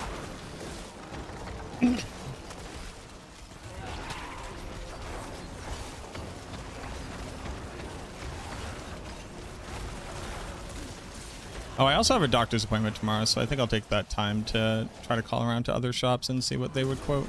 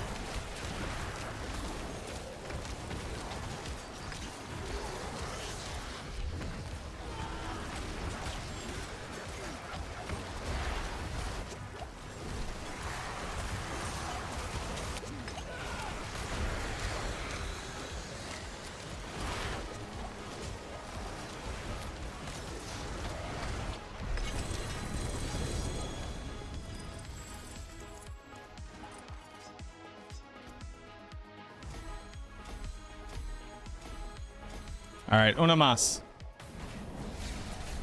Manage all body shop 15 years. You want to give me a quick TLDR after this bit? Happy to help offer. Sure. Yeah. I have a 2017 manual transmission Honda Civic.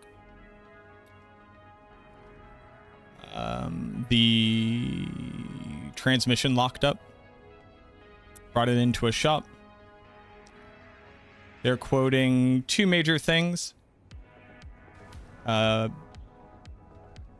replacement, including flywheel and slave cylinder. The flywheel is a maybe.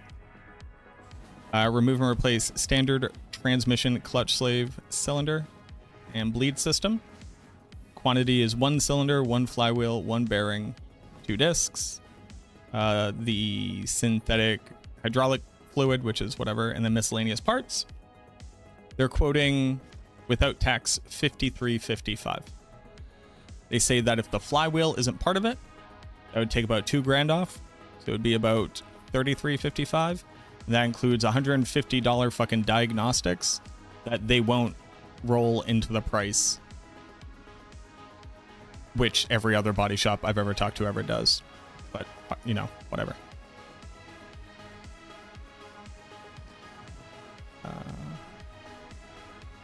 It's a 2017. I haven't, like, ridden the car hard. We didn't get into an accident. We didn't hit nothing. Just going down the highway. And then it stopped allowing me to shift without, like, having to force it by, like over-engaging both the clutch. Brain, do the words. I had to, like, match the RPM of the gearbox to be able to, like, shift. But I was like, oh, it's $150 diagnostic, so in case, you know, I don't go to them, they get their money, I get that. And I was like, oh, and you'll roll that into the price, right? And they're like, no. I went, ooh, that's probably gonna be a I'd like to talk to your manager before I pay you money type thing. Because if you're gonna try to charge me $5,300 and you're not a dealership, I think you're going to give me the $150 diagnostics rolled into the price.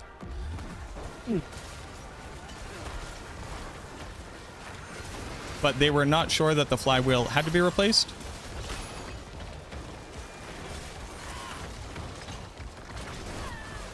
But that was worst case scenario.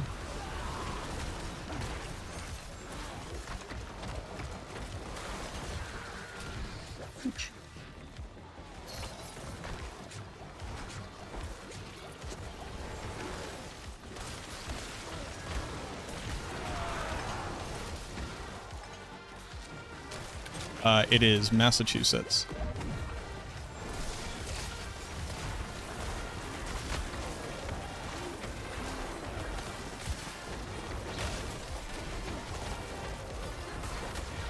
Also, I appreciate you. Good excuse to upgrade to an Integra. Hola, Filmic.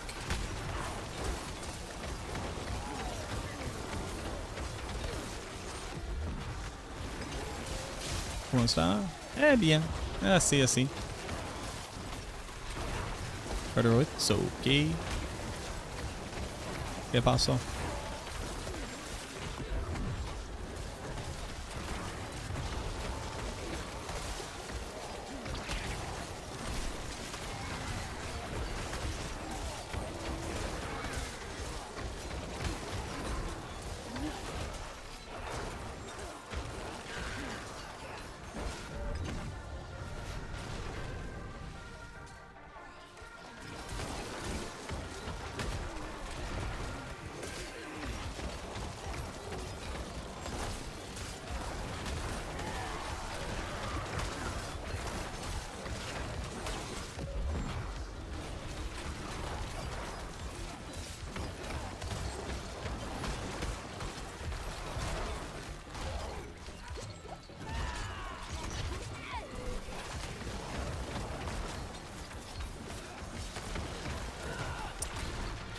It'd be a lot more fun than people give it credit for.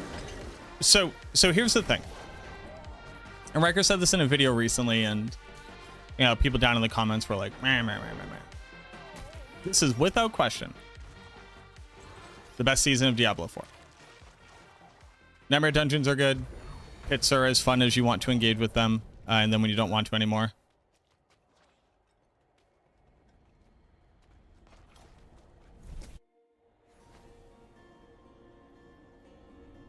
Not live when you get the answer. You can also just DM me, Ross. Wasabin. Was? It's got to be with a V, right? Wasabin. But yeah, you can just DM me. Civic, love him. Me too. Don't. Hi.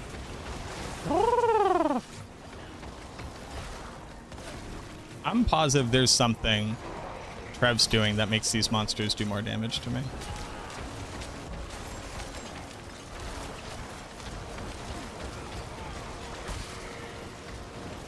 You apply to the repair. That's just what you do. That's what every dealership does that I've ever worked with ever. And I've worked across the board with dudes who probably don't fill out a lot of taxes to dealerships. Now, that being said, for people who have been playing Diablo 4 for a long time, does it have a lot of pain points that like still aren't addressed and it seemingly like weirdly aren't addressed? Sure. Absolutely.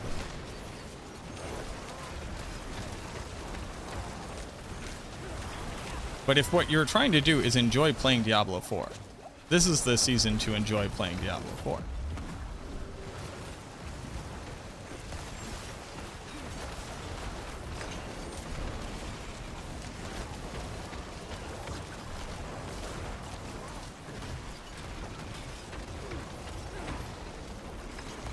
But the thing that I find weird is people being like, man, this season's just recycled nonsense. I'm like, ooh. What? Help me understand this.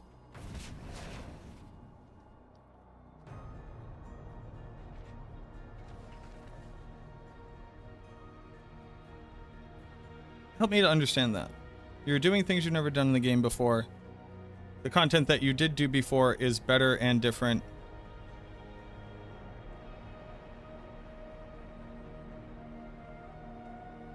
And we can keep complaining about powers, and sure, whatever.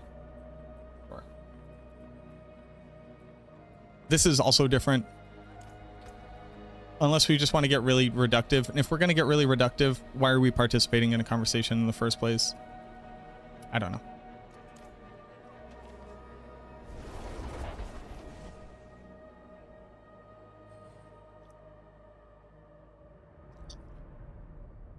Seasonal quest was cool. What did you do in that pit? I don't know, man. When I'm hanging out with you, I just take more damage. I was saying you must be doing something that makes me take more damage. Yeah, so it has the air intake turbo and it has the sunroof. It's the EXT.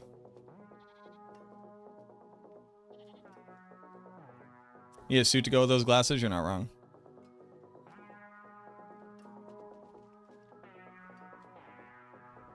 Witch Tides were very fun.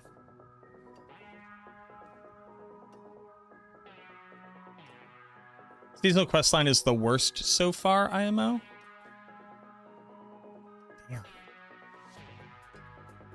Damn.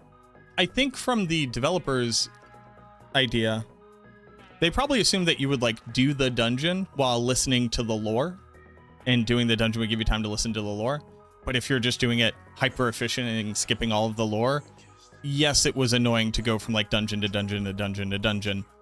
But they probably don't expect people to just be like speedrunning it like that, and instead expect you to just like play through the dungeon and get your rewards because doing a dungeon should be valuable. I personally skipped through all of them. I'm not judging people who did, but I think it's like pretty reasonable to assume that like people probably won't just like skip through it all, right? They'll probably play it. And then it turns out most people are just trying to be efficient.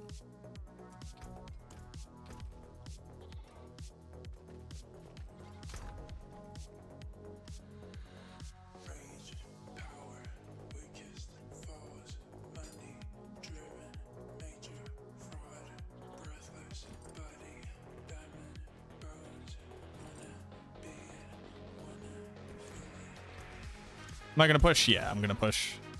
Thank you. Thank you, friend.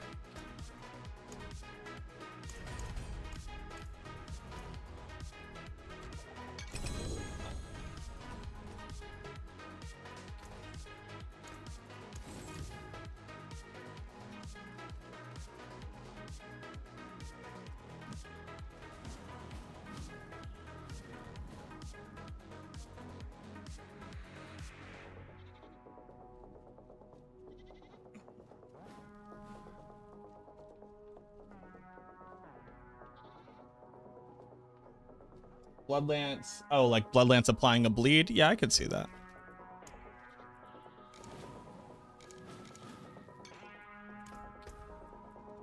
Can we do 95 on our gear effectively? Let's see.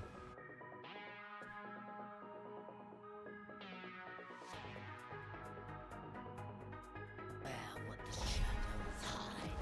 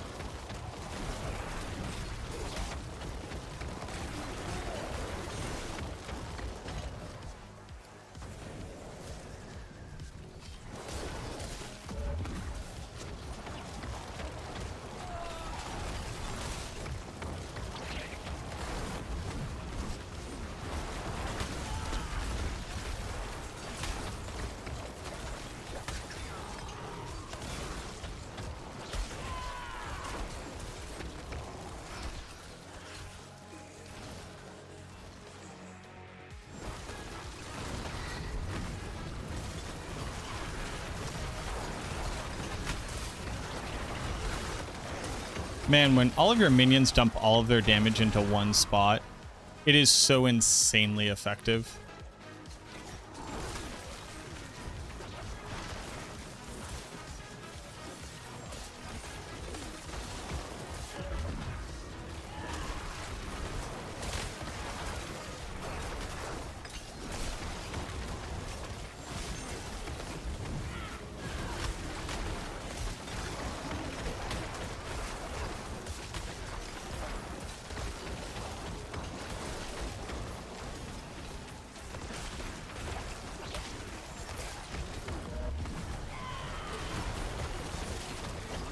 This is why it's so frustrating when it just doesn't.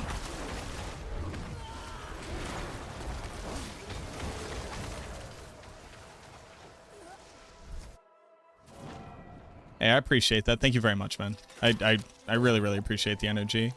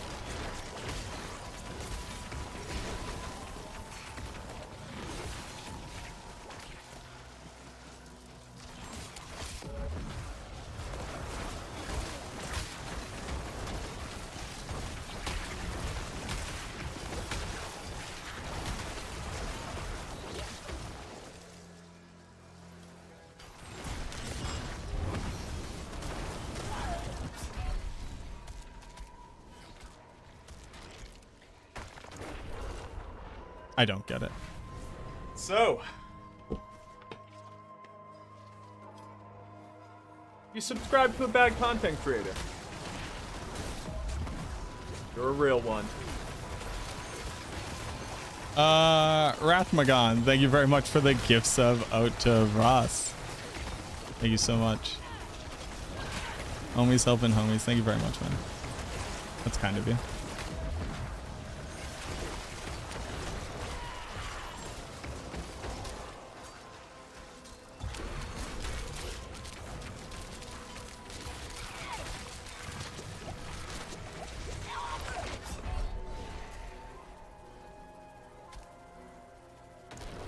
So the answer is I can't do a 95, but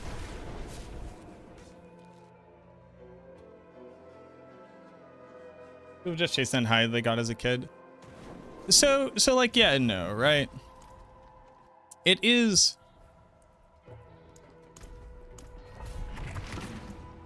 I think it's pretty reasonable to have some high expectations for an ARPG put out by the Diablo franchise. I do think that like there's definitely a large bit of, you know, rose-colored glasses when it comes to what people kind of expect out of video games and what video games can actually provide.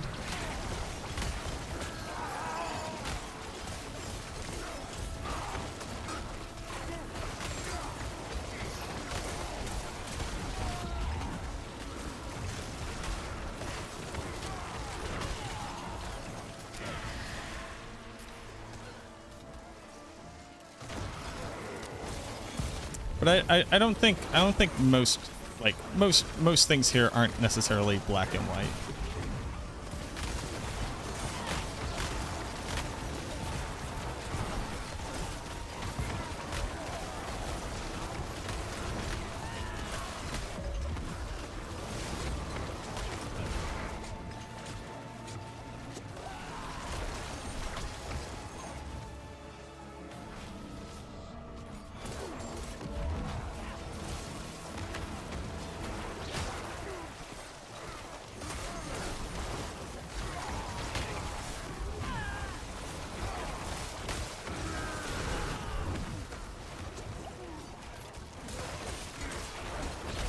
$129, Billy. Huge.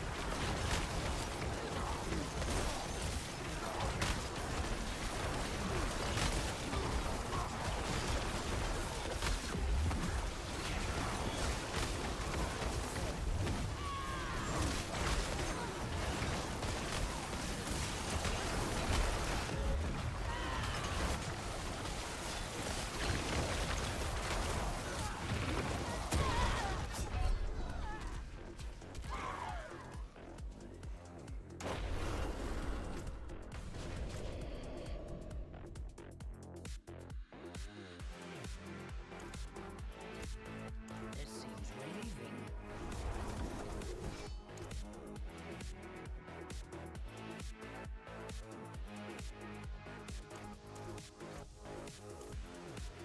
Damn, dude.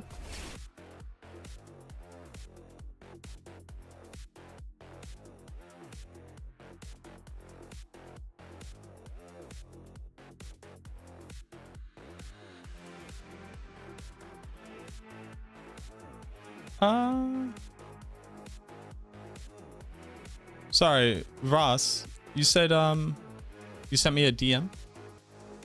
Is it on Discord?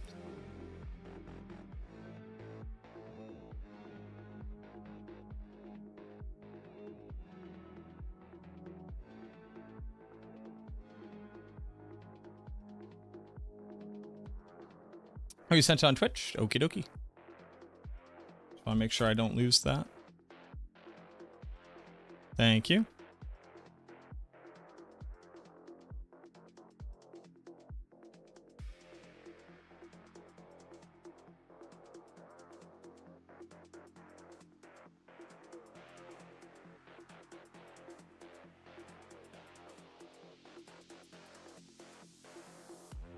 All right, thank you, man.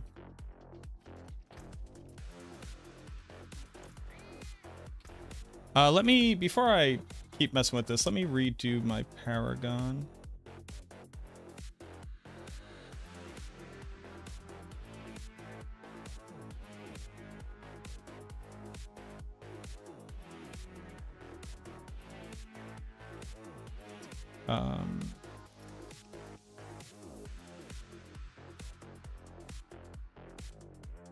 Paragon.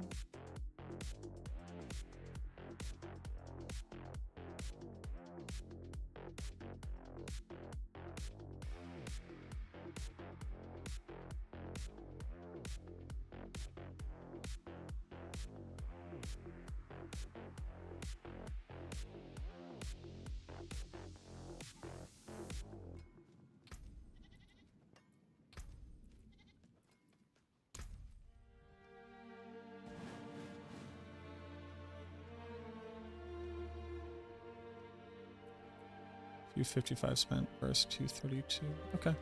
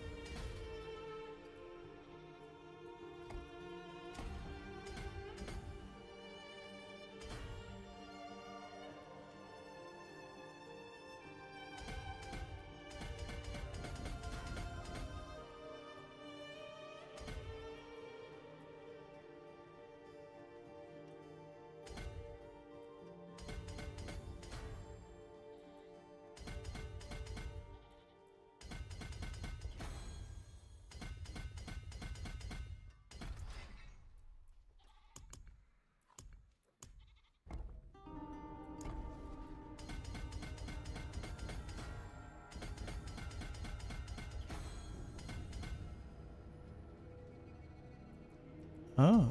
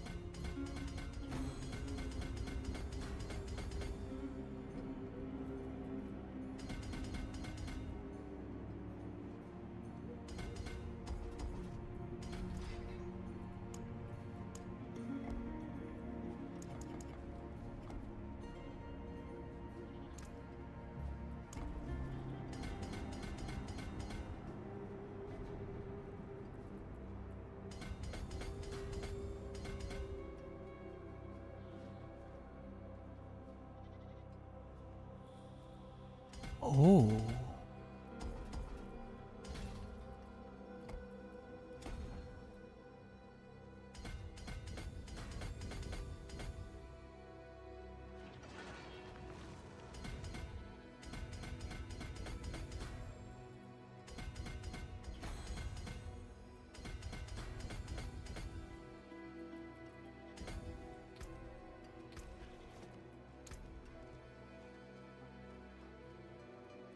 $29 and $28 is $57.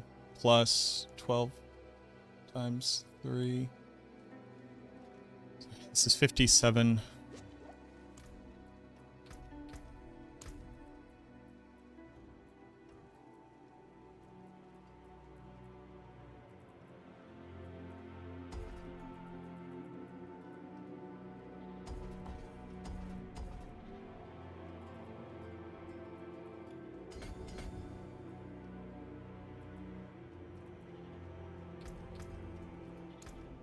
Because I'm going to have 12 minions, which is 36 attack speed.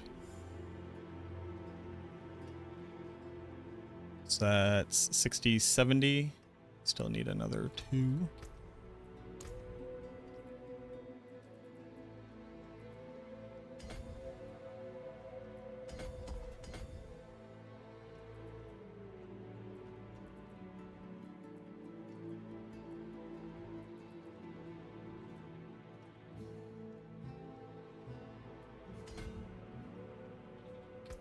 Okay. So now we've done that.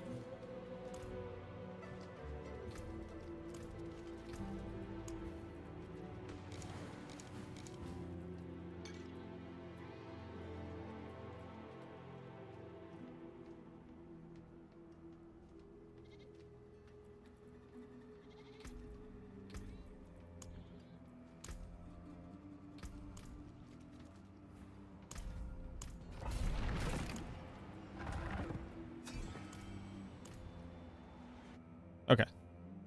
What up, Geeky? How was my weekend? My car broke down, and now I owe a dealership potentially a lot of money.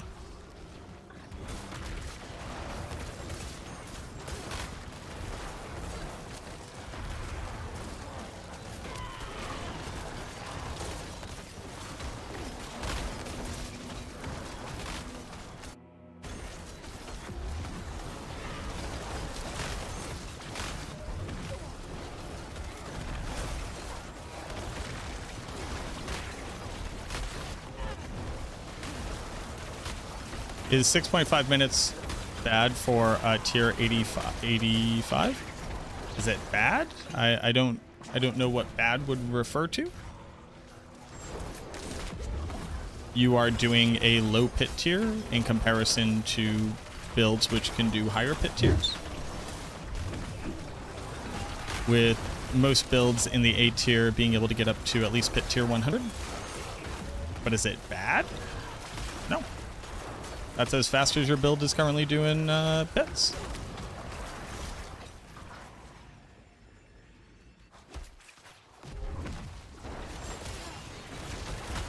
Not exactly sure what bad would exactly refer to. But if you have a perfect build, is your build good if it does pit tier 85 in 6 minutes? No.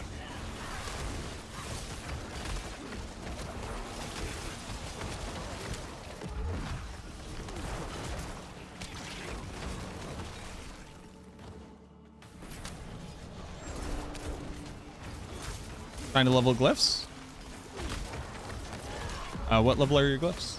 Queen Tip, thank you very much for the follow.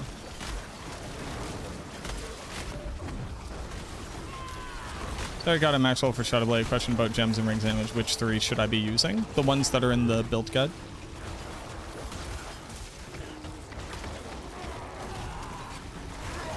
If you have the build guide open, I have recommended. Where are they? Where are they? In the jewelry? The jewels in the jewelry? They're the seasonal jewels. Got them? Okay. Down at 46. I would be running pit tier 80s and get those glyphs up to like at least 60, maybe like 65-ish. And then I would bump back up. Speed farming, you would like to be doing whatever you're speed farming in like 2 to 5 minutes.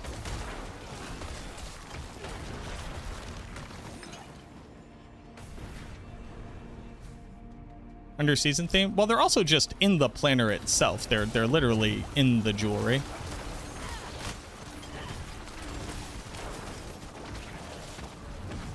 But yes, we explained the anything that has to do with the season in the seasonal section directly underneath the introduction.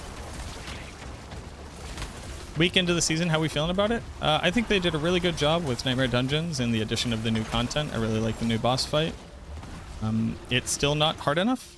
Escalating dungeons aren't really escalating in danger. At least, or at least rather, let me rephrase that because that's an oversimplification. Once you have trivialized the open world in Torment 4, escalating dungeons are no longer continuing to escalate in difficulty and reward for you. The rewards are actually kind of fine. I actually like the quality of rewards. I would like to be able to craft escalating sigils. Them having to be a drop really sucks.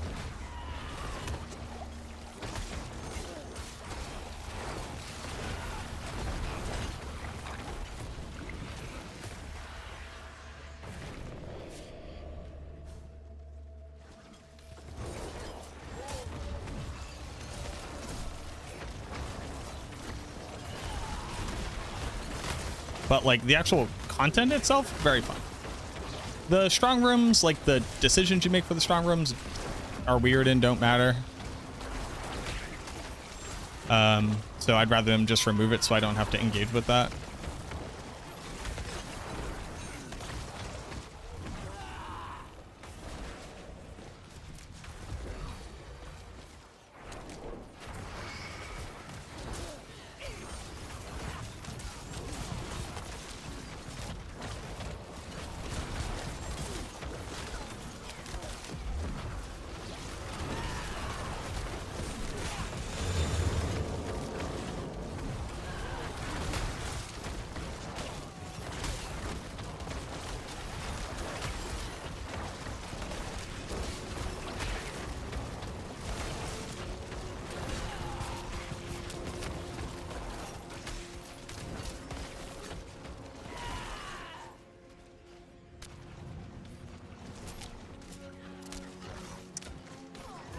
The issues with masterworking still exist. I think the issues with how people engage with like the boss ladder still exist.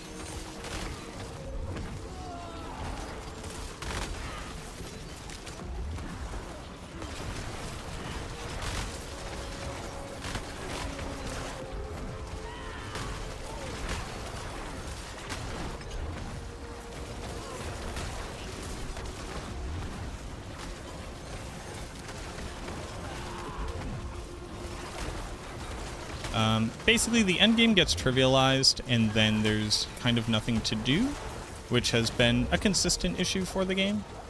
I think if we're all being honest and fair. And the pit does not suffice.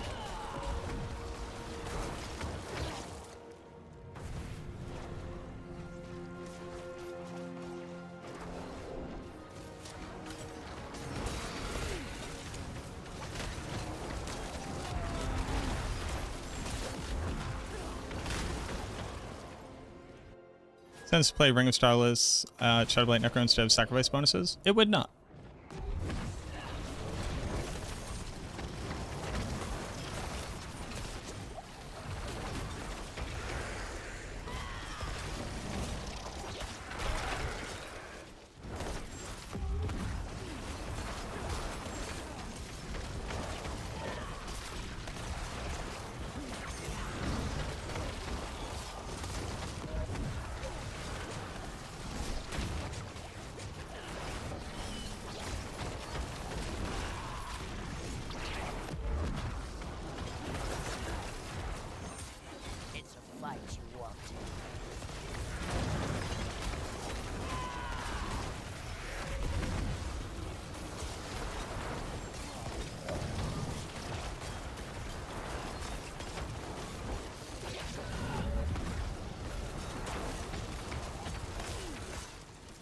Hello, madams. I love you. It's very hot.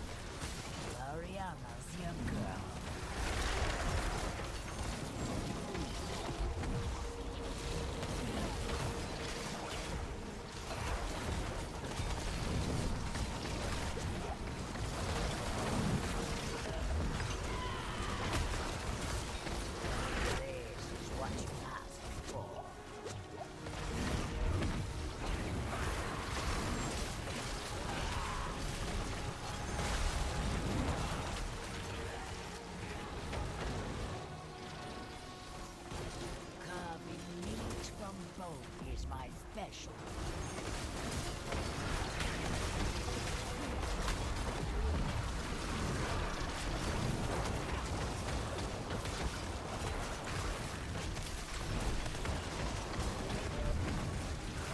That'll come up like any other. Why are there jeweled guardians here? He was a gentleman.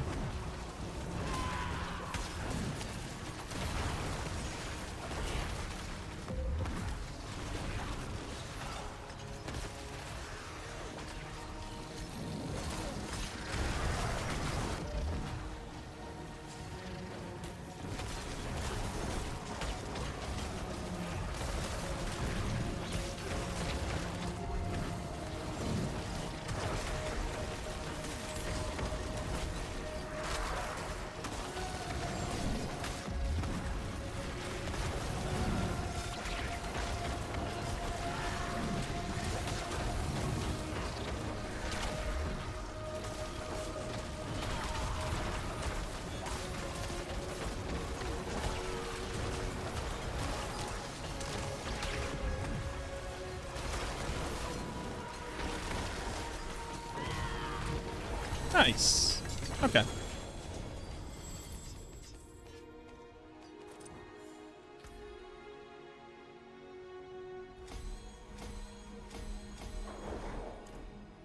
Here we go. All right.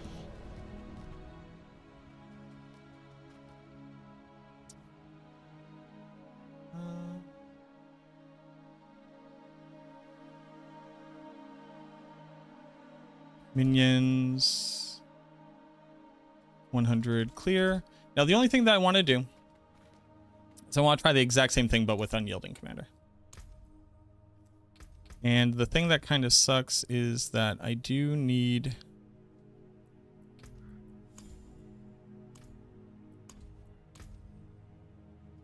the crit chance. Do I? Wait. At 89.9. Which means they are at... Yeah, I like do need the crit chance a little bit.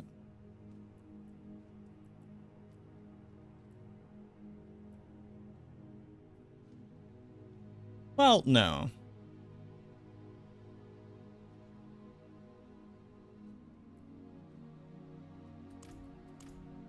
Okay, I want to do one more, but I want to put on Unyielding Commander, and let's see. Why Disintegrate? It's so hard to control. It's literally attached to you. What's your service and sacrifice that? 90%.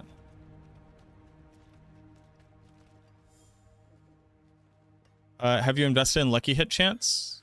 Not really. I mean, my Era Perdition is GA Lucky Hit Chance with bonus.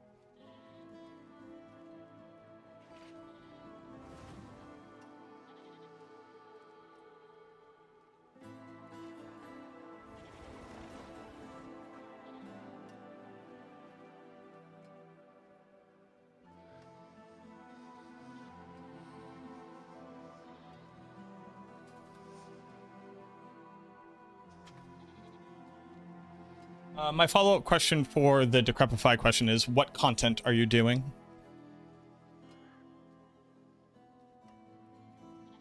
I miss with Blight so often. Oh, just put it on Reap. Here, I'll update the build guide.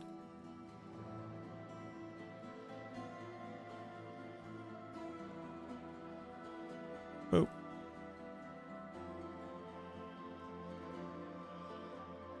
Boop.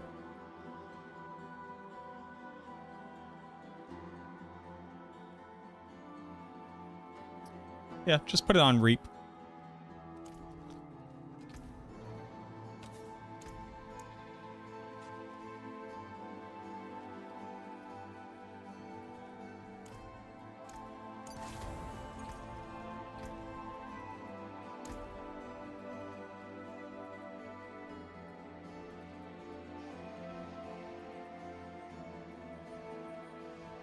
Maybe he won't find out.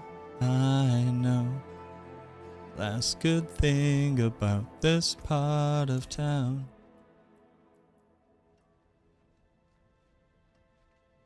Mainly still farming for GA? No, literally what content are you doing? Like, what are you fighting at any given moment? Because if you're like out in the open world or speed farming, you are not going to trigger Decrepify fast enough to then trigger cooldown reduction. So you should instead have Cursed Aura on your build instead of the pants, I would say, entirely. You are the last good thing about this part of town.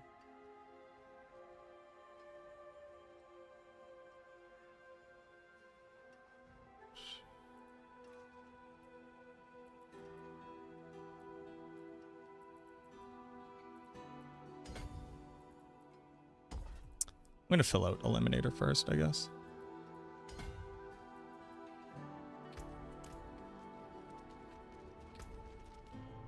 Been doing Hell Tides? Oh, yeah. Put Cursed Aura on your build.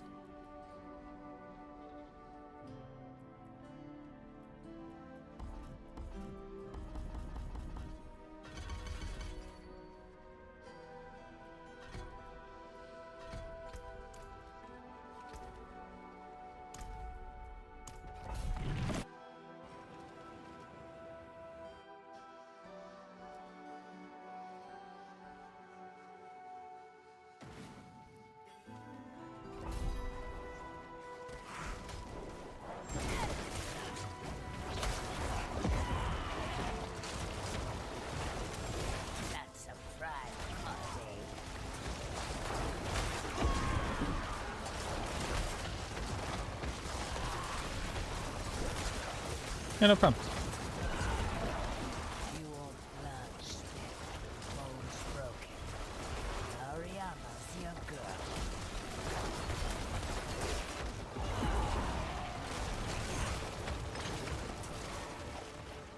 Yeah, so the issue with Decrepify from Blood Moon Breaches is that your minions have to apply it to each individual monster and then also hit them and then also trigger Lucky Hit Chance.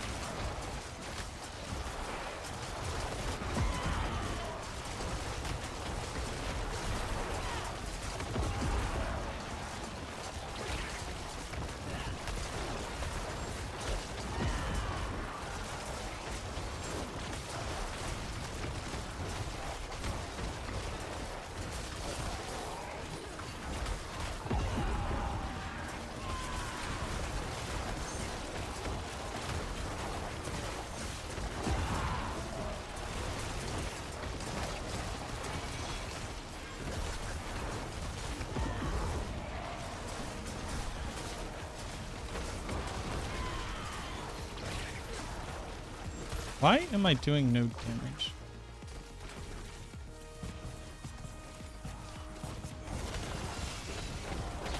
I am somehow doing less damage than I did before. But I should be doing significantly more damage than I ever did before. It's just a bad mob type? Like a bad start?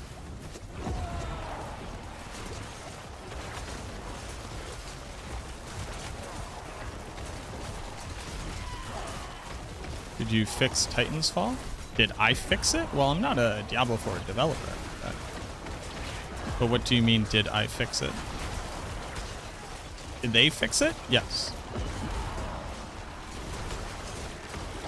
No, you don't have to do that.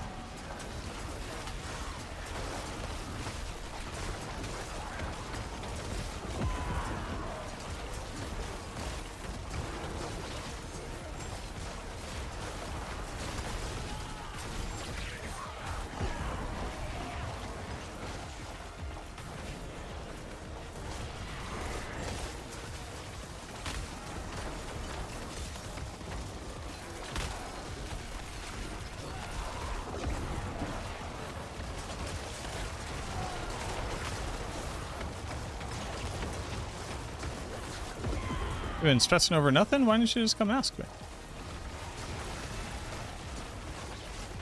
That's my whole job.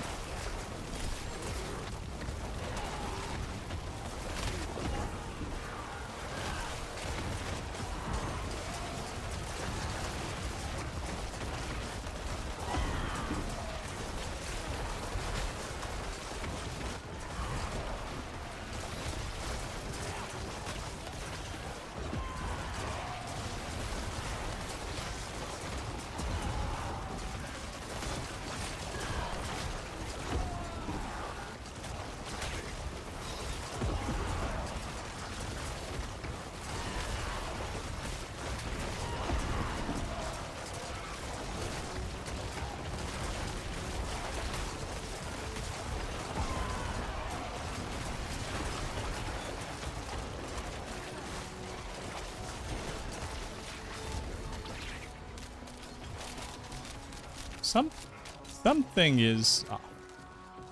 Something's off and I don't know what it is. In pit pushing sector from minions says Titan's Fall is bugged. That would be a great report to put into the Maxroll Discord, as Sirach writes that build guide.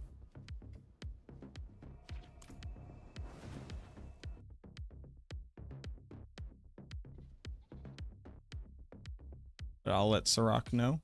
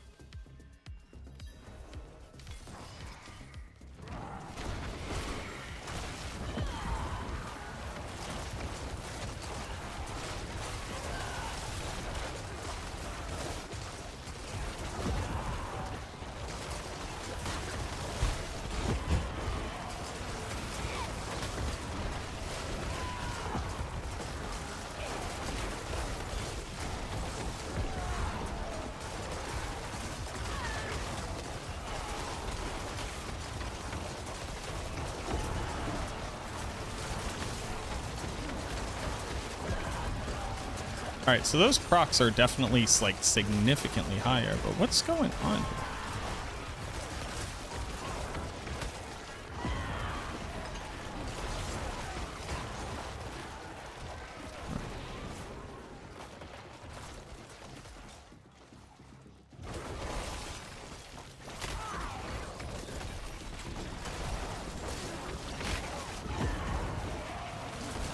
Change cast to get to feel right now, I'm not sure why.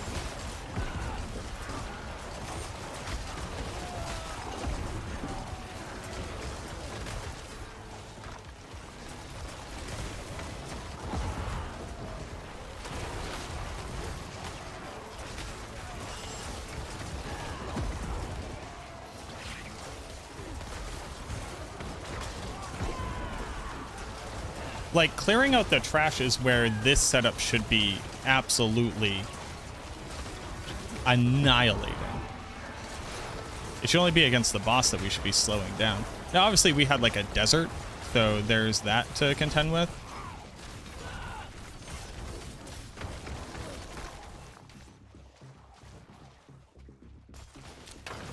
Just hard to outcompete that. What up, Project?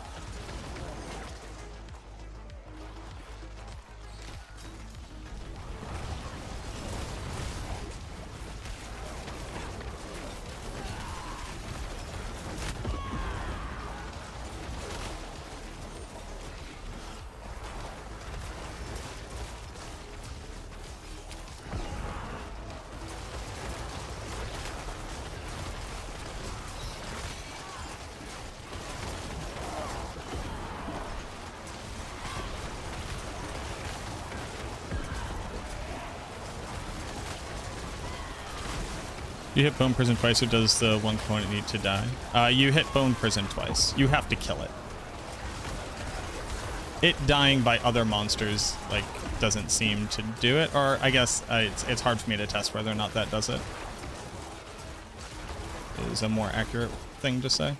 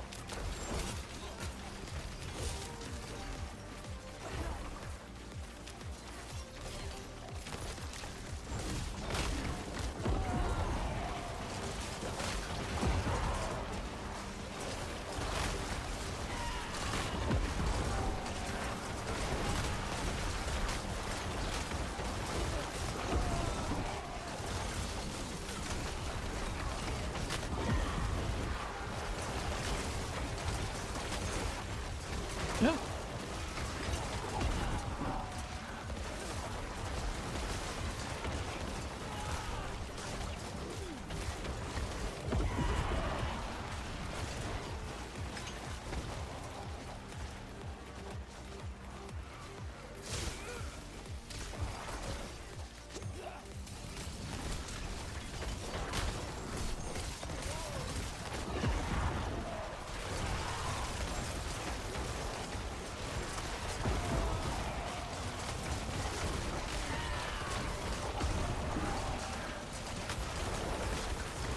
How goes the grind today? It goes pretty good. We've already done pit tier 100. Blood spit. Bones broken. Hurry, that'll come up back Feels here. pretty good. Now I'm just trying to test the difference between Yielding Commander.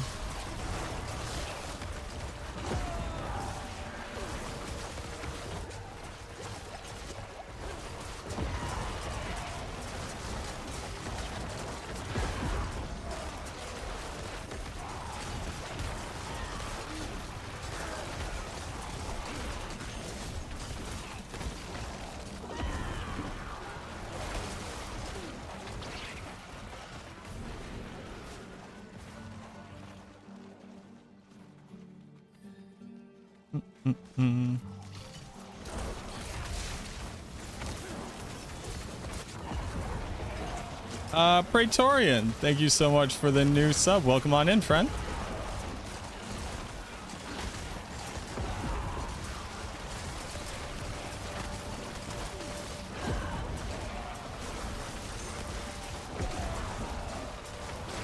Recommendations on Blade of Zir. Any recommendations on it? If you want to play an Army of the Dead build, then use Blade of Zir.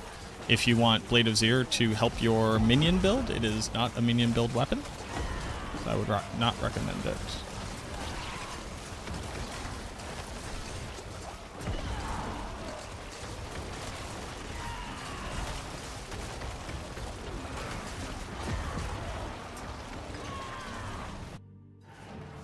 This is clearly worse clear, but it's not on a desert. It's gonna be Den Mother on top of it, bro.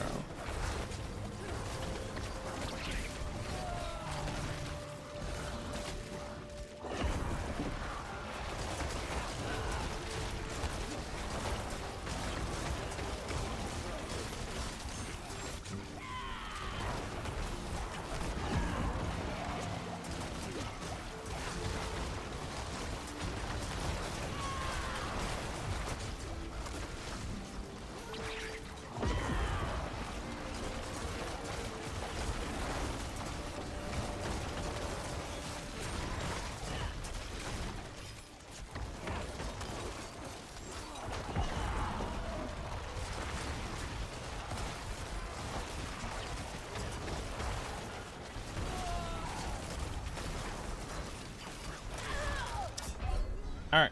Well, I can't make an argument for it.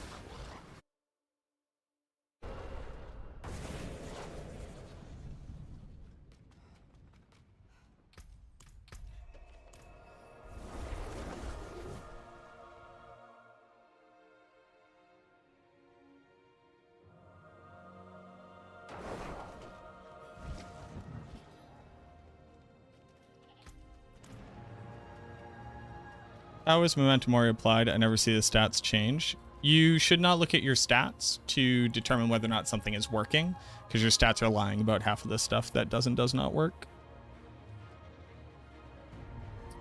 But Memento Mori does not show up. Sacrificial Aspect does, though.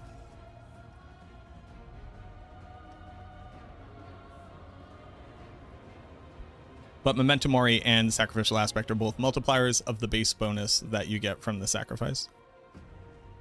But again, do not use Greetings. How shall I guide my your stat armor? sheet.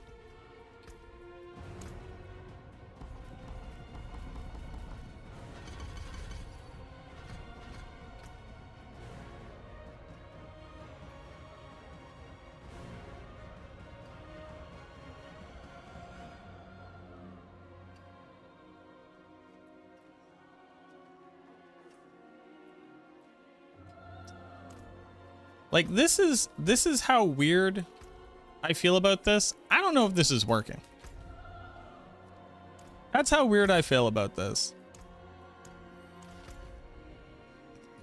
So it's time to go test.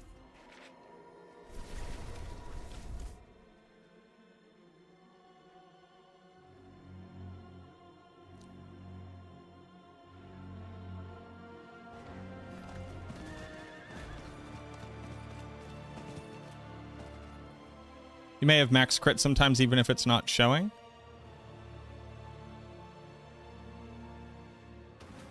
Your minions might be at maximum crit without it showing in your stats because you can't see minion crit chance.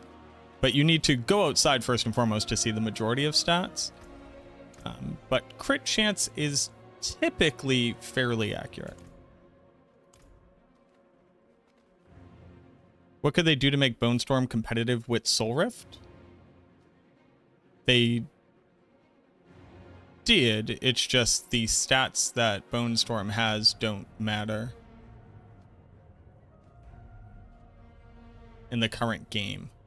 But pound for pound, the two skills are equivalent in value.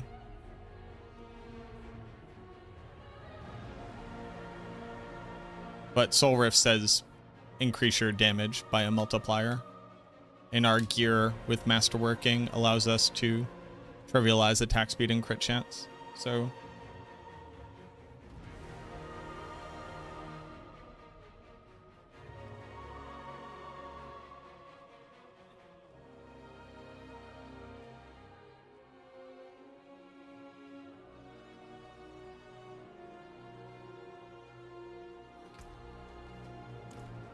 but it's time to test whether or not this even works.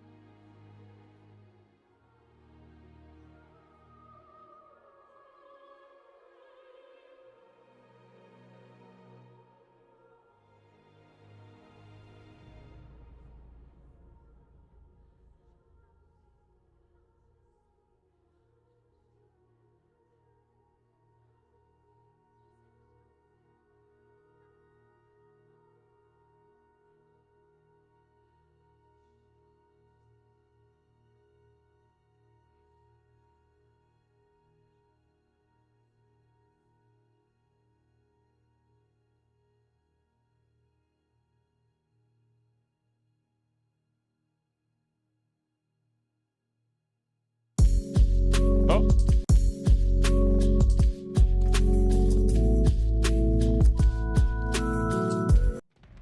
Crit chance. Your crit chance changes. Your crit chance is accurate. You do need to not be in town for a lot of different buffs to apply to you. But also, for Memento Mori, you do have to sacrifice your mages and your warriors, if you didn't know. Like, you don't get a bonus unless you sacrifice both.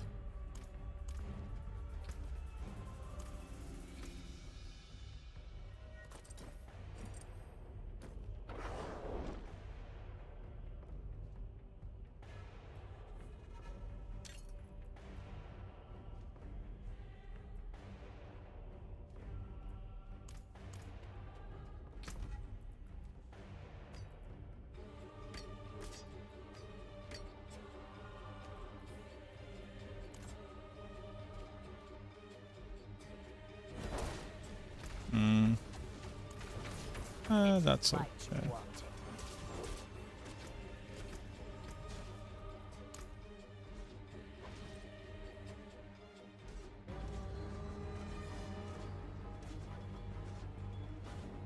I haven't had a point in there this entire time.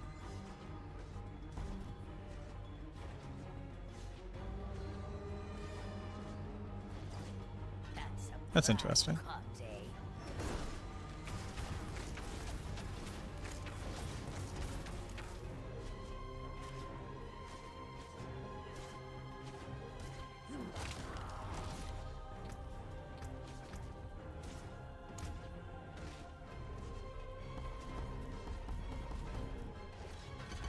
This is what you asked for.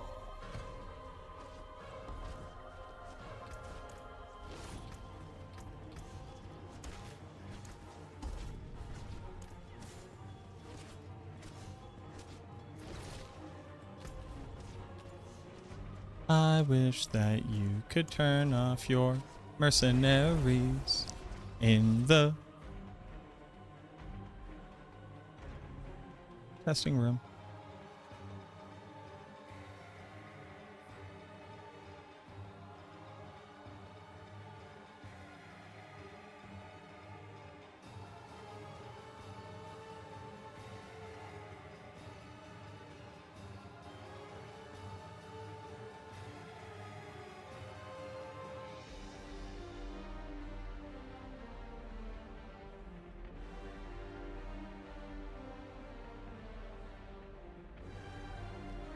That cleaver of yours has seen its use, Mariana. Perhaps I'll fire up my forge and make you a new one. Fare you well in your travels. That was fun. You went Sork? How dare you? Yes, Cursed Aura uses your curse.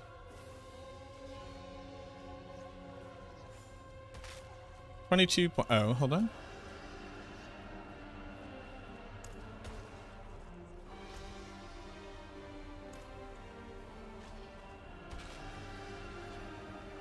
$20.8. 10.2.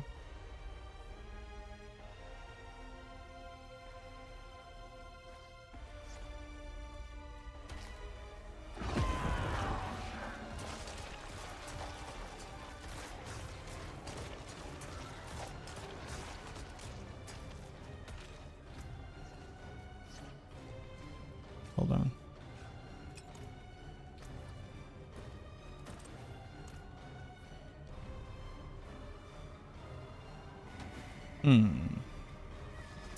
Haven't been able to find a good Ebon Piercer. It's rough. It's rough out in these streets.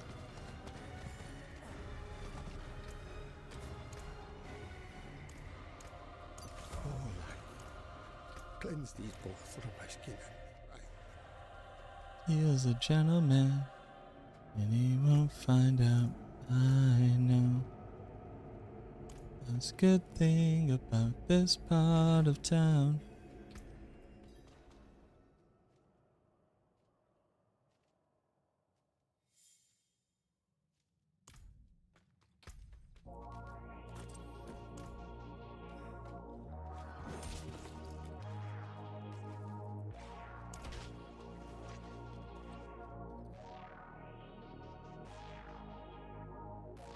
$11.5 on a crit. What is my favorite video game theme song or background music? Gerudo Valley is my favorite video game song of all time. From Legend of Zelda Ocarina of Time. My favorite pump up is For Those Who Fight Further from Final Fantasy VII. I think that one of the best soundtracks I've ever heard is actually from this small indie game called Wayward. You should check out Wayward for sure.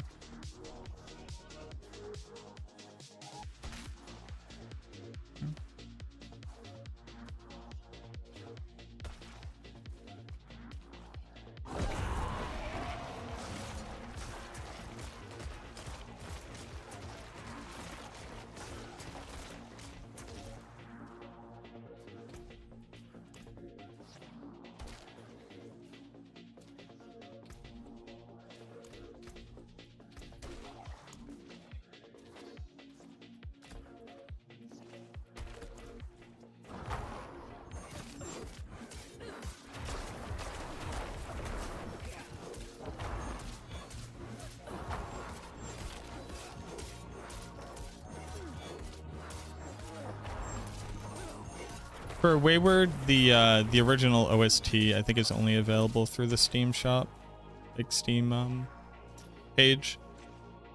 For some reason, I don't think I could find it on YouTube.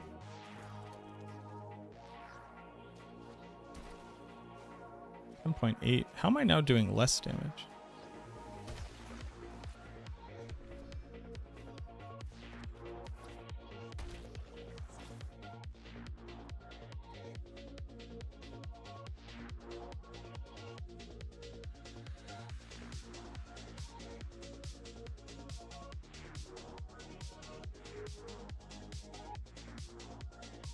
Huh.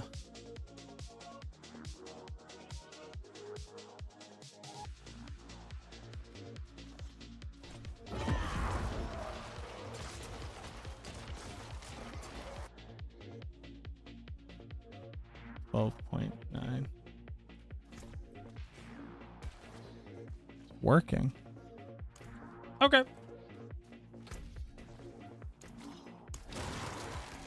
I accept. I yield.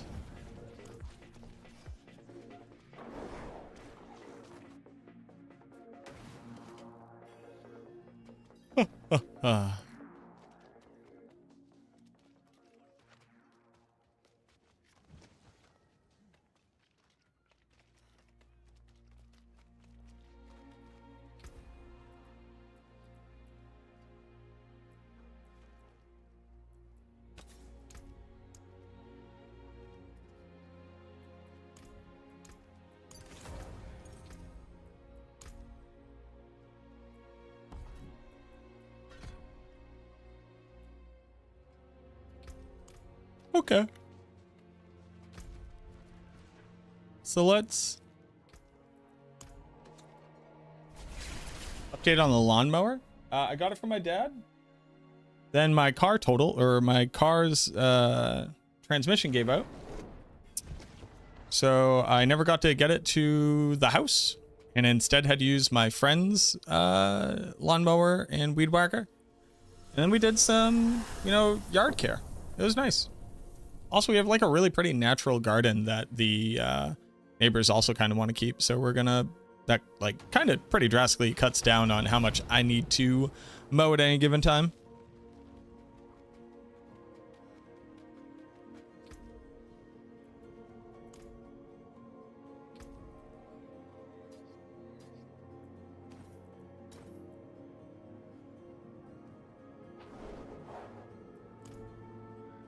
All right, let's cover this bad boy.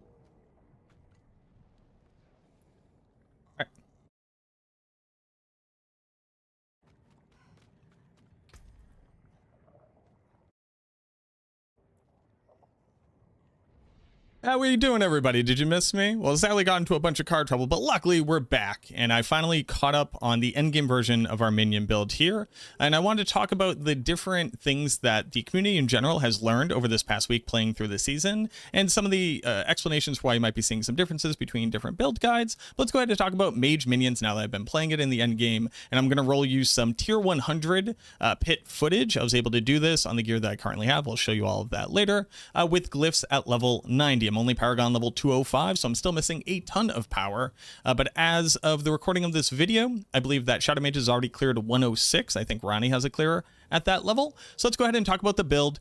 Some of the changes you're going to see coming to the planner. I've been using the one that I already had, and just generally the good practices for this build in general. So if you haven't seen the build at all, Mage Minion has splashed onto the scene as the definitive way to play minions in Season 9. With the addition of the Hand of Nas, or as I like to call them, Big Nas X gloves, basically what ends up happening is that you sacrifice all your minions except for your mages, and for each one that you would have had, you gain a mage instead. Now, there are some issues with this. There's a little bit of a bug, pretty drastically reducing the damage output, but we'll touch on that a little bit later on. But the cool thing is they have better AoE clear because their attacks are now going to randomly trigger shattering effects that will hit multiple targets. They're able to teleport to you, so they're actually able to get out of the way of danger, and most notably get out of the way of crowd controls, since they gain a very minuscule amount of unstoppable when they teleport. It makes them a little bit easier to handle, a little bit easier to move around the field of combat, and while it's nowhere near as good as just being able to target an enemy in general, it has gone a long way to make the gameplay feel significantly smoother.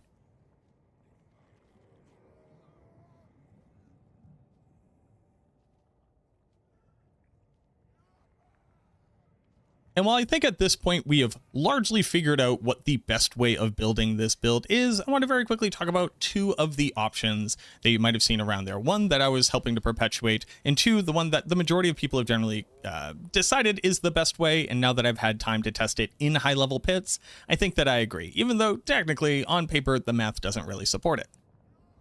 What you're going to see a lot of the time is the use of Soul Rift as the ultimate skill. Now, I was very hopeful that Unyielding Commander was going to be able to be used as the ultimate skill, especially in high-level pit, where basically you need to be able to trigger cooldown reduction through Decrepify by applying the curse through Blood Moon Breaches fast enough to have high enough uptime on it to be able to outperform the difference of the 15% damage multiplier from Soul Rift and the 50% damage multiplier from Grasping Veins Aspect. And try as I might, I just can't get it there. I even tried some interesting things with using Variana as the mercenary to get even more lucky hit chance procs. And while our uptime on Unyielding Commander by having Army of the Dead running was very good, I would put it somewhere around 70 or 80% uptime. For whatever reason, I just was not getting the same clear speeds as I was in the footage that you're currently looking at. Now, there's a couple different things to consider here. Obviously, the desert map is so much better. Maybe the mob density was just a little bit different on the other maps that I ran, but I did 2 or 3 attempts and I just never outperformed this. So I definitely...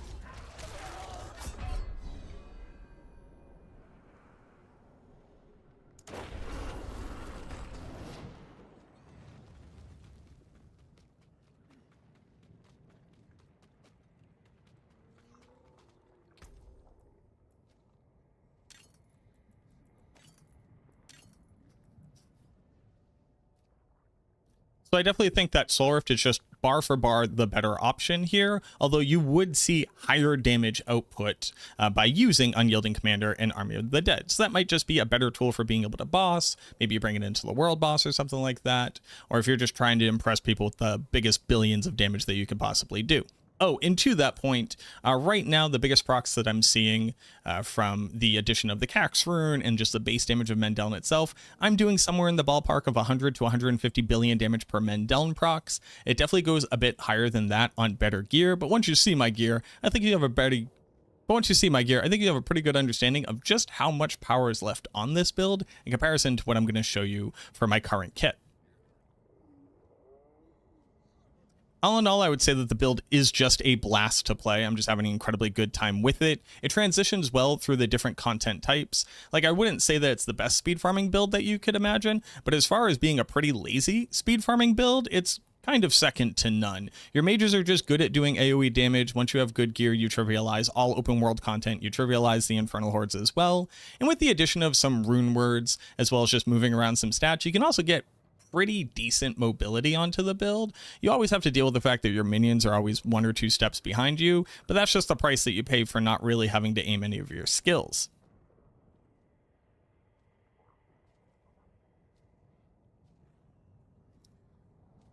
I also think that it's just really good for bossing as long as you ignore Harbinger and Indariel, where you actually need to be able to target things, and sadly we just can't do that. But for everybody else, again, as long as you're just dodging the mechanics, the minions will kill the boss for you. I was able to start solo farming Torment for Belial very early on, way before I had any mythics on this gear, and I think I was only around like Paragon level 150 or so. I had a decent set of Hand of Naz at a decent Mendeln ring, and that was kind of good enough to carry me forward. So if you're still looking for, without question, the best leveling experience on the Necromancer, a really smooth transition into the endgame, and then just an overall very powerful build for the vast majority of content that you might want to do, then look no further. Let's talk about the Mage Minion build.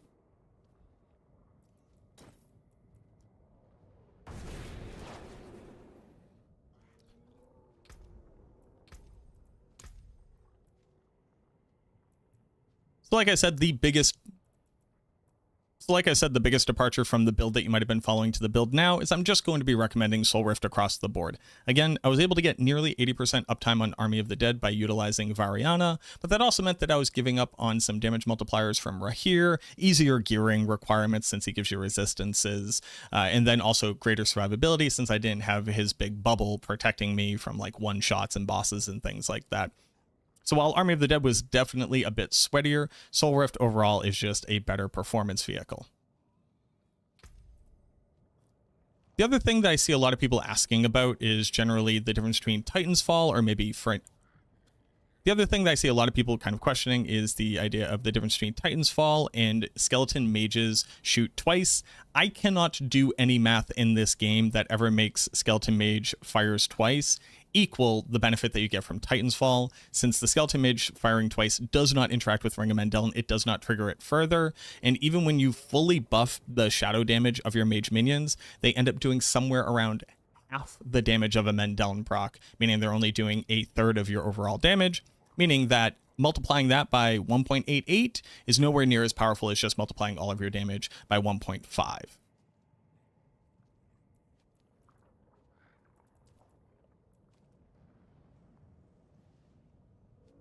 And then the only other big departure as far as specific things from the previous guide to what you're going to be seeing now is I'm not necessarily sure that you actually need the lucky hit chance to be able to apply vulnerable here, especially if you are utilizing Thule as a method of getting a damage multiplier. This is applying vulnerable all the time. I have really good vulnerable application with Bone Prison. You can get vulnerable uptime with Corpse Tendrils, and then obviously Soul Rift. You may be asking, why do you care about vulnerable at all when you have Soul Rift? Soul Rift can't actually hit every single monster in a big pack, especially in the pit. So a lot of the times you actually don't have 100% uptime on vulnerable from this skill alone. That's why I try to have redundancies. But if this ends up changing a little bit in the future, I'm sorry, I'm not trying to brick your ring. It's not a massive loss. You don't have to go out and get a brand new ring altogether, but that's why you might see a difference there.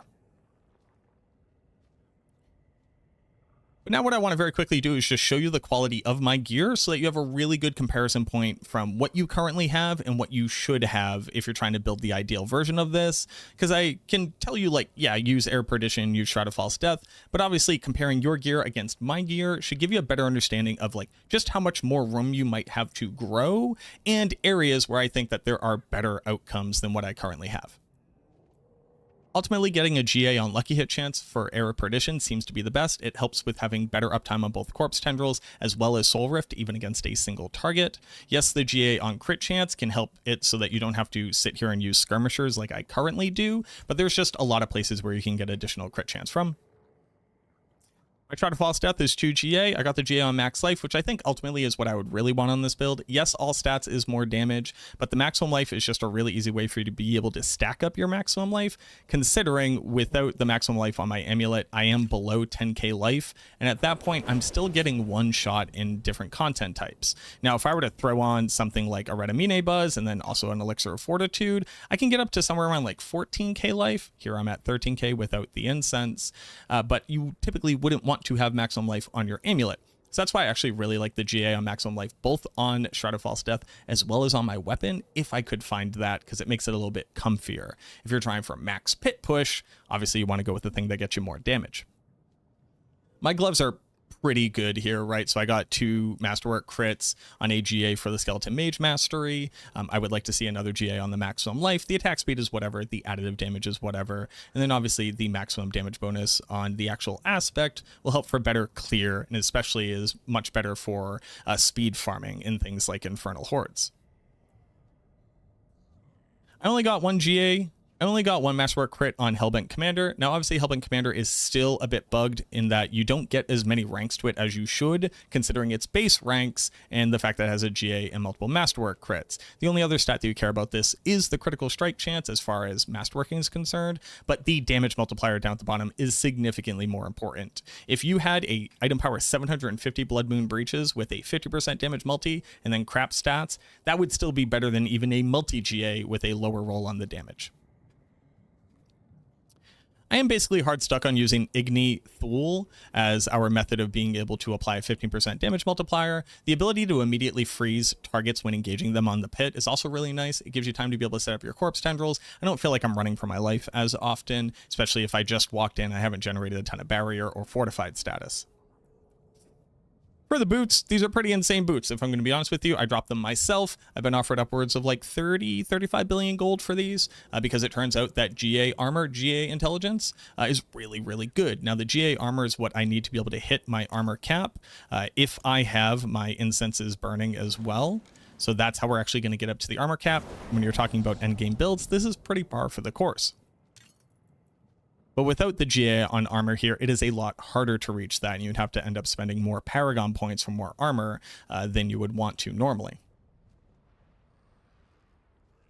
You don't really have to worry about the movement speed. Along with Reaper's Pursuit and the movement speed from your Heir of Perdition, you're going to be at cap fairly simply, even with just a normal roll on the temper for movement speed here. You might also see some people messing around with Occult Dominion up on their amulet as opposed to their boots, and then putting Blood Getters down on their boots. The long and short of that is it ends up being about 15% less damage overall, in that as your gear gets better and your ability to scale Mendeln damage gets better, Occult Dominion on your amulet actually gets weaker and weaker. So that's why you actually want to drop this back down onto your boots if you haven't already. Two-handed weapon.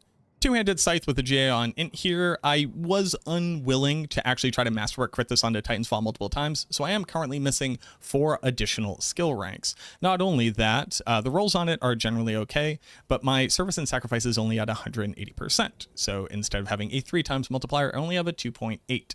Pretty bad. The other funny thing here is that I do not have an Ahu rune. I just have never dropped one. So my uptime on Cax is actually very bad. While my maximum damage is higher because I'm going to overflow this by 200, I am just not getting as many Cax procs as I could be. And the faster you can trigger Cax, the better uptime you have on the damage multiplier overall. So that is actually a pretty massive reduction in my overall damage output on the build currently. For my amulet, I'm just not wearing it because the guardians keep summoning and they actually killed me while I was trying to record something.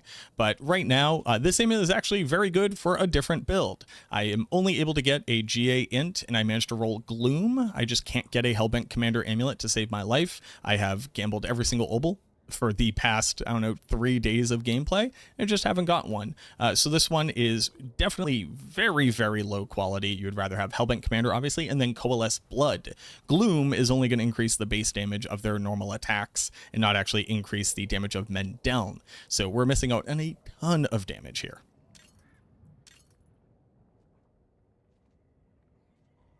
Just as a sidebar, even if you don't need the critical strike chance from Grasping Veins, it is the highest damage multiplier for all of your damage that you can put onto the build. I saw some people recommending Damned, which is like just wrong. Even if you were to assume that your mages are 91% of the total damage output of your build in comparison to 9% on Ring of Mendeln, which they are not, by the way. Your mages are about 30 to 40% of your damage output, which is kind of sad, but that's how strong this ring is. But even if they were 90% of your damage output, Grasping Veins increasing the damage of your mages and the Ring of Mendeln still outperforms Damned's slightly higher damage increase for only your mage's damage. I just don't know what kind of math they're doing. If somebody could explain it to me, maybe let me know down in my comments. I'd love to hear from you. But Grasping Veins is just strictly better in every single scenario that you can try to actually create like a test for. It's just better on paper. It's better in the real game. Another quick note for Ring of Mendeln, because I get this question a lot. Why is my build not doing damage? I have all the same gear. And it will always turn out that their Ring of Mendeln is somewhere in like the 4,000 to 5,000 damage range. And they'll say something to me like, Mac, I have a 4 GA Ring of Mendeln, but its damage roll is low. Is that okay? And the answer is just no. The only stat on this ring other than the damage that matters is the mastery ranks there. So getting a GA on the mastery ranks is the only thing that matters. The additive damage doesn't matter. The intelligence is nice, and the attack speed on the summon attack speed really doesn't matter in the end game. So the only thing that you care about is the damage value of the actual aspect. And even mine, I would love to get a perfect roll one with no GA on it. But luckily my GA outcomes and my masterwork outcomes were pretty good here. 2 crits on the mastery is very nice, with my last crit on intelligence, the only other stat that matters. But keep that in mind. If you ever want to understand how much damage you're losing, take the smaller number, like the number in blue, and divide it by the bigger number that it's shown. And that's what percentage of your damage output you're doing with your ring, just to give you an idea of how to quickly calculate it.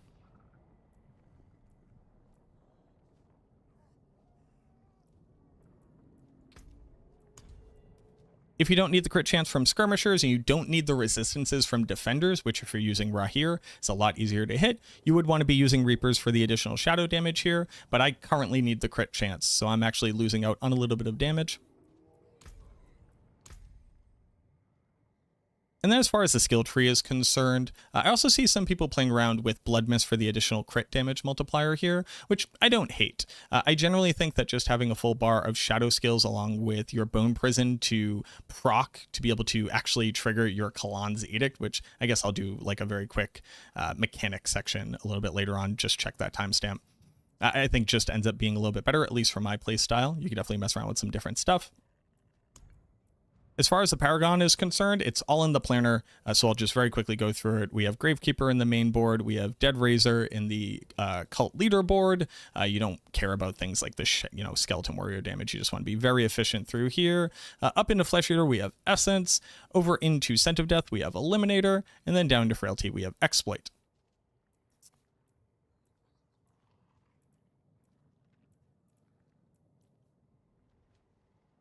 Some people actually play around with Mage, and basically the thing with Mage here is it only has 1 damage multiplier, but it ends up giving you like 400 to 500 additive damage, which is very good, and especially on earlier game gear. If you somehow had a level 100 glyph but early game gear, a Mage outperforms most glyphs until you get into the end game where your additive damage is enough where adding more into that bucket doesn't outperform the loss of the damage multiplier, considering any other glyph that you would be using would also grant you additive damage, but in addition to that, grant you 2 different damage multipliers as opposed to just 1. But in the early game, if Mage is pre-leveled or leveled higher than other alternatives, very good glyph to use.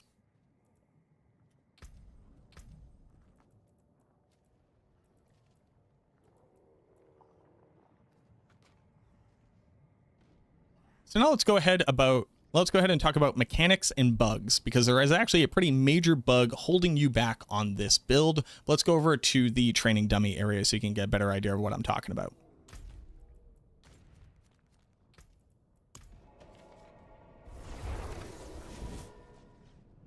Yes, I'm recording.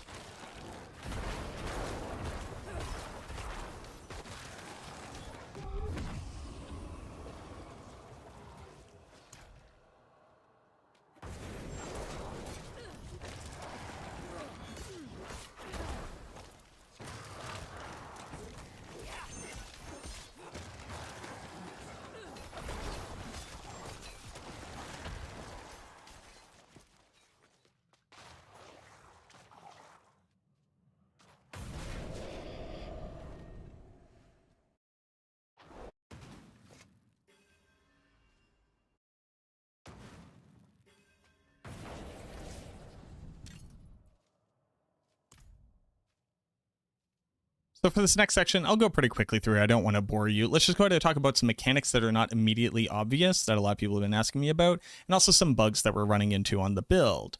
Now, I'm going to cover the ones that I know of. A lot of these have been fixed. So the Titan's Fall bug that we used to deal with, you don't have to worry about that anymore. That one completely works. But there is a big one that is currently causing a problem, and it's actually the skeleton mages themselves. So Shadow Mage on the first setup is supposed to grant you 3% damage bonus per mage that you have. So because we have 12 mages, you're supposed to have 36% increased damage. Now, the actual funny part is that right now it's only granting you up to 3 skeleton mages worth of damage, so only a 9% damage multiplier. Because not only does it have an issue with just reading all of them, it's not even really reading the Occult Dominion ones. So the 2 that you get from Occult Dominion would grant you their additional damage, meaning you'd have 15% damage multi, but that's only if you resummon them after you load into an area. And since your mages just do not die in the end game, this basically means that unless you were to kill off all of your mages before you walked into the pit, then resummon all of them, you are most of the time only getting 9% damage bonus from this. So it's a difference of having a 1.09 multiplier and a 1.36 times multiplier.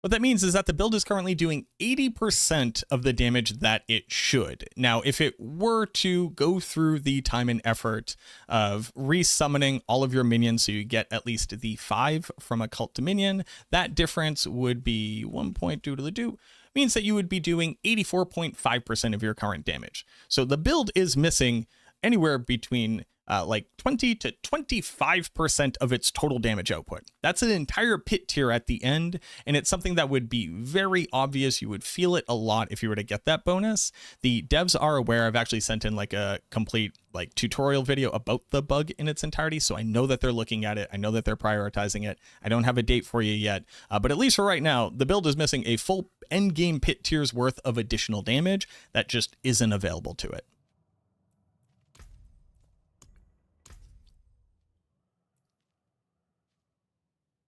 And this one isn't a bug.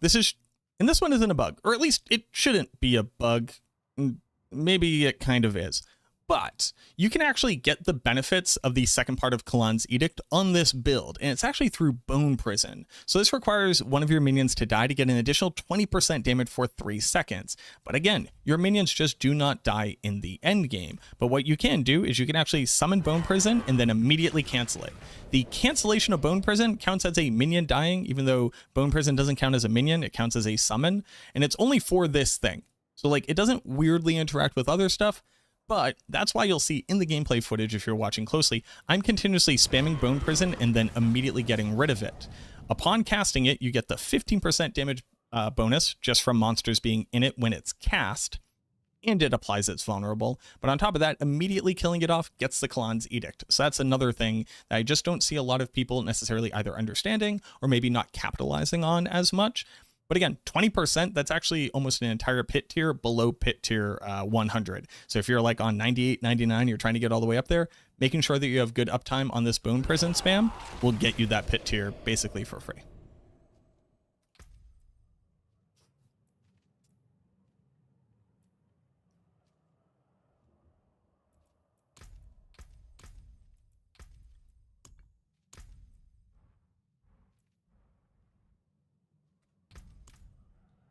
Now, luckily at this point, I don't know of any other bugs that are negatively impacting the build, so we're not really waiting on anything else. We're just currently missing out on 25% of our damage, and if you're not using the Kalan's Edict, you're missing out on another 20% damage. So you don't necessarily have to use the Bone Prison thing if you just don't want to be that sweaty, if you just don't want to try that hard. No harm, no foul. Just go ahead and completely ignore that. But if you are trying to push in the pit and you're trying to, get faster kill time on your bosses, or trying to kill the council at the end of your Infernal Horde more quickly, try to tap into these things.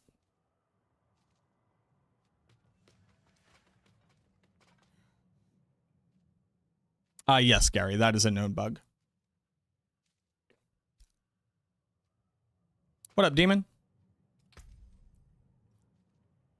But there you go. This is going to come along with an updated build guide. I'll have that down below. I think I'm also going to add a speed farming variant to it because a lot of people would like to be able to take this into content that isn't the pit, which I totally understand. So I'll have that added as well. At this point, I think that my build guide is going to be pound for pound, nearly the exact same thing as what's on Max Roll. So I'm going to update my planner in case that's the only thing that you're using, but I'm also going to link the Max Roll build guides down below. They're written by Sirach. Obviously, we collaborate on all of our builds, and we have to go off into the season to test these things and make sure that we're right. But at this point, I I think we're pound for pound pretty in line or in sync with our approach to building this particular mage minion build. So check out the build planner, check out the build guide, because that's going to have a lot more written information if you're trying to read up on how things work. You don't want to miss out on any of that. But let me know what you think down below in the comments. Have you been playing the build? Have you had different ideas of how you've been piloting it? Did you have any other questions I could possibly answer for you? I try to answer every single comment that I get. It's absolutely shredding my mental health, but like, I guess that's what I signed up for, being a content creator, right? Go ahead and subscribe to the channel too if you're brand new here and this is the first thing that you're ever seeing. You don't want to miss out.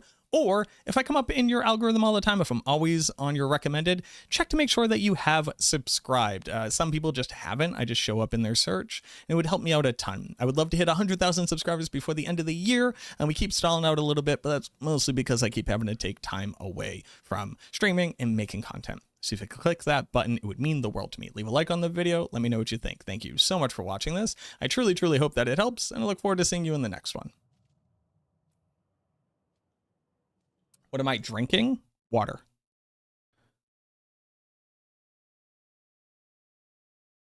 Just got home, so I'll bonk you and copy paste our combo in Discord. Oh, thank you very much, man. I appreciate that. And thank you for the effort.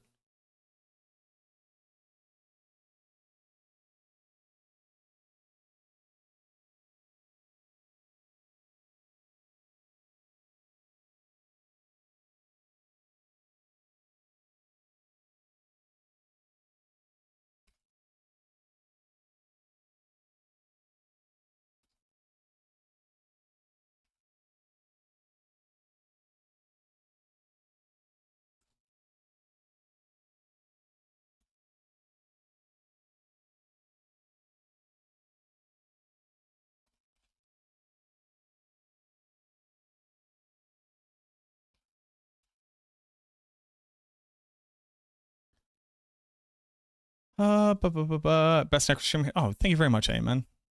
Highest pit push this season on minions, 106. Thought it was the Argentinian drink. Bam, Spiritborn. It's a hydro flask with agua. What is weird stuff?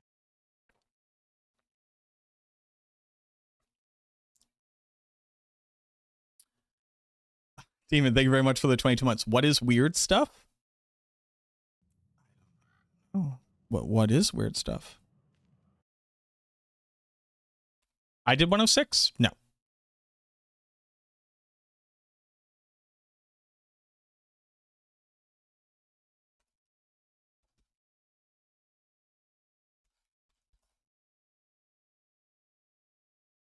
Oh, what's your highest? I'm sorry, what's your highest pip? I just did 100. I had 6 minutes left, so that means I could probably do 102. 102, 103, somewhere around there. I would probably need an amulet that actually says Hellbent Commander and Coalesce Blood. I would probably need to actually triple Masterwork crit on my weapon. And probably like a 2 GA on Blood Moon, so I can get off from this and use the shadow damage bonus. Somewhere around there. Be my guess. But let's update the build planner. Boop. Boop. Boop.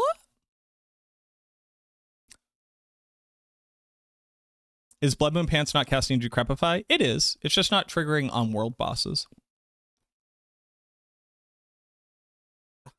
Dude, please go eat food. Thank you.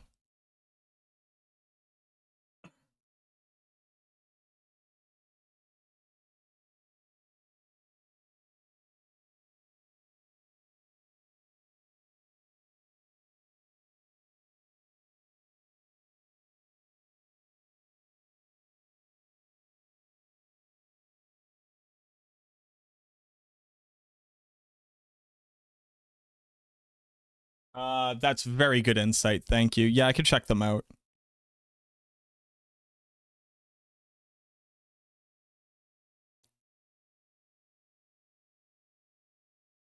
Playing how long until you get the gloves and ring right now game? Add me.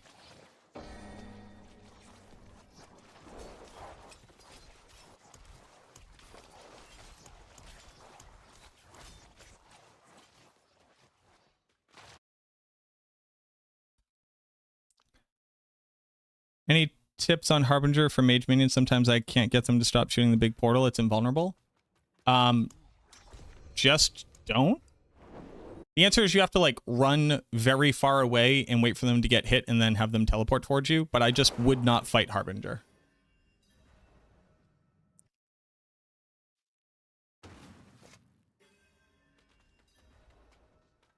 Coldbringer's like does negative damage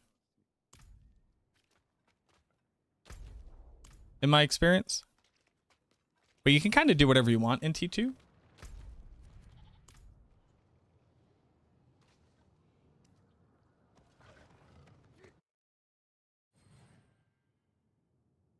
I had Coldbringers on for like a little bit.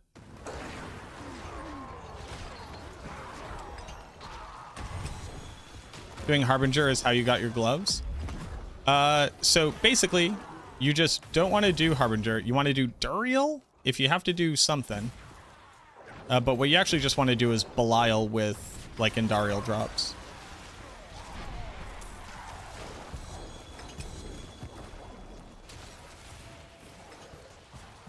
Take. Oh, you're like trying to clear this. I understand what's happening. Hold on. I was like, why are you not stopping and taking these things? Oh, you're doing a strong run. That's why you're playing the video game.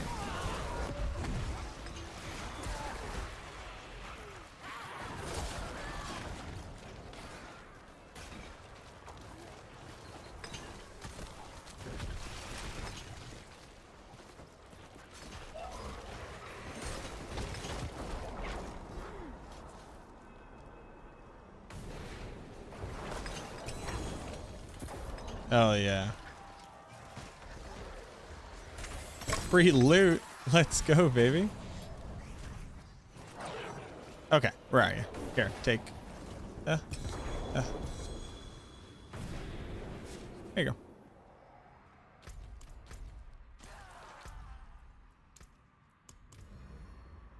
Got a neck that has greater Death's Embrace on it. Does the damage boost from Death's Embrace affect men down? It does. It's not good because it depends on whether or not you are close to the target. But it works. You just would never want to use that on a minion build. Use the 40 damage. I am. It's right there. How do you know they're Archmages? They grow in size and they get a little blue effect on their hands, which sucks because Hellbent Commander already gives them a little blue effect on their hands, and then the other effect makes them grow in size. But yeah, there's no two ways around it, sadly. Like, you don't have to know that they're Archmages. They just will become Archmages about 30 seconds into whatever you're doing.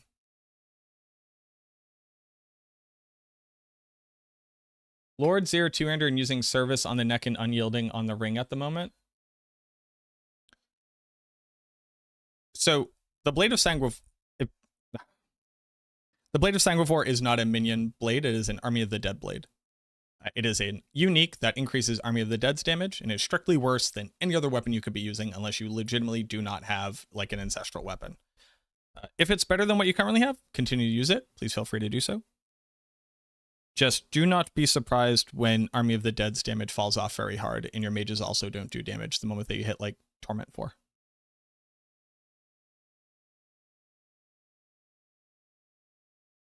But a weapon that doesn't increase your mage's damage is a bad weapon to use on a build where you want your mages to do damage. It's basically the long and short of it.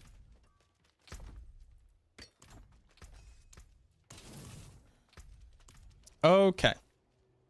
Let's update a build planner.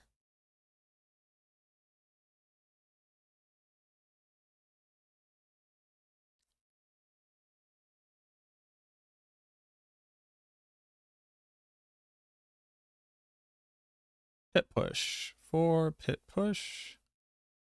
Still have a grasping veins. Use does, use does, use does.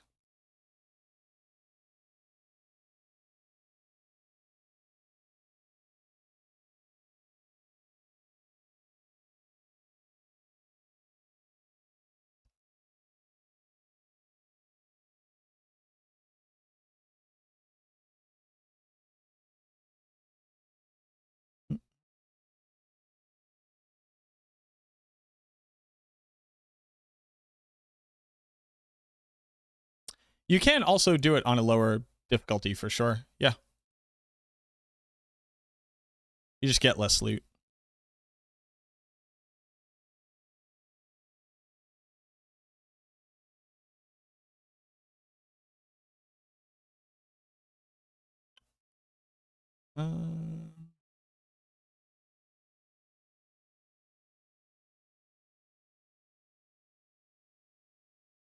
I guess we should talk about like the difference here.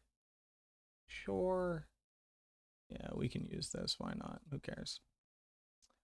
Nobody's gonna get mad. Hit push, save, and then edit sets, hit push, speed farm. Okay. For speed farm,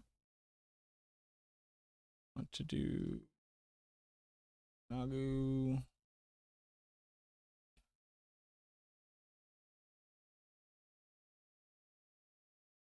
Pull down, want to do back and teleport. Care about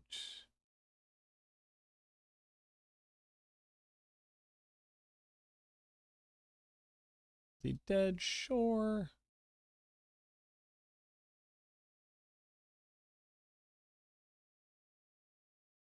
You actually probably don't even want Blood Moon Breaches, right?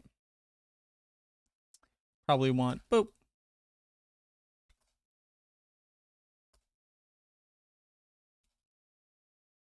Mage. Soul Rift uptime.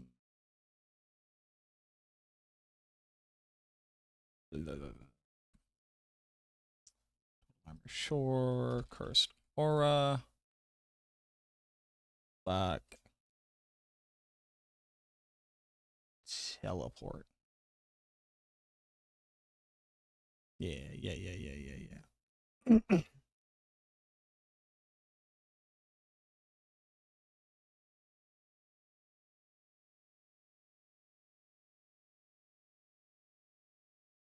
Definitely try it. I'm using it. It's here. It's right here, boss. It's right there. It's been there the whole time.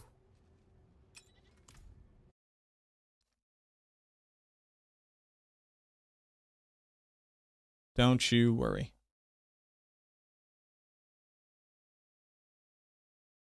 Yeah. Okay.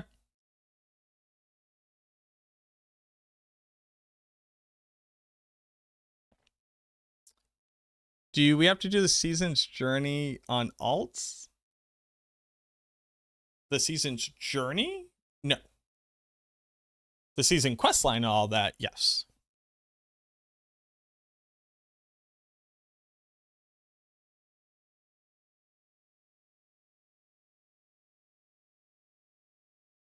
No problem.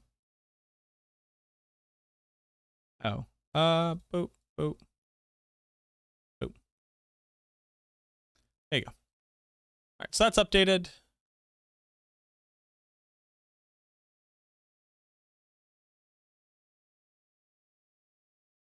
What are my thoughts on Ahu versus Igni? Ahu is better.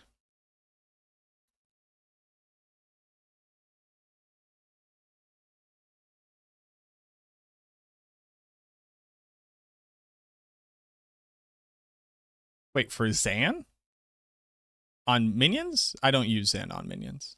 I wouldn't recommend Zan on minions.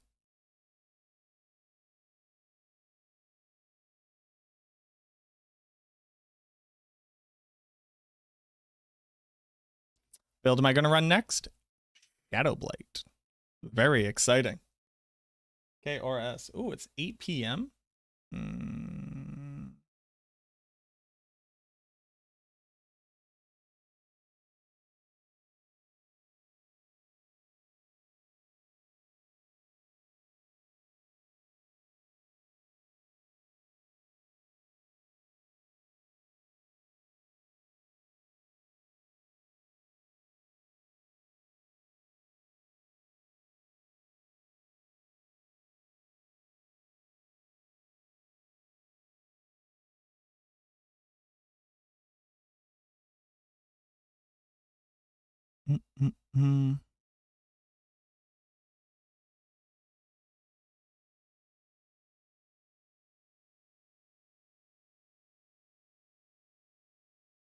Corpse Explosion sucks, but it sucks less this season. Is more fun. Nice. I think we're gonna call it there. I think I'm gonna end stream at a reasonable time. Because tomorrow I have to do some investigation.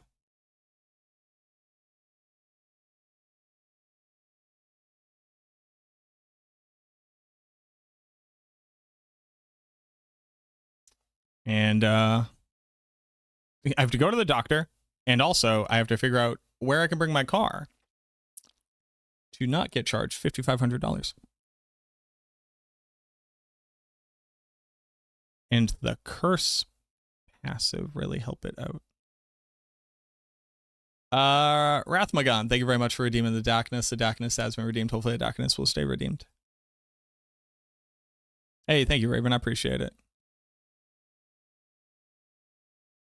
All right. Yeah, I'm gonna go ahead and do that. Let's find somebody to raid.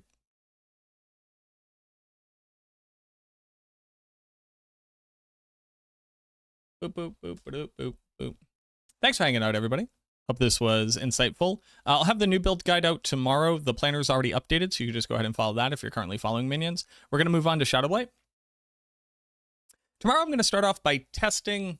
Well, tomorrow I have a doctor's appointment and have to call some stuff. But once I get to streaming, we're going to start off by testing how the scaling on...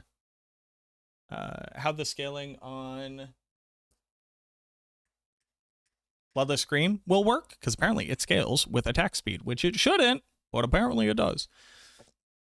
And then we will also look into like whether or not we can scale that thing's damage meaningfully. And then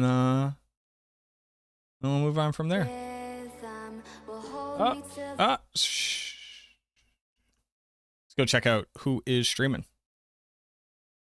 It goes Rob, Woody, Mekuna, Daniel, Vidya, and then me. Hey, top 6, baby. We'll go hang out with Woody. We're never able to raid Woody. Woody's always asleep at this point. 8 p.m. What is it? 2 a.m. his time?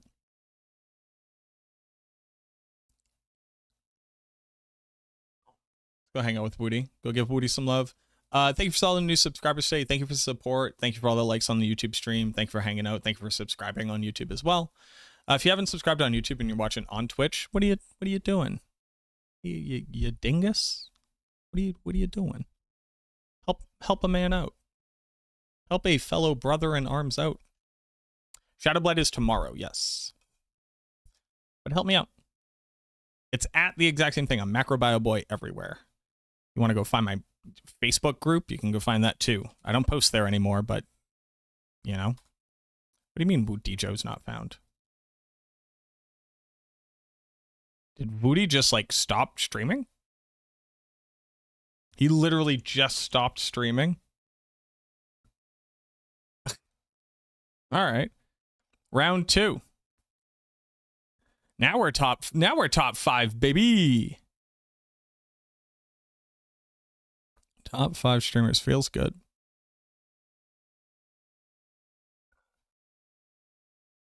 Yo, 3P Venom is streaming. Let's go.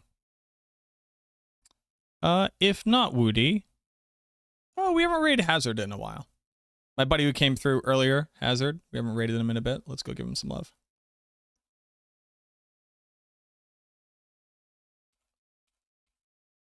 All right. Love y'all. As always, auf Wiedersehen, au revoir. Auf Wiedersehen, au revoir, arrivederci, sayonara, so long, ciao, kapkun kra, sawadi, guten nacht, hasta mañana. Tomorrow's stream will be a little bit later because I gotta get into the city and see the doctor and then get back out of the city. So I'll probably be like taking the train and that sucks. But I'll try to get on for a couple hours and then we'll do the testing for Bloodless Scream, like I said, the initial testing for Shadowblight, just to make sure that everything is working the way that I think it would. And then we'll build out the build and see what it's like. I appreciate y'all. Means the world to me that y'all hang out with me, honestly. And now it means the ability for me to repair my car. So thank you all very much for that support. I appreciate it. I'll see you all again tomorrow. Treat yourselves well. Remember, the bourgeoisie doesn't care about us. It's not left versus right. It's up versus down. You have so much more in common with people in your community. If we could just have a little bit of empathy, be a little bit patient, try to meet people in the middle, and try to stop ourselves from flying off the handle. I promise you, you have more in common with the fellow working person around you than any fucking billionaire out there. They're all just trying to suck the money out of us. Don't let them do it. Class solidarity, all of that. Treat yourselves well. Look out for people. Don't let anybody come to harm if you can avoid it. Love y'all. Have a good night. Bye-bye.